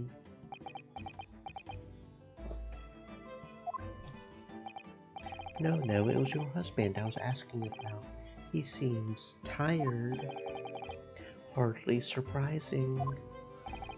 Whilst being an honorable occupation, patrolling the beat is the most demanding work in the world. Oh, really? I'm sure I've heard that before, actually. Indeed, apart from rare days off, our gallant officers trudge some 20 miles a day, you know. They patrol boarding houses and pubs, collect taxes, survey the streets, check that meters are reading true, and they're responsible for keeping the streets clean and lighting and extinguishing our street lights. There are a number of items on that list that don't sound much like policing duties at all. I wouldn't just be falling asleep on my feet, I would have collapsed long ago. But it goes without saying that a policeman's primary duty is the apprehension of criminals. Even while he's off duty, a constable is expected to investigate and resolve any crimes on his beat. For the London Bob is a man of honor and a man of slumber. On the day in question, this man and his wife was walking down Briar Road in the opposite direction, and they witnessed the incident as it occurred. Is that not correct, Mr. and Mrs. Beat? That's right, sir. Isn't it, Roy? Constable Rolly Beat, sir. Nothing to report on the streets, sir. What a great witness he's going to be. Very good. I would like to hear your formal testimonies now, please. You will tell the court what you saw on the afternoon of the incident. Yes, sir.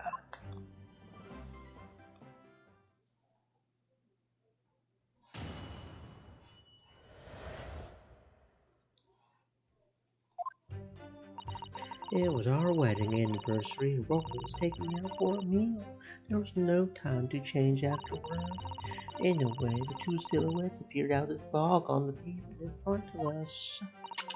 All of a sudden, one of them just collapsed on the floor. Then the others scattered something before running off. We ran straight over, of course, and then went for help at a nearby police box. It was definitely that Japanese man in the dock. Roy and I both saw him as clear as day.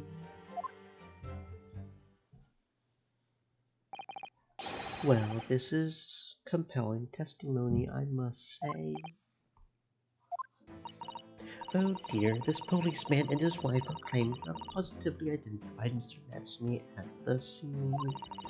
If their testimony is true, the alternative course of events that you've established in the summation examination will be quashed. It's death now, in fact, because that alternative was never viable in the first place. What unfortunate chancing, and on your wedding anniversary too. Oh, I know, but I still managed to go out for the evening with my man. I thank the Lord for that. Gosh, the life of a London Bobby sounds very hard indeed. Indeed. However, this cross-examination will be over in minutes. You may well have time to rest this afternoon. What do you mean by that? My word, friend, the witnesses saw the face of the man fleeing the scene.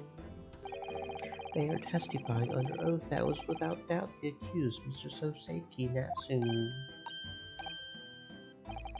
And one of these witnesses is a policeman, no less, so you appreciate the gravity of the situation, I'm sure. Except that the man's so tired, his wife has to do all the talking.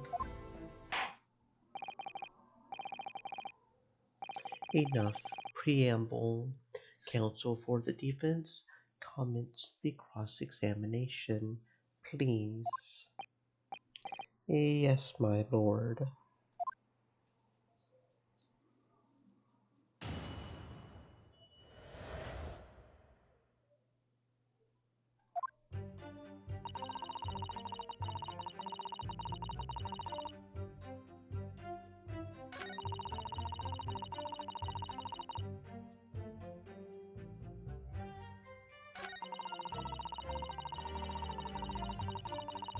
Hold it! No time to change after work, you say. Are you also a member of the police, Miss Beat? Oh no, sadly not. It's a job for scrapping young men only. Women, children, and the elderly can't even apply. Well, I think you can probably see why children and the elderly can't do the job, can't you? I think Roy looks ever so handsome in his uniform. It suits you down the ground, doesn't it, darling?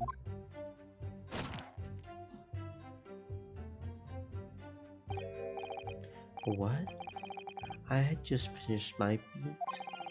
Pat and I were heading back to the station, and I was actually planning on getting changed there. Is he talking in his sleep? This is creepy.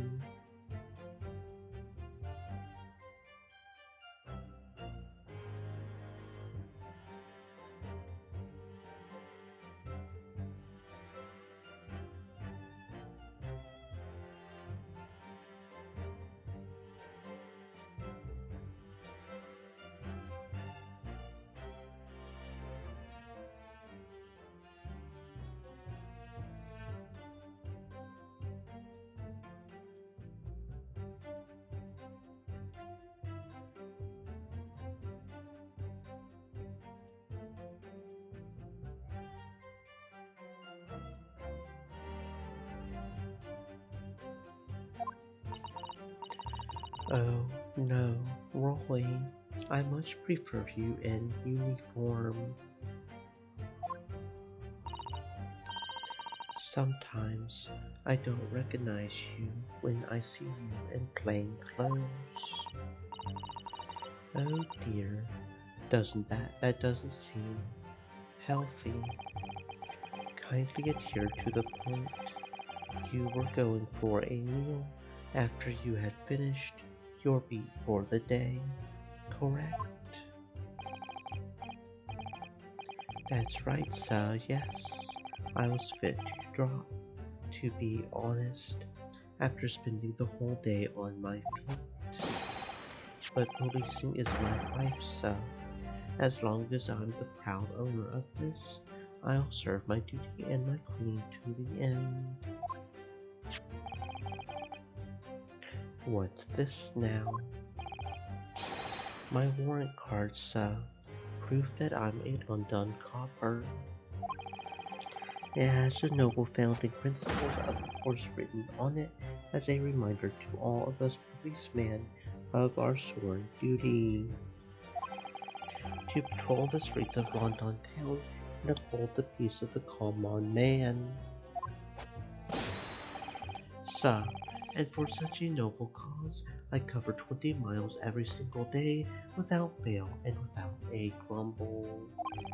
Because I know that the prodding of my boots is all Londoners need to here feel safe and secure. So, fighting crime doesn't appear to come into it then. But just on that one particular day, I was looking forward to celebrating my wedding anniversary. Miss B puts up with a lot being married to a Bobby like me.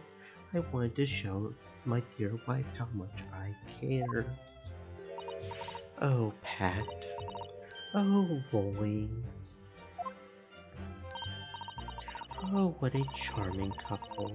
Their young love is such a joy to behold. If a little over the top, perhaps. And then, kindly describe what happened next.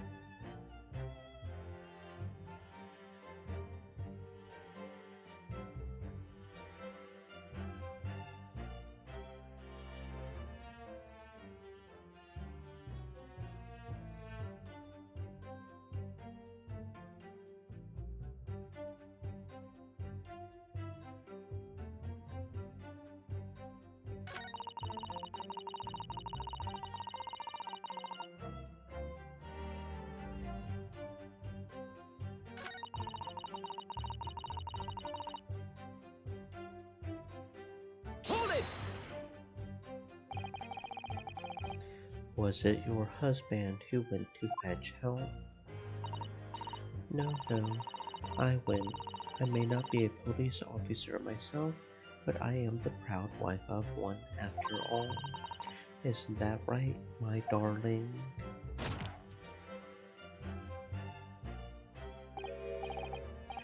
What? Yes, that's right. I asked Mrs. B to go. I was off duty by that point, but a Bobby's never truly off duty, of course, so I felt obliged to stay and regard the scene. Very laudable, Mr. B. Preserving the scene of a crime is a task of considerable importance. That's why I sent Patricia, you see. I told her where to find the police right police box? Forgive my ignorance, but what do you mean by the right police box? Depends on the crime's location, you see, as to who deals with it. Where the woman was stabbed wasn't actually on my beat, so I told Patricia the way to the police box for the beat the incident fell under, so she could go and report it. I ran there as quickly as I could and asked for help from the Bobby on duty. There's nothing more potent than a young couple in love working together, you know? And thanks to your swift response, the case was quickly resolved, the actions of two model citizens. Oh please, you're making us blush, isn't he, darling?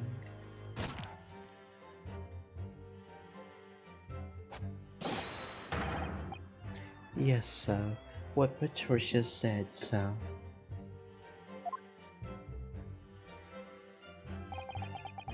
Let's move on, shall we?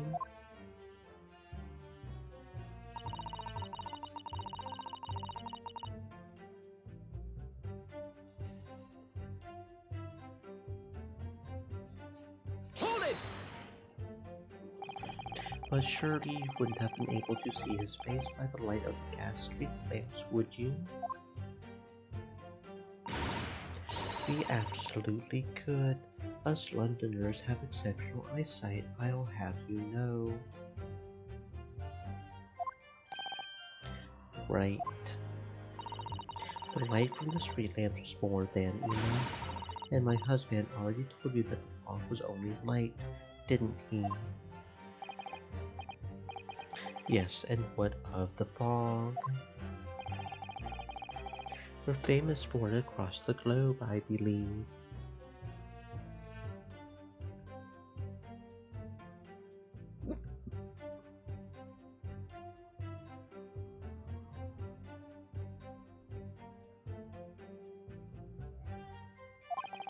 But it's an absolute menace to those of us who have to live with it, of course. Oh, it is. When it's thick, you can't even see the hand at the end of your arm. Yes, alright. I take your point. Now, could you stop shaking your husband about? The constant fog makes our eyes very sharp, you see.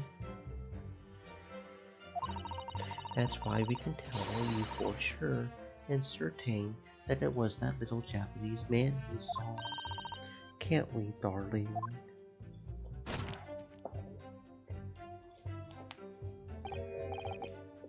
What? Yes, it was the accused and no mistake. The moustache, the hunchback, the cat-like eyes, the taut mouth, the snub nose. Unmistakable, sir.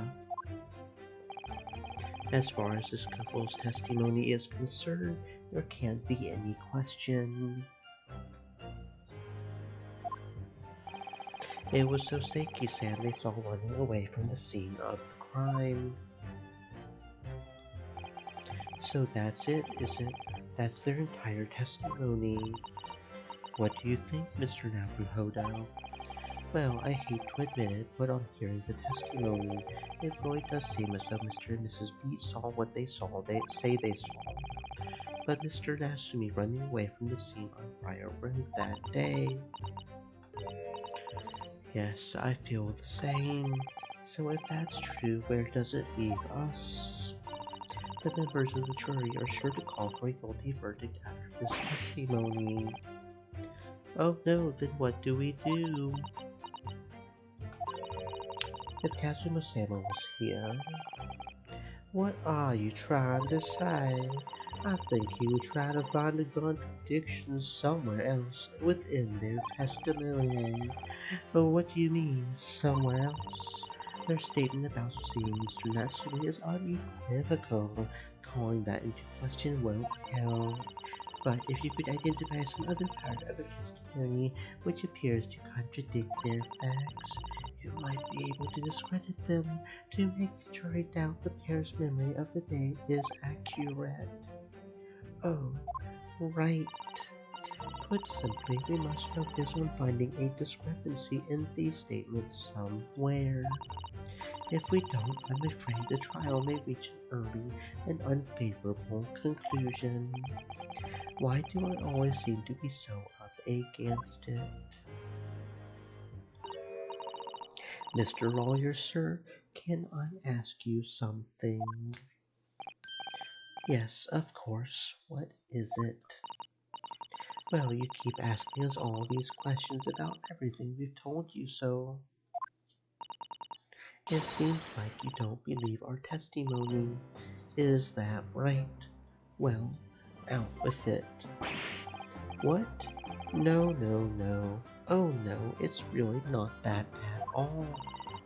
My husband's a policeman, Leo, and I know what I saw. I remember every last detail, everything. Like, I know, what about the books the man dropped? I could tell you the names of every single one I could. Every single one. And you dare to question how reliable my testimony is. That will do, Miss B. No, it won't do at all. That Japanese lawyer has no idea what I'm capable of. Even if I decide to forgive him for insulting us, don't think for a minute that he will. I really didn't mean to cause offense. Please put your husband's fists down. But perhaps you should like the opportunity to supplement your testimony, Miss Beatrice. Beep, beep, beep, beep. Might that appease you? Oh, thank you, my lord. That would settle things nicely, wouldn't it, darling?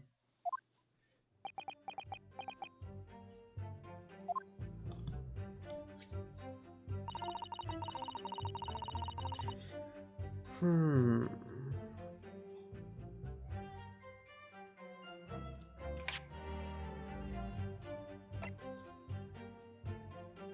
Objection! So you're saying that there were 4 books? That's right, I remember all of them.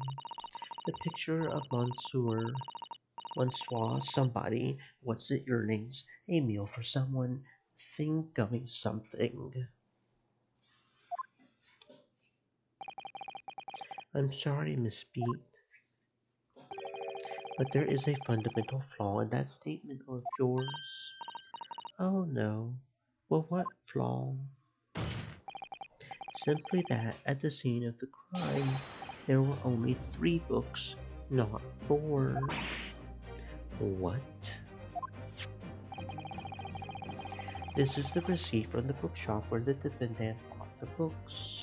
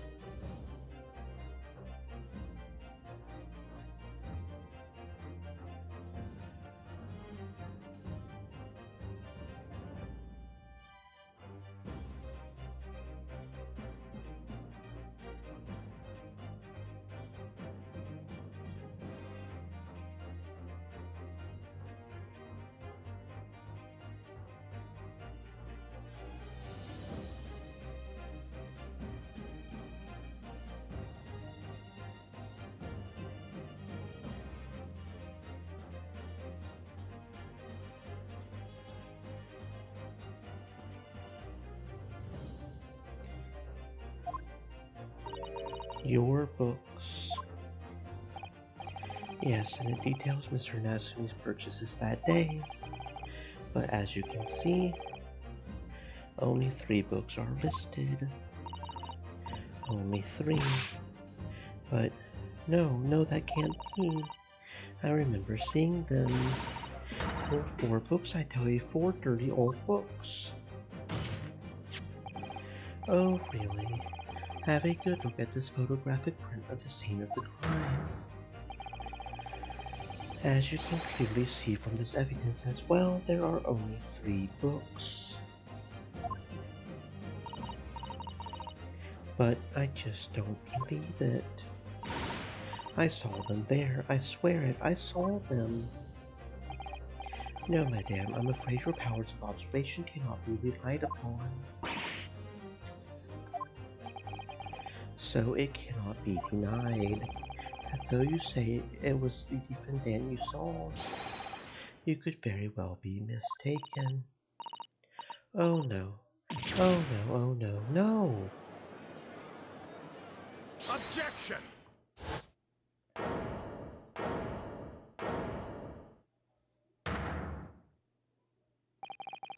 It's plainly evident that is your powers of deduction that cannot be relied upon, my learned Nipponese friend.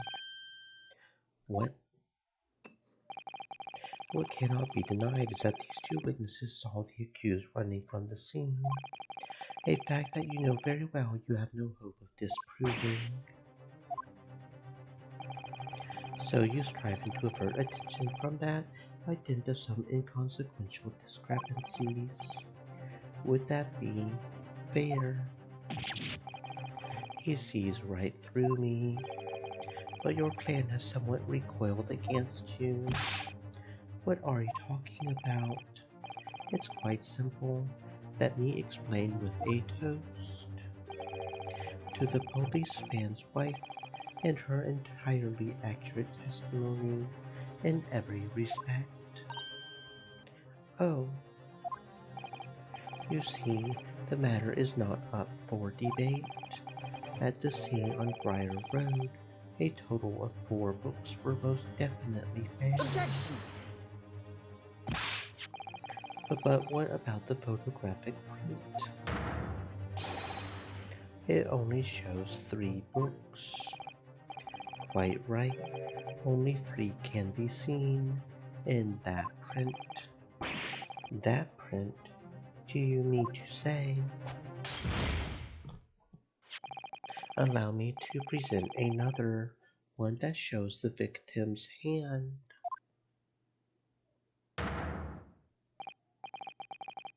I don't believe it.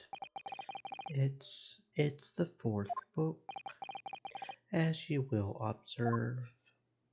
The 4th book was hidden from view in the original print by the victim's torso. No.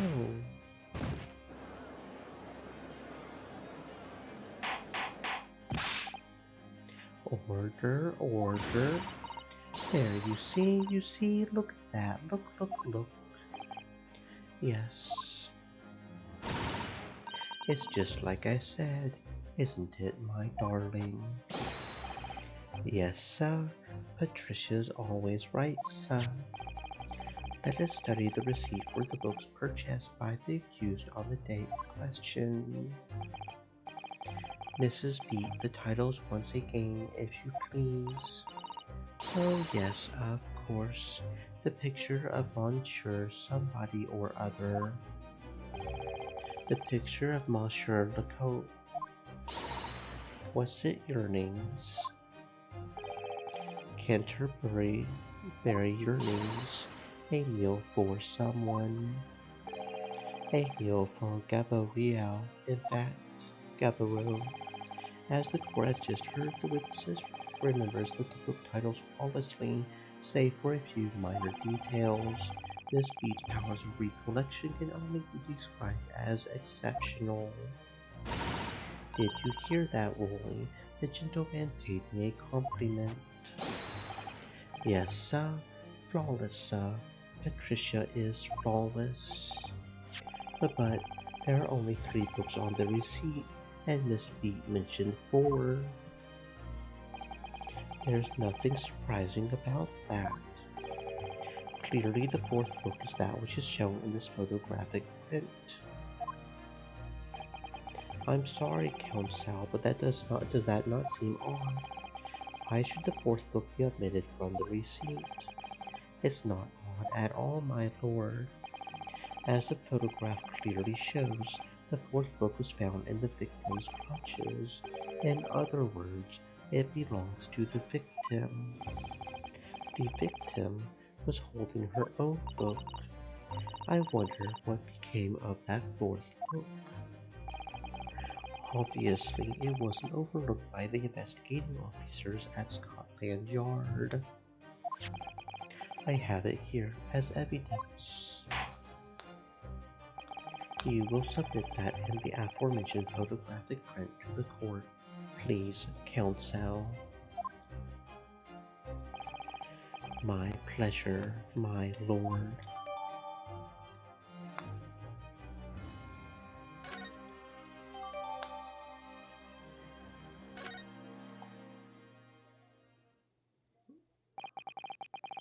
The prosecution rests. I have nothing further to add. What? You seem surprised, my learned friend. But your resistance until now has been in vain. Entertaining, yes, but futile. The spurious longer route to the accused's lodgings that you tried to establish in your summation examination, and the attempted discrediting of the witness's powers of recollection in your cross-examination. Futile. I walked right into this, didn't I? You see, everything we've said is true. Isn't that right, my darling? Yes, Pat. Marry me, Pat. So, perhaps the ladies and gentlemen of the jury would like to reconsider their positions. Should the court waste any more time on this Nipponese travesty? Or is the decision you have to make all too apparent already? You have heard all of the witnesses and seen all of the evidence.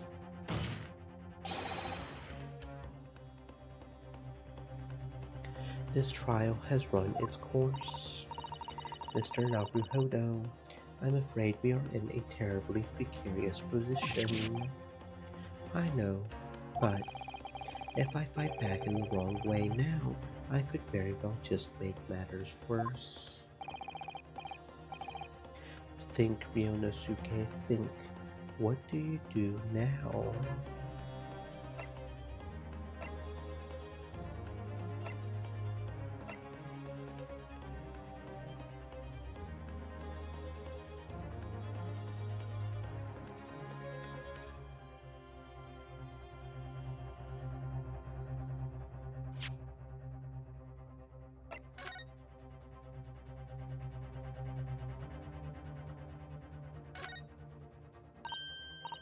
Oh, look at this.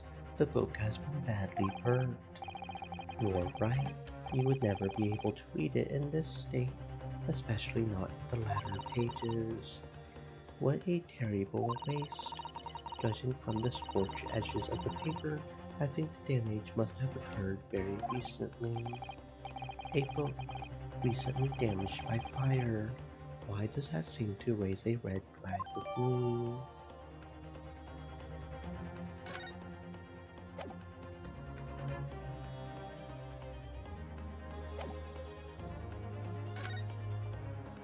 Objection! I'm not done yet.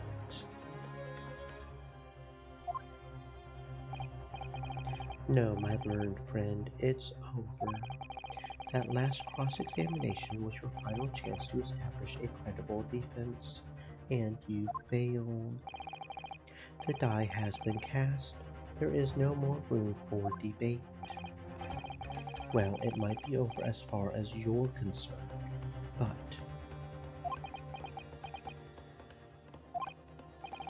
I can't think of what to say. If I may, Lord Banzikes, it seems somewhat boorish to close down the debate at this point. Your insignificant little Eastern Isle must be a lawless hole indeed. For a lowly judicial assistant to have the audacity to intervene at a moment like this.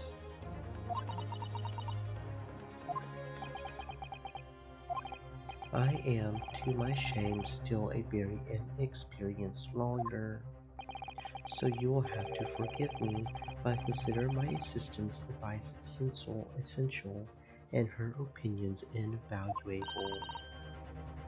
Mr. Naruhodo. One of this land's great guiding principles is tolerance, so the court will hear you, madame. Go ahead, Miss Susatu, please. Very well. Pray, what insight can you give us? What have we all overlooked in this matter that you see fit to pursue further? Well, the court has been presented with new evidence, but only after the last cross-examination finished. I see.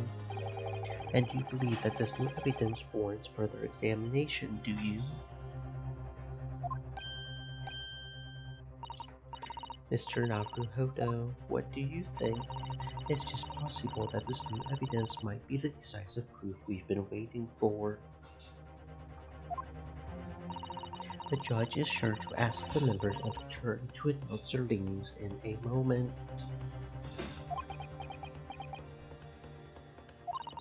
And of course he's sure to ask you to explain what the crucial piece of evidence is, and why. So we must take this opportunity to examine the newly presented evidence as thoroughly as possible. Yes, I understand. And thank you, Miss Susatu. This is it. Susatu-san has managed to win just one last chance here. I can't let it go to waste. The defense wishes to present evidence, my lord.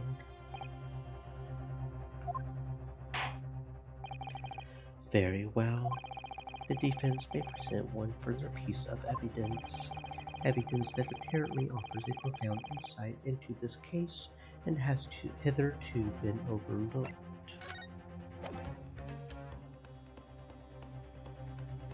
Take that! The evidence in question is what we can see from the newly presented photographic print of the crime scene. The fourth book found in the victim's Objection! hand.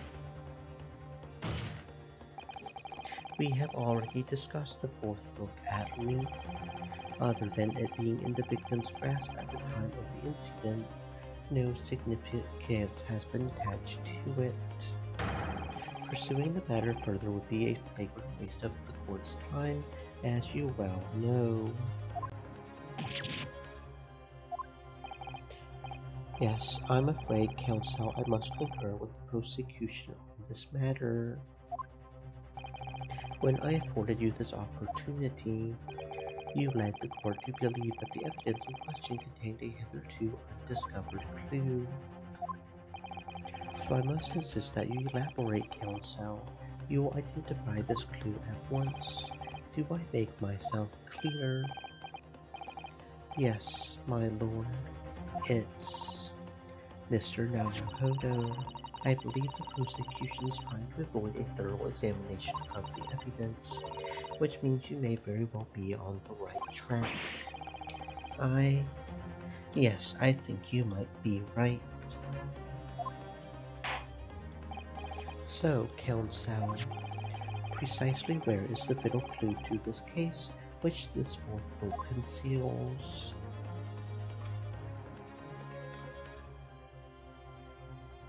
Got it! I would ask the court to observe the back of the book in question. The back, what do you...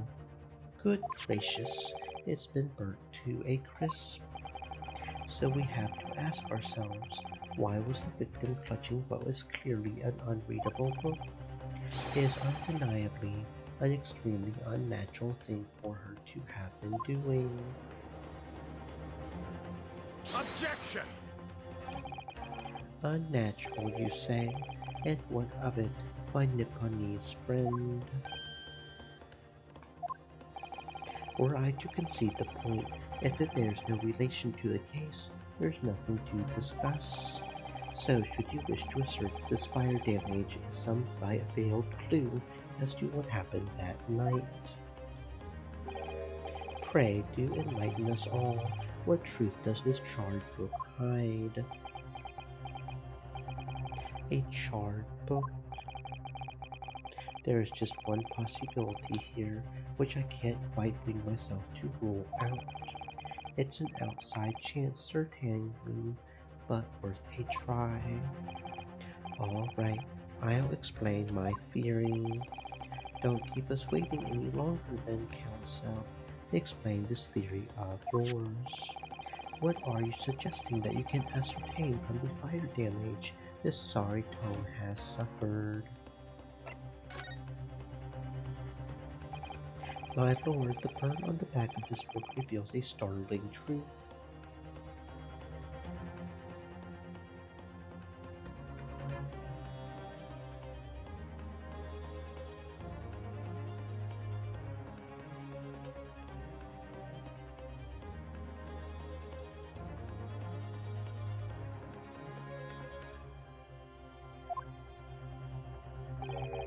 About the book's owner.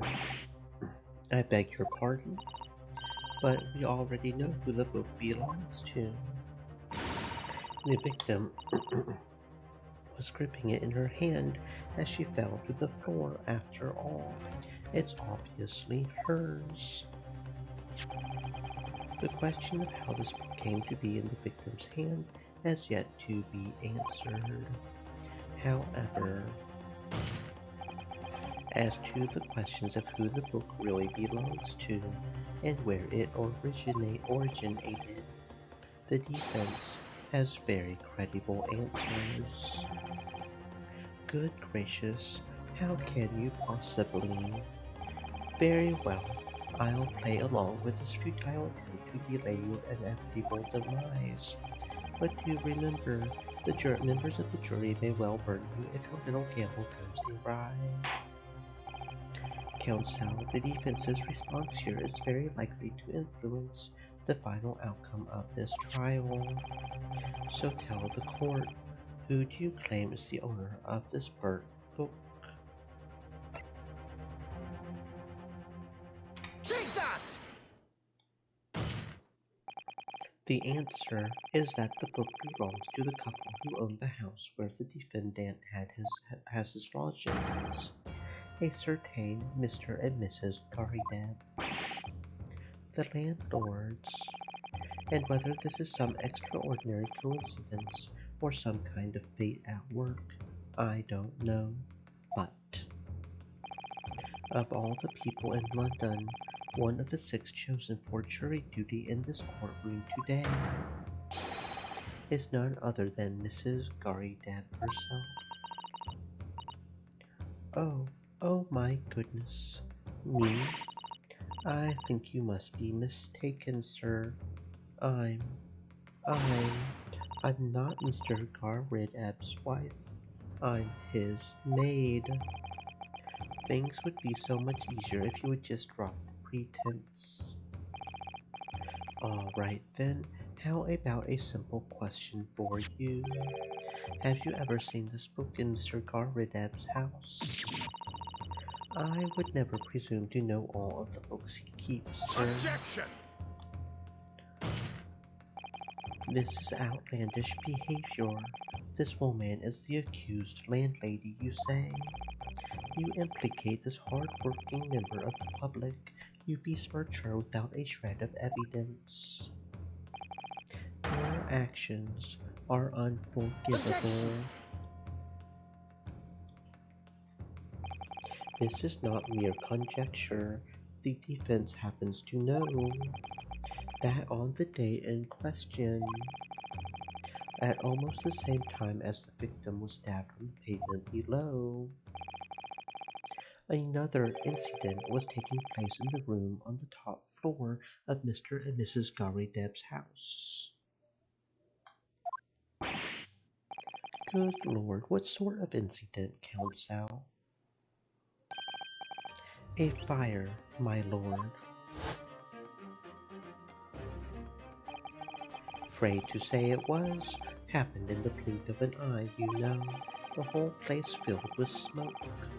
Couldn't see a Bailey thing. Didn't take long for the fire to spread, of course. The baldy furniture started going up as well. Worst of it is I've lost my favorite book called The Lion's Pride. The Lion's Pride. By Jove, the very same title that's the subject of this debate. Oh dear me. Objection! This is risible. All you've told the court is that a book by the same name was involved in a fire, in which case it would be reasonable to assume that it was burnt to ashes, and entirely unreasonable to infer that it magically removed itself to the scene of the crime. Perhaps it would make more sense if I told you that the cause of the fire was marital discord. Without going into details, it appears that Mrs. Garrideb was considerably enraged. Apparently, she continued to attack Mr. Garrideb even amid the flames. Oh, how awful. I can't even imagine being so horrid to the one you love. Can you, Roll-E? Absolutely not, Sa. My Patricia would never raise a finger against me, Sa.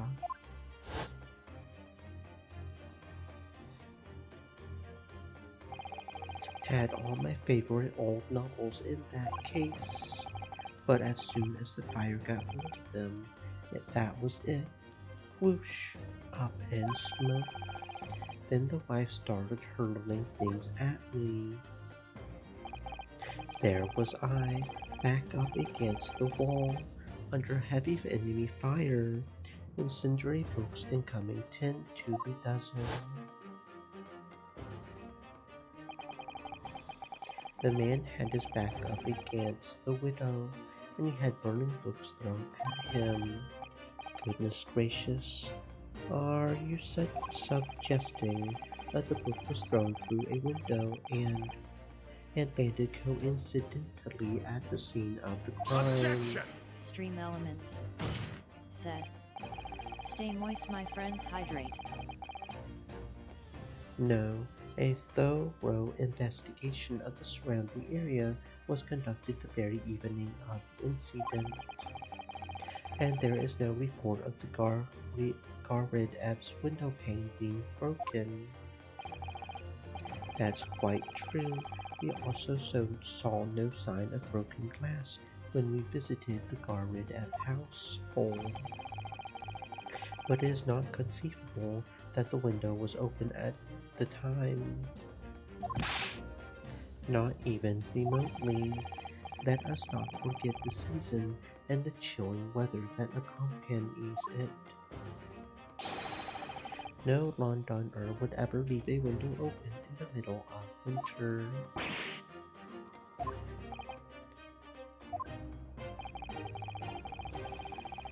Does the defense postulate the scenario in all seriousness, Counsel? Do you earnestly claim that the book found at the scene was a flaming projectile thrown by Mr. Garrideb's wife? I believe it's a possibility, my lord. That's quite enough.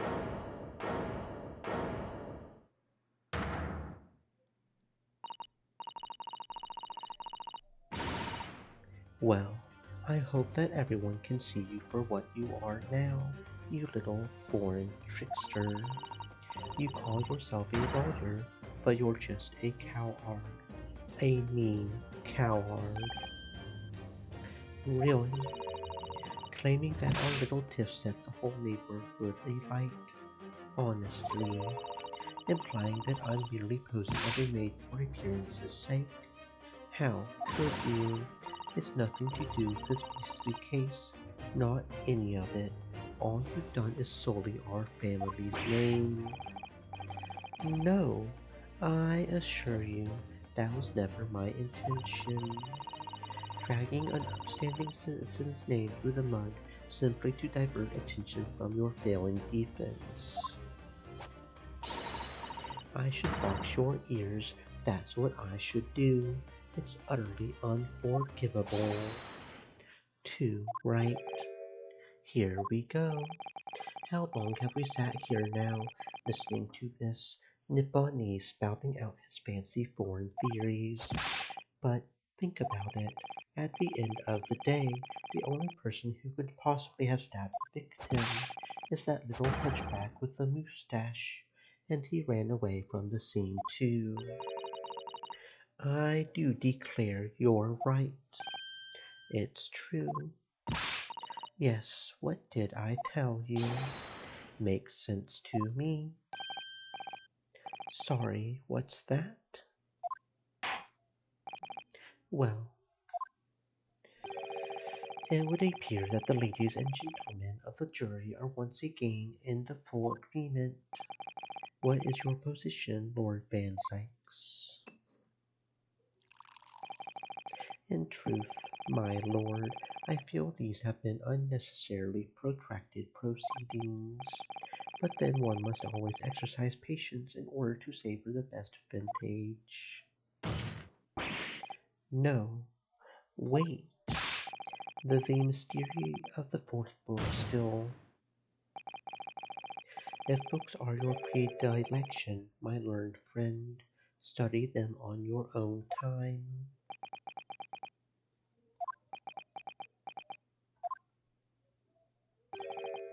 What, no forgive discourtesy this time?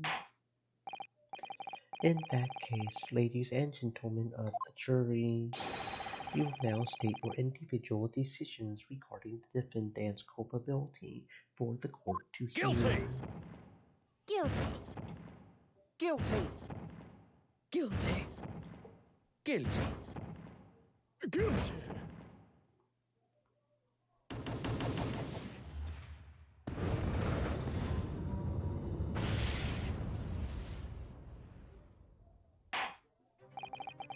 Thank you for that unambiguous response.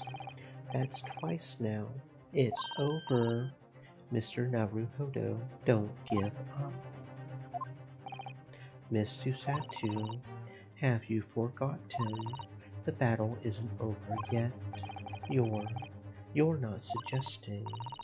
Of course, the defense has the right to another summation examination at this point. You could still convince the jurors to change their minds. You have one more chance. My lord, the defense asks to exercise its right to a summation examination. You believe you still have tricks up your sleeve. I don't intend to trick anybody. I intend to uncover the truth. This is no time to be downcast. As long as there's a chance, I have to stay strong and determined.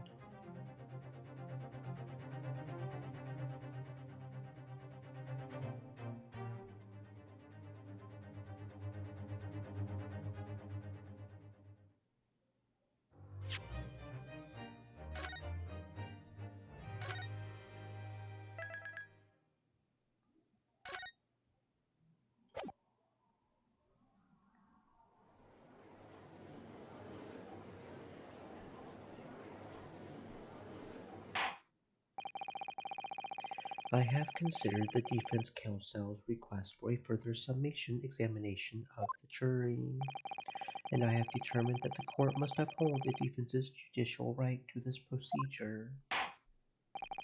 So, counsel, you will now proceed with your second summation examination. I presume the jury is ready, Mr. Foreman. We are, my lord. Very good. In that case, I must ask each of you now to state clearly and concisely for the court the grounds on which you find the defendant guilty of this crime.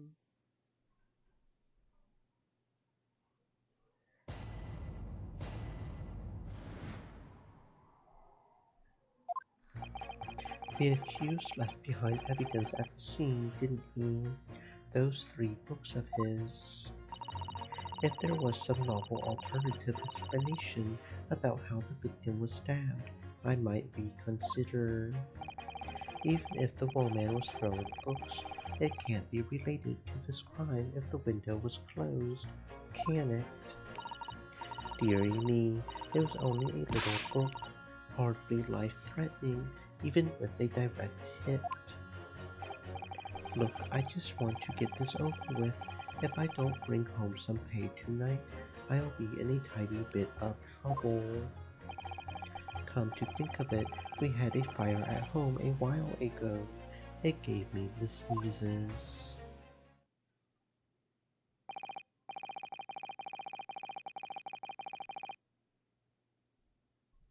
Yes, considerably more tangible arguments from all members of the jury this time around, it seems. With one notable exception, of course.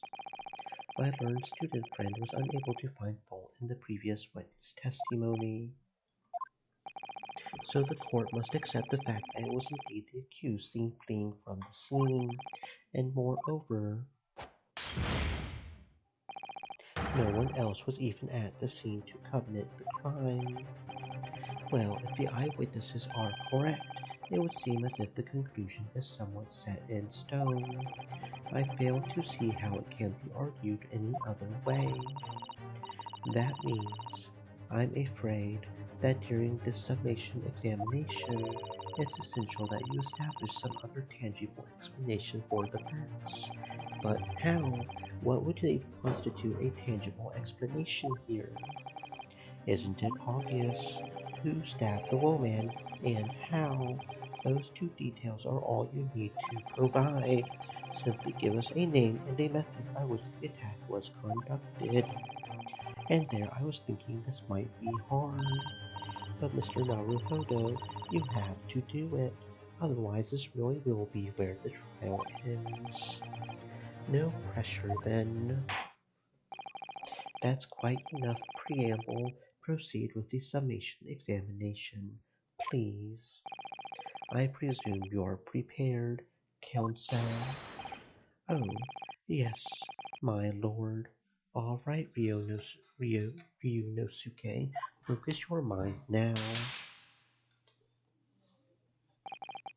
Clearly, the key to the summation examination is going to be juror number 4, the maid, or should I say Mrs. Garideb.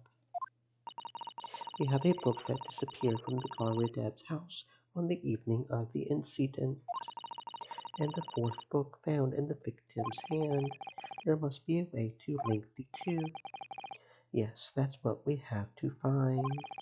Using every technique I've learned in my short career so far, whatever it takes. Don't forget to keep an eye on Mrs. Garideb and how she reacts, even to the things other people say.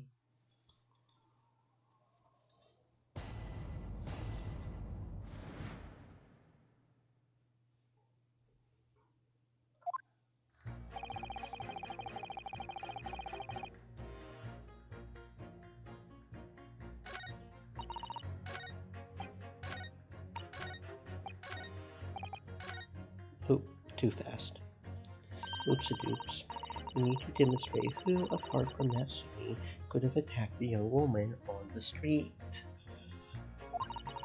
as well as how he or she could have done it.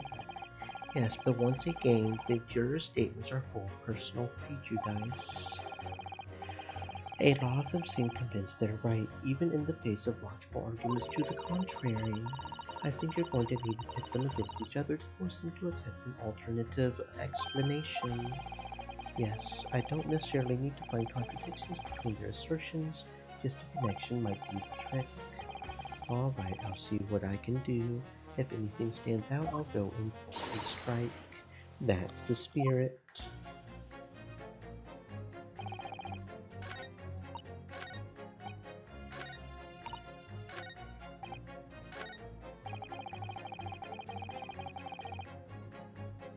Hold it! Does that have anything to do with your decision about the defendant's culpability in this case? Sorry, what's that? You'll have to speak up, lad. Could you tell us more about that fire? It was last winter. My grandchildren baked me a lovely cake on my birthday. It had 75 candles on the top, it did. What a sight to behold it was. You put candles on a cake. Or was it some kind of devil worship? Of course not. It was an angel cake to celebrate my birthday, obviously.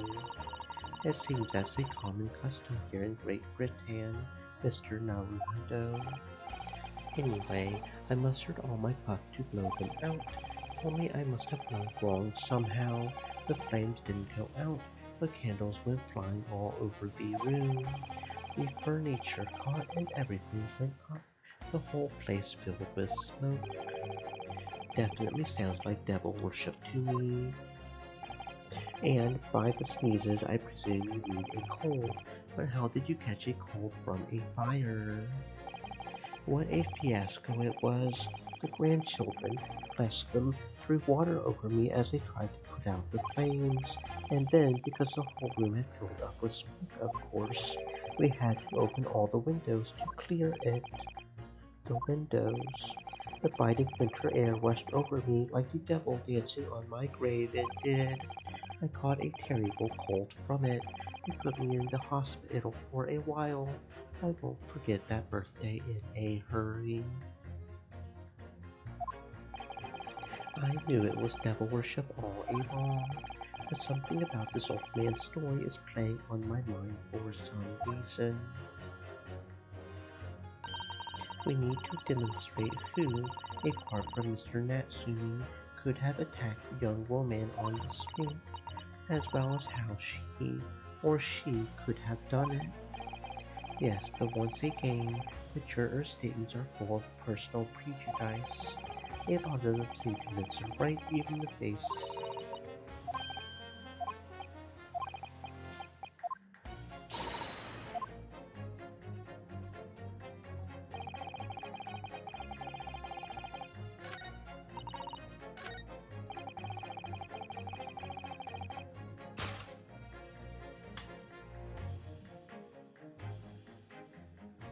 Objection!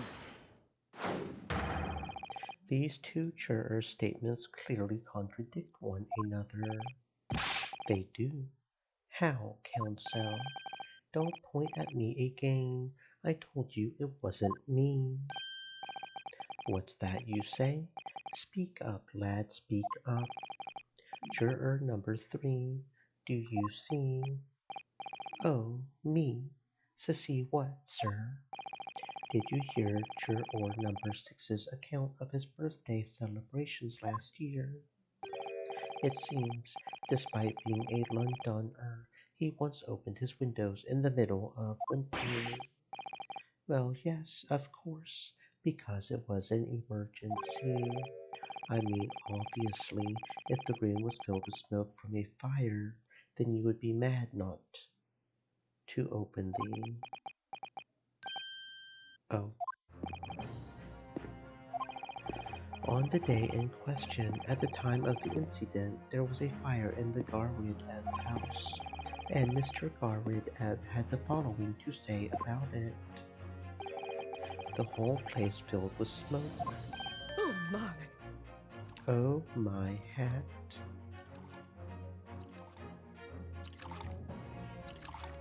Excuse me! Juror number 4, do you have something to say about that?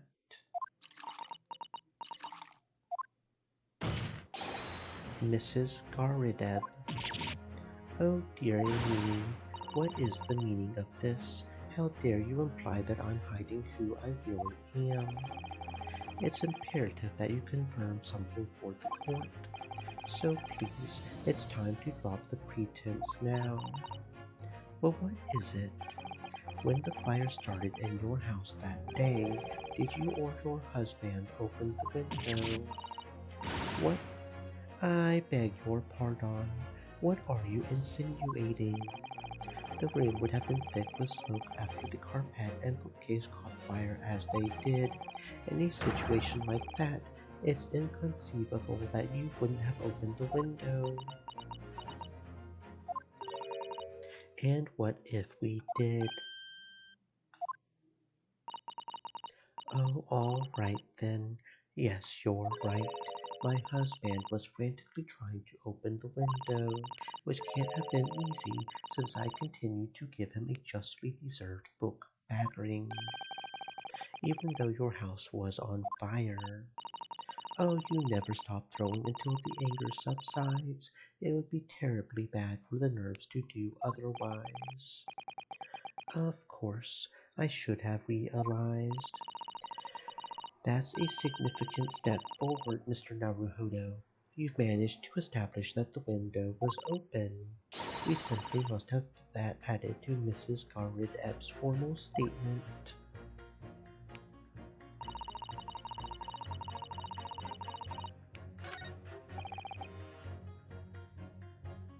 Hold it! You just want to get this over with. How can you sit there and say something like that? A man's future is at stake here. Let him and me both then, like I said before. What? I told you already, I'm a day laborer, aren't I? If I don't bring home some readies with me tonight, you'll find me floating face down in the Thames tomorrow morning. What? You heard me. My missus isn't one to mess about, you know? She can be fierce, believe you me. Another shining example of marital bliss then. A situation like this cropped up the other day. It was, well,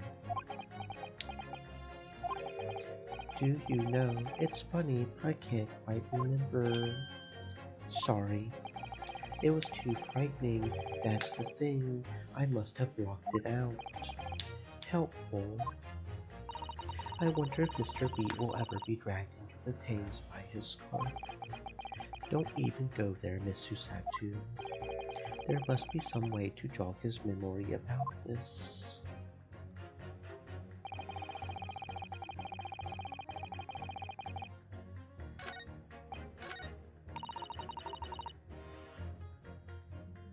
Hold it! The fourth book found at the scene of the crime shows very obvious signs of fire damage. And the title of the book is The Lion's Pride, the same title, in fact, as the book that Mr. Garrid told us he had been reading. Well, I really couldn't say. On the day in question, did you or did you not throw at your husband the copy of The Lion's Pride that he had been reading?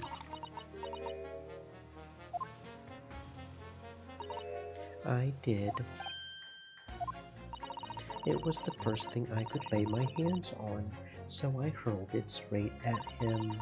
And now you come to mention it, yes. He was rather enjoying reading it, or right. Why did you not reveal this information to the court from the outset? Because I couldn't, you insolent little man. I didn't remember. At times like that, you pick up and throw whatever you can lay your hands on, as well you know. I really don't. I barely noticed I was throwing a Oh book, boy! much less the title of it.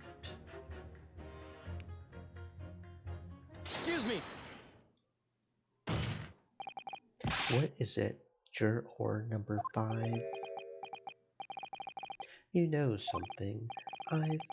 I've remembered what it was. That memory I had blocked out.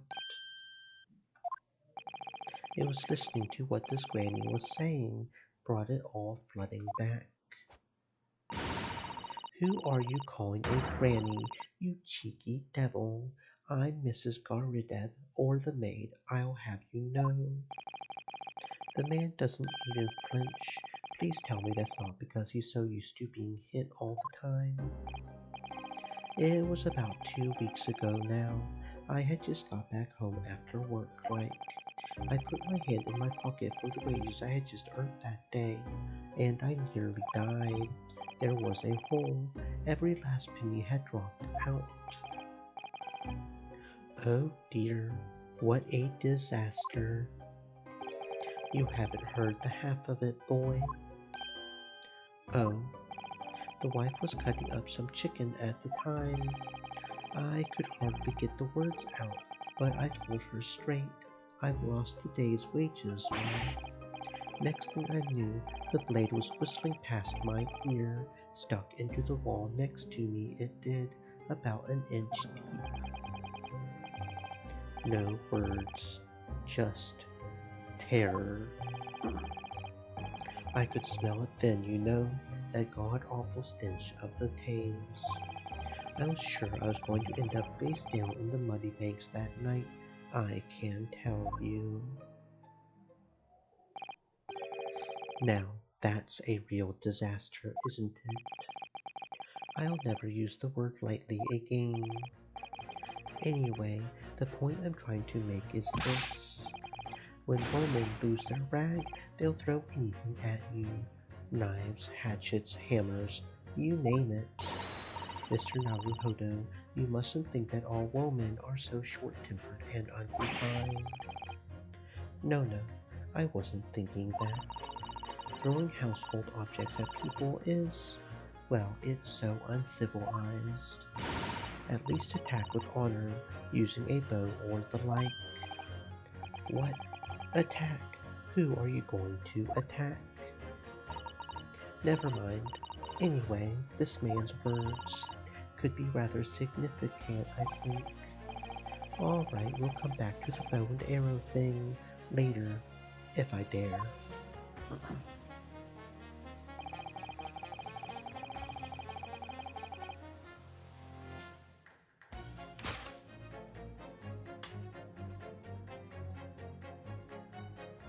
Objection! Those two statements clearly have a deeply significant connection. Good grief, you mean they don't contradict each other? Explain, counsel, at once. Juror number 2, do you think perhaps that this could be one such novel alternative? Oh my, whatever do you mean? An alternative explanation as to how the victim was stabbed in the back. What are you talking about? We've demonstrated that the fourth book, The Lion's Pride, that was found at the scene of the crime, originated in Mr. Garrideb's room on the top floor of his house. Therefore, it's equally possible that some other object besides the book could have found its way from the Garrideb household to the street below. What's that now? After all, Mrs. Garrideb could have thrown any number of different objects at her husband. Isn't that right, juror number 4? What are you insinuating now, you little beanpole? I'm beginning to think that ever since the true origins of this book came to light, perhaps she's had a feeling this might be what happened. Now you listen here, you Eastern Gala. As the foreman of this jury, I demand a straight answer. You give us this yarn about some other object making its way out of the house. But what? What was it? I'm really taking a big gamble here. That was a bold accusation to make, but I haven't any real evidence to back it up. But I'm certain that at the very least this warrants further investigation. Alright, Mr. Foreman, I'll try to explain the defense's theory. The other object that found its way from the Garrid Ebb household to the scene of the crime was... Take that! Juror number 4, Mrs. Garrid Ebb. What? What now? I must apologize in advance for this. But I need you to confirm something else for the court. This knife. Have you ever seen this knife before? Good Lord Counsel, what on earth are you doing? That's the weapon that was lodged into the victim's back, man.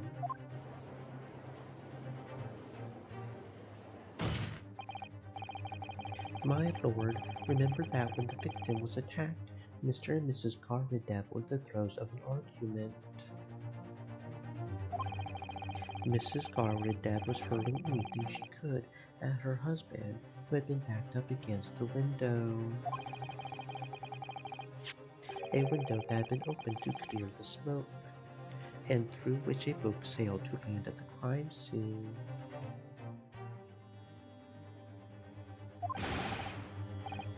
You can't seriously believe that. The book was found in the victim's grasp. Are you saying that flew out of the window and across the street to land neatly in her hand? Even my missus hasn't got an aim like that. Yes, I admit, there are many details we don't yet understand. But that's the point.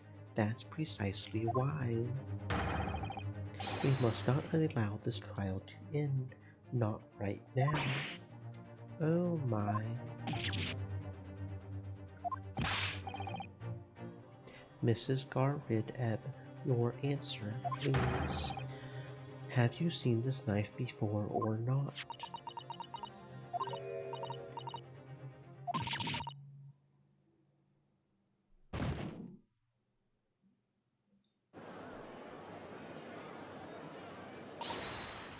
My lord, I wish to change my decision. I'm a woman of my word after all.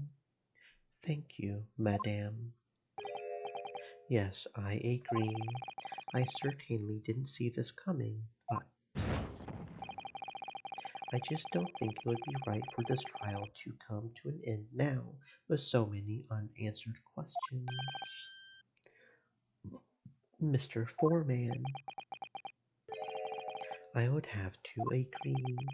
Not that I think the granny did it, mind. Yes, you know what? I'm not quite happy about this at the moment either. All together now, ladies and gents.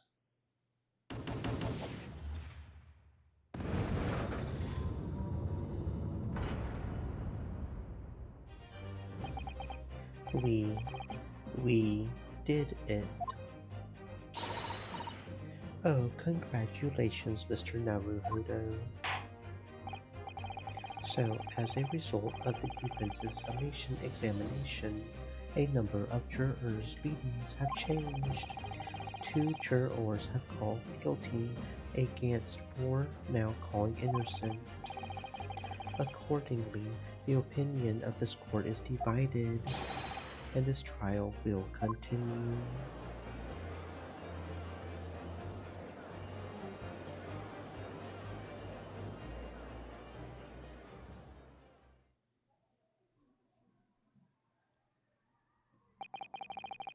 Now then, Lord Van Zykes, how does the prosecution wish to proceed?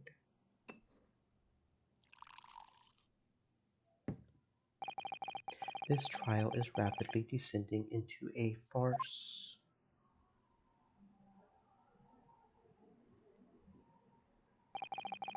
Like a corked wine, the first few sips are bitter enough. But what follows is so repugnant, it's good for nothing save the gutter. If I may, Lord Van Zykes, the defense has just put forward a credible alternative explanation for what happened. incredible is that your considered opinion, Mr. Foreman. The defense's argument is a joke to which I barely know how to respond.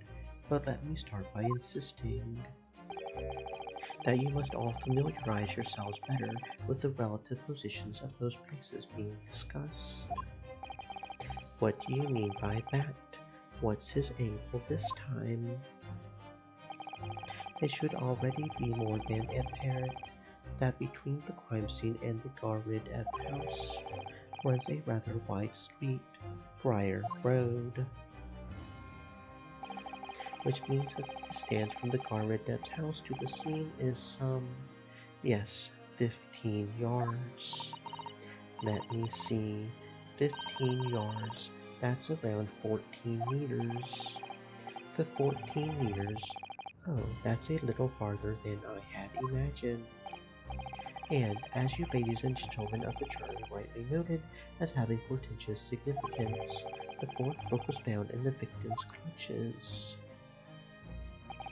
In other words, the smoldering book wantonly hurled by the lady of the house traveled some 15 yards to land on the opposite side of the road, neatly between the collapsed victim's fingers and a thumb. Is that your final conclusion, my learned and deluded friend? And did the jackknife follow a near identical trajectory to plunge into the middle of the victim's back? This fantasy is somewhat stretching the notion of having a bad day for the victim, I think. Even these pathetically serialized detective stories have more believable plots.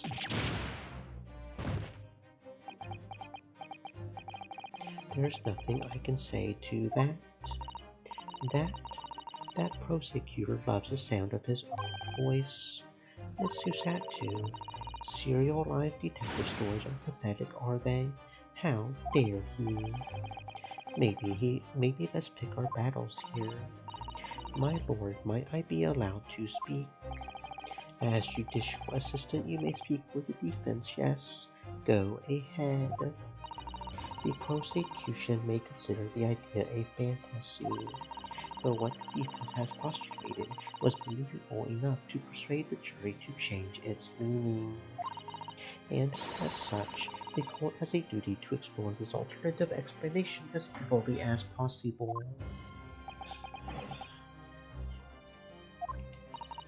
To that end, Juror number 4, Mrs. Joanne Garridev, must be called to testify and submit to cross-examination. Saints alive, a cross-examination of a juror.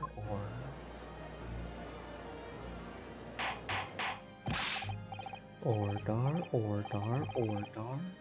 Well, this is highly irregular. It is unprecedented for a member of the jury to be summoned to the witness stand.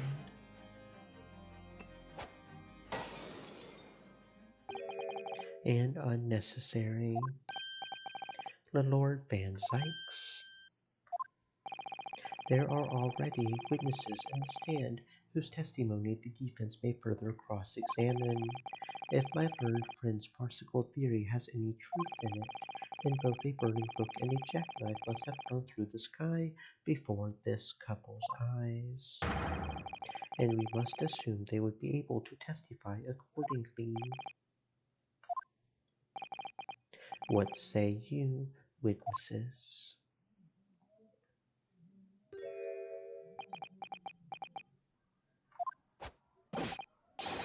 Yes, sir. Constable Roy Beat reporting for duty, sir.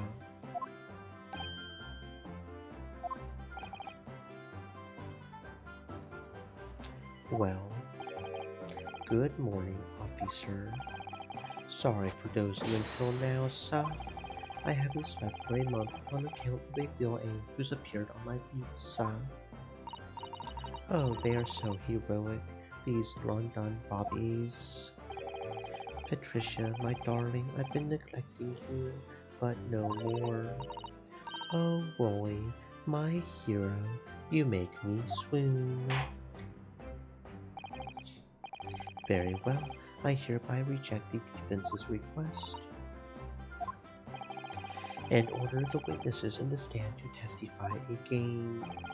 State forthwith before the court any details pertaining to the defense's alternative explanation of events. Yes, sir.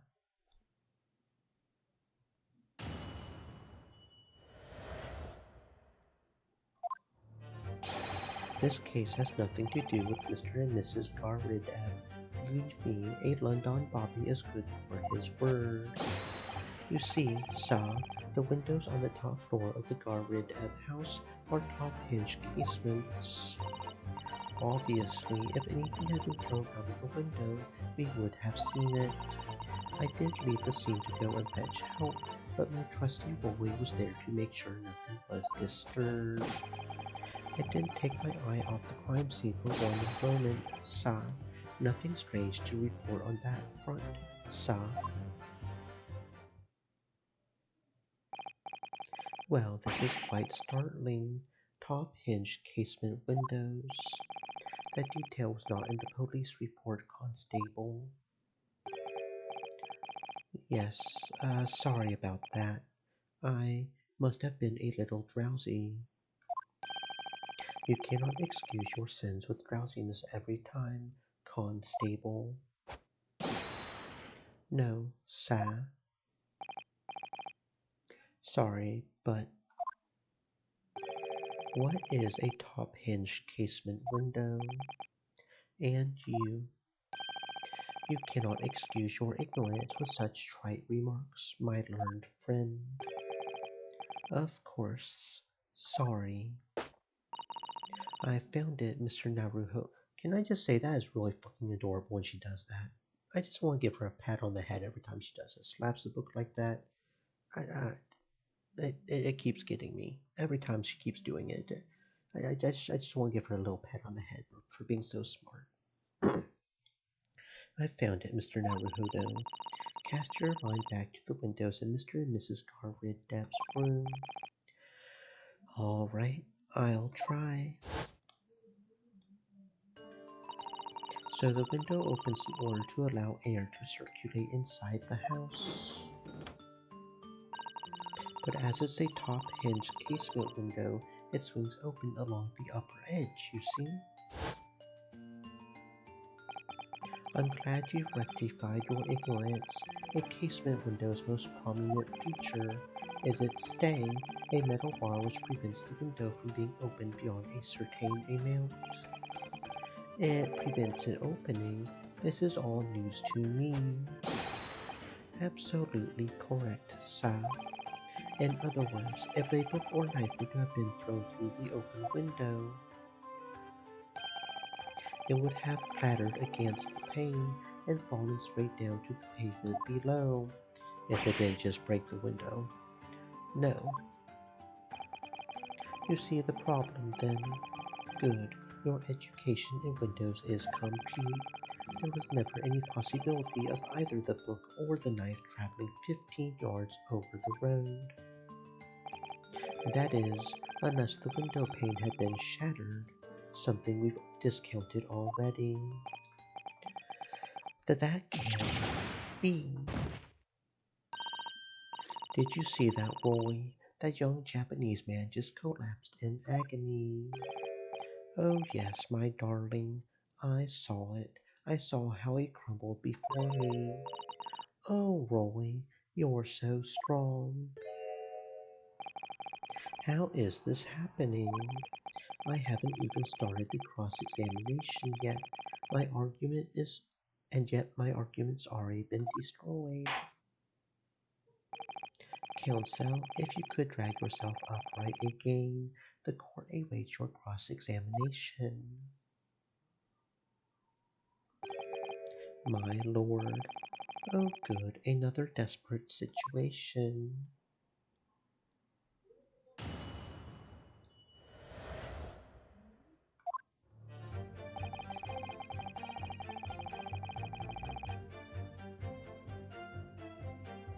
Hold it! How can you say that for certain? A very good question, son. And the answer is this. It has the noble founding principles of the force written on it as a reminder to all us policemen of our sworn duty. He showed us that before, didn't he? Did he? I can't say I remember. To patrol the streets of London town and uphold the peace of the common man. It's what the job's all about. And that is why I can stand here today beside my long-suffering wife and tell you a Bobby's good for his word, while rubbing my tired eyes at your sleeve. Sigh. Oh, Roy, you're so manly. Of course I am, my darling Patricia. Oh, Pat. Oh, Roy. No, none of this is what I meant. I meant, how can you say for certain that this case has nothing to do with Mr. and Mrs. Garrideb? Ah, I see, sir. You should have said so earlier, sir. Yes, well, so could you answer the question? That was a waste of time, then. Absolutely, sir. I will answer it to the fullest of my abilities, sir. There's a surprising reason why Mr. and Mrs. Garrideb's domestic dispute can't be related to this case. But before I get into that, sir, just one thing. Yes, I would very much like you and all your countrymen to understand the great British institution of Scotland Yard. So I hope you'll take back some tales of us London bobbies and how we uphold our guiding principles.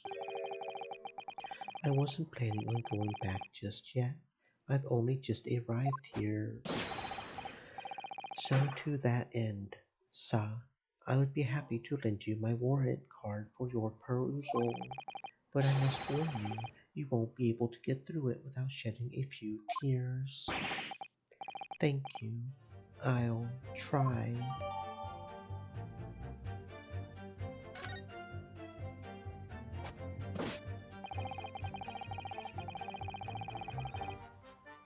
Hold it! By which you mean they don't open fully. Is that correct? Yes, sir. They're just there to allow a bit of air through the house, you see, so they're restricted as to how much they open. And therefore anything thrown out of the window from inside the room would simply strike the pane and fall to the street directly below. For clarity, allow me to mark the map. Here is the location where objects would have fallen. Yes, directly opposite the scene of the crime on the other side of the rather wide road. Would it have been so hard for somebody to mention this top-hinge casement thing before? Well, I have another question for you, Constable. And what would that be, sir? How do you even know? Why would you have any idea of what sort of windows Mr. and Mrs. Garrideb's house is furnished with? Ah, well, sir, that's very simple. You see, I helped with the investigation yesterday. Excuse me! Do you have something to add, Mrs. Beat? Sorry? You look, well, delighted. Is there some particular reason for that? Oh, I was just remembering, that's all. We really were so lucky. Lucky? What do you mean? Well, of course I feel terrible for the poor woman who was attacked. Don't misunderstand me, please. But we were just so lucky it didn't happen on Rolly's beat. It was so close, you see. Oh, I hadn't realized that. Oh yes, that street, Briar Road. That's the boundary between Rolly's beat and the next one. Isn't that right, my love?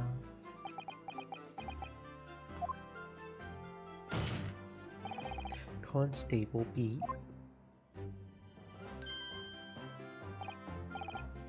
Oh, yes, that's right. That's the reason I was helping out with interviewing the occupants of the Garrid Ebb household yesterday. Their house is on my beat, you see. Sa, that really was cutting it close then. Constable, I wonder if you could clarify something.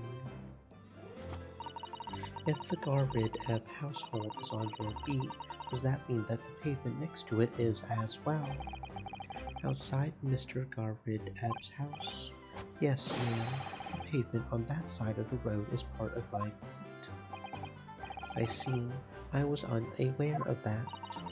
Just think, if the woman had been attacked just on the other side of Briar Road, we would never have been able to go for that meal to celebrate our wedding anniversary. But that's the life of a Bobby after all. Extraordinary people are Bobbies, tirelessly working for the benefit of all Londoners. Do you know what I think? I think it was the good Lord's way of rewarding my boy for all his hard work. Don't you think so, my darling? That must be it, Pat, my love. That must be it. I think perhaps we should make sure we have that information officially on record. Leave it to me, Mr. Naruhodo. I'll take care of it immediately.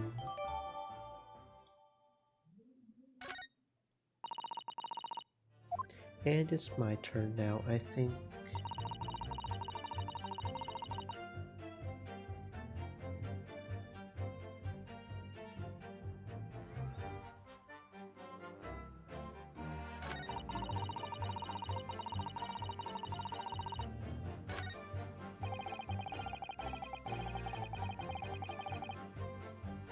Hold it! Nothing to report. That's correct, Sa. I had my eyes wide open the entire time, never looked away for a second. No one else approached the scene, and nothing was removed from it. I can swear to that on the yard's honor, Sa. Really, that seems a little strange. Beg your pardon, Sa. Strange, Sa. Seems altogether regular to me. This burnt copy of the Lion's Pride was originally in the Garnet Ebb household, so the question remains, how did it find its way into the hand of the victim? Can you shed any light on that, seeing as you were at the scene of the crime the entire time?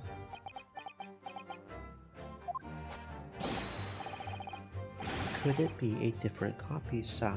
One that just happened to be burnt as well? Even if that were possible, why would the victim have been gripping a book like that in her hand? As we can see from this photographic print, she had a bag over her shoulder. Well, Sa, that book was in the lady's hand the moment we arrived at the scene. Is that so? There's something about this statement that's not sitting right with me. The two mysteries of how that knife ended up in her back and how that book ended up in her hand. There must be some common thread between them. Can I ask you something? Please, Mr. Lawyer, sir. Oh, yes, of course. What is it? You're doubting us, aren't you? I can tell. What? I wasn't really. I mean, what's she doing? Please, just because I'm a woman, it doesn't make my testimony any less valuable. You might just see me as the wife of a policeman, but I'm a woman of my word, I am. I really don't remember ever suggesting that I doubted you. No excuses. I don't want to hear it. My voice will be heard. My lord, you'll let me speak, won't you? Oh, thank you very much for the follow, Francisca. I hope you're having a fantastic existence, and I am glad you're enjoying the stream. Yes, Mrs. B, I will allow you to supplement your testimony if you so desire. Sometimes the path of least resistance is the sage one. That was a very loud mutter. I heard that. That Japanese man thinks a policeman's wife's word counts for nothing, does he? Well, watch out, sir. I might let you get away with something like that, but my Wooly won't. Duly noted, Mrs. B. Please, I humbly ask you to continue. What could she possibly be about to say, I wonder?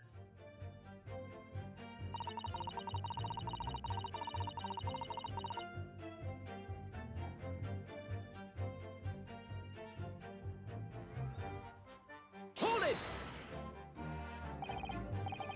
Mrs. B, nobody is questioning what you've told us. I saw it, I did. That evening, I saw it clearly. That little Eastern man with the whiskers and the funny curved back, slinking away from the scene.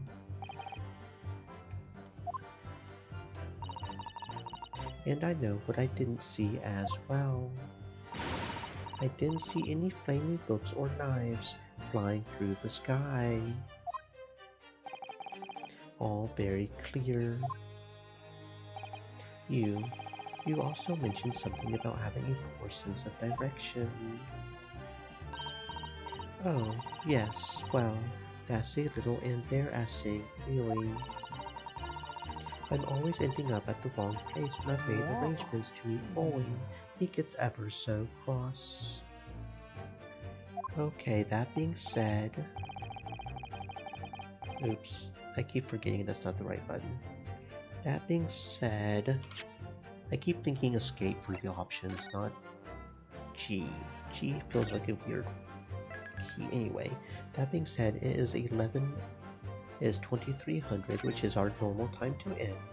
I'm sorry if you just came in, Francisca, but unless you pay, like the banner says, or if you have the channel points, this is where we end.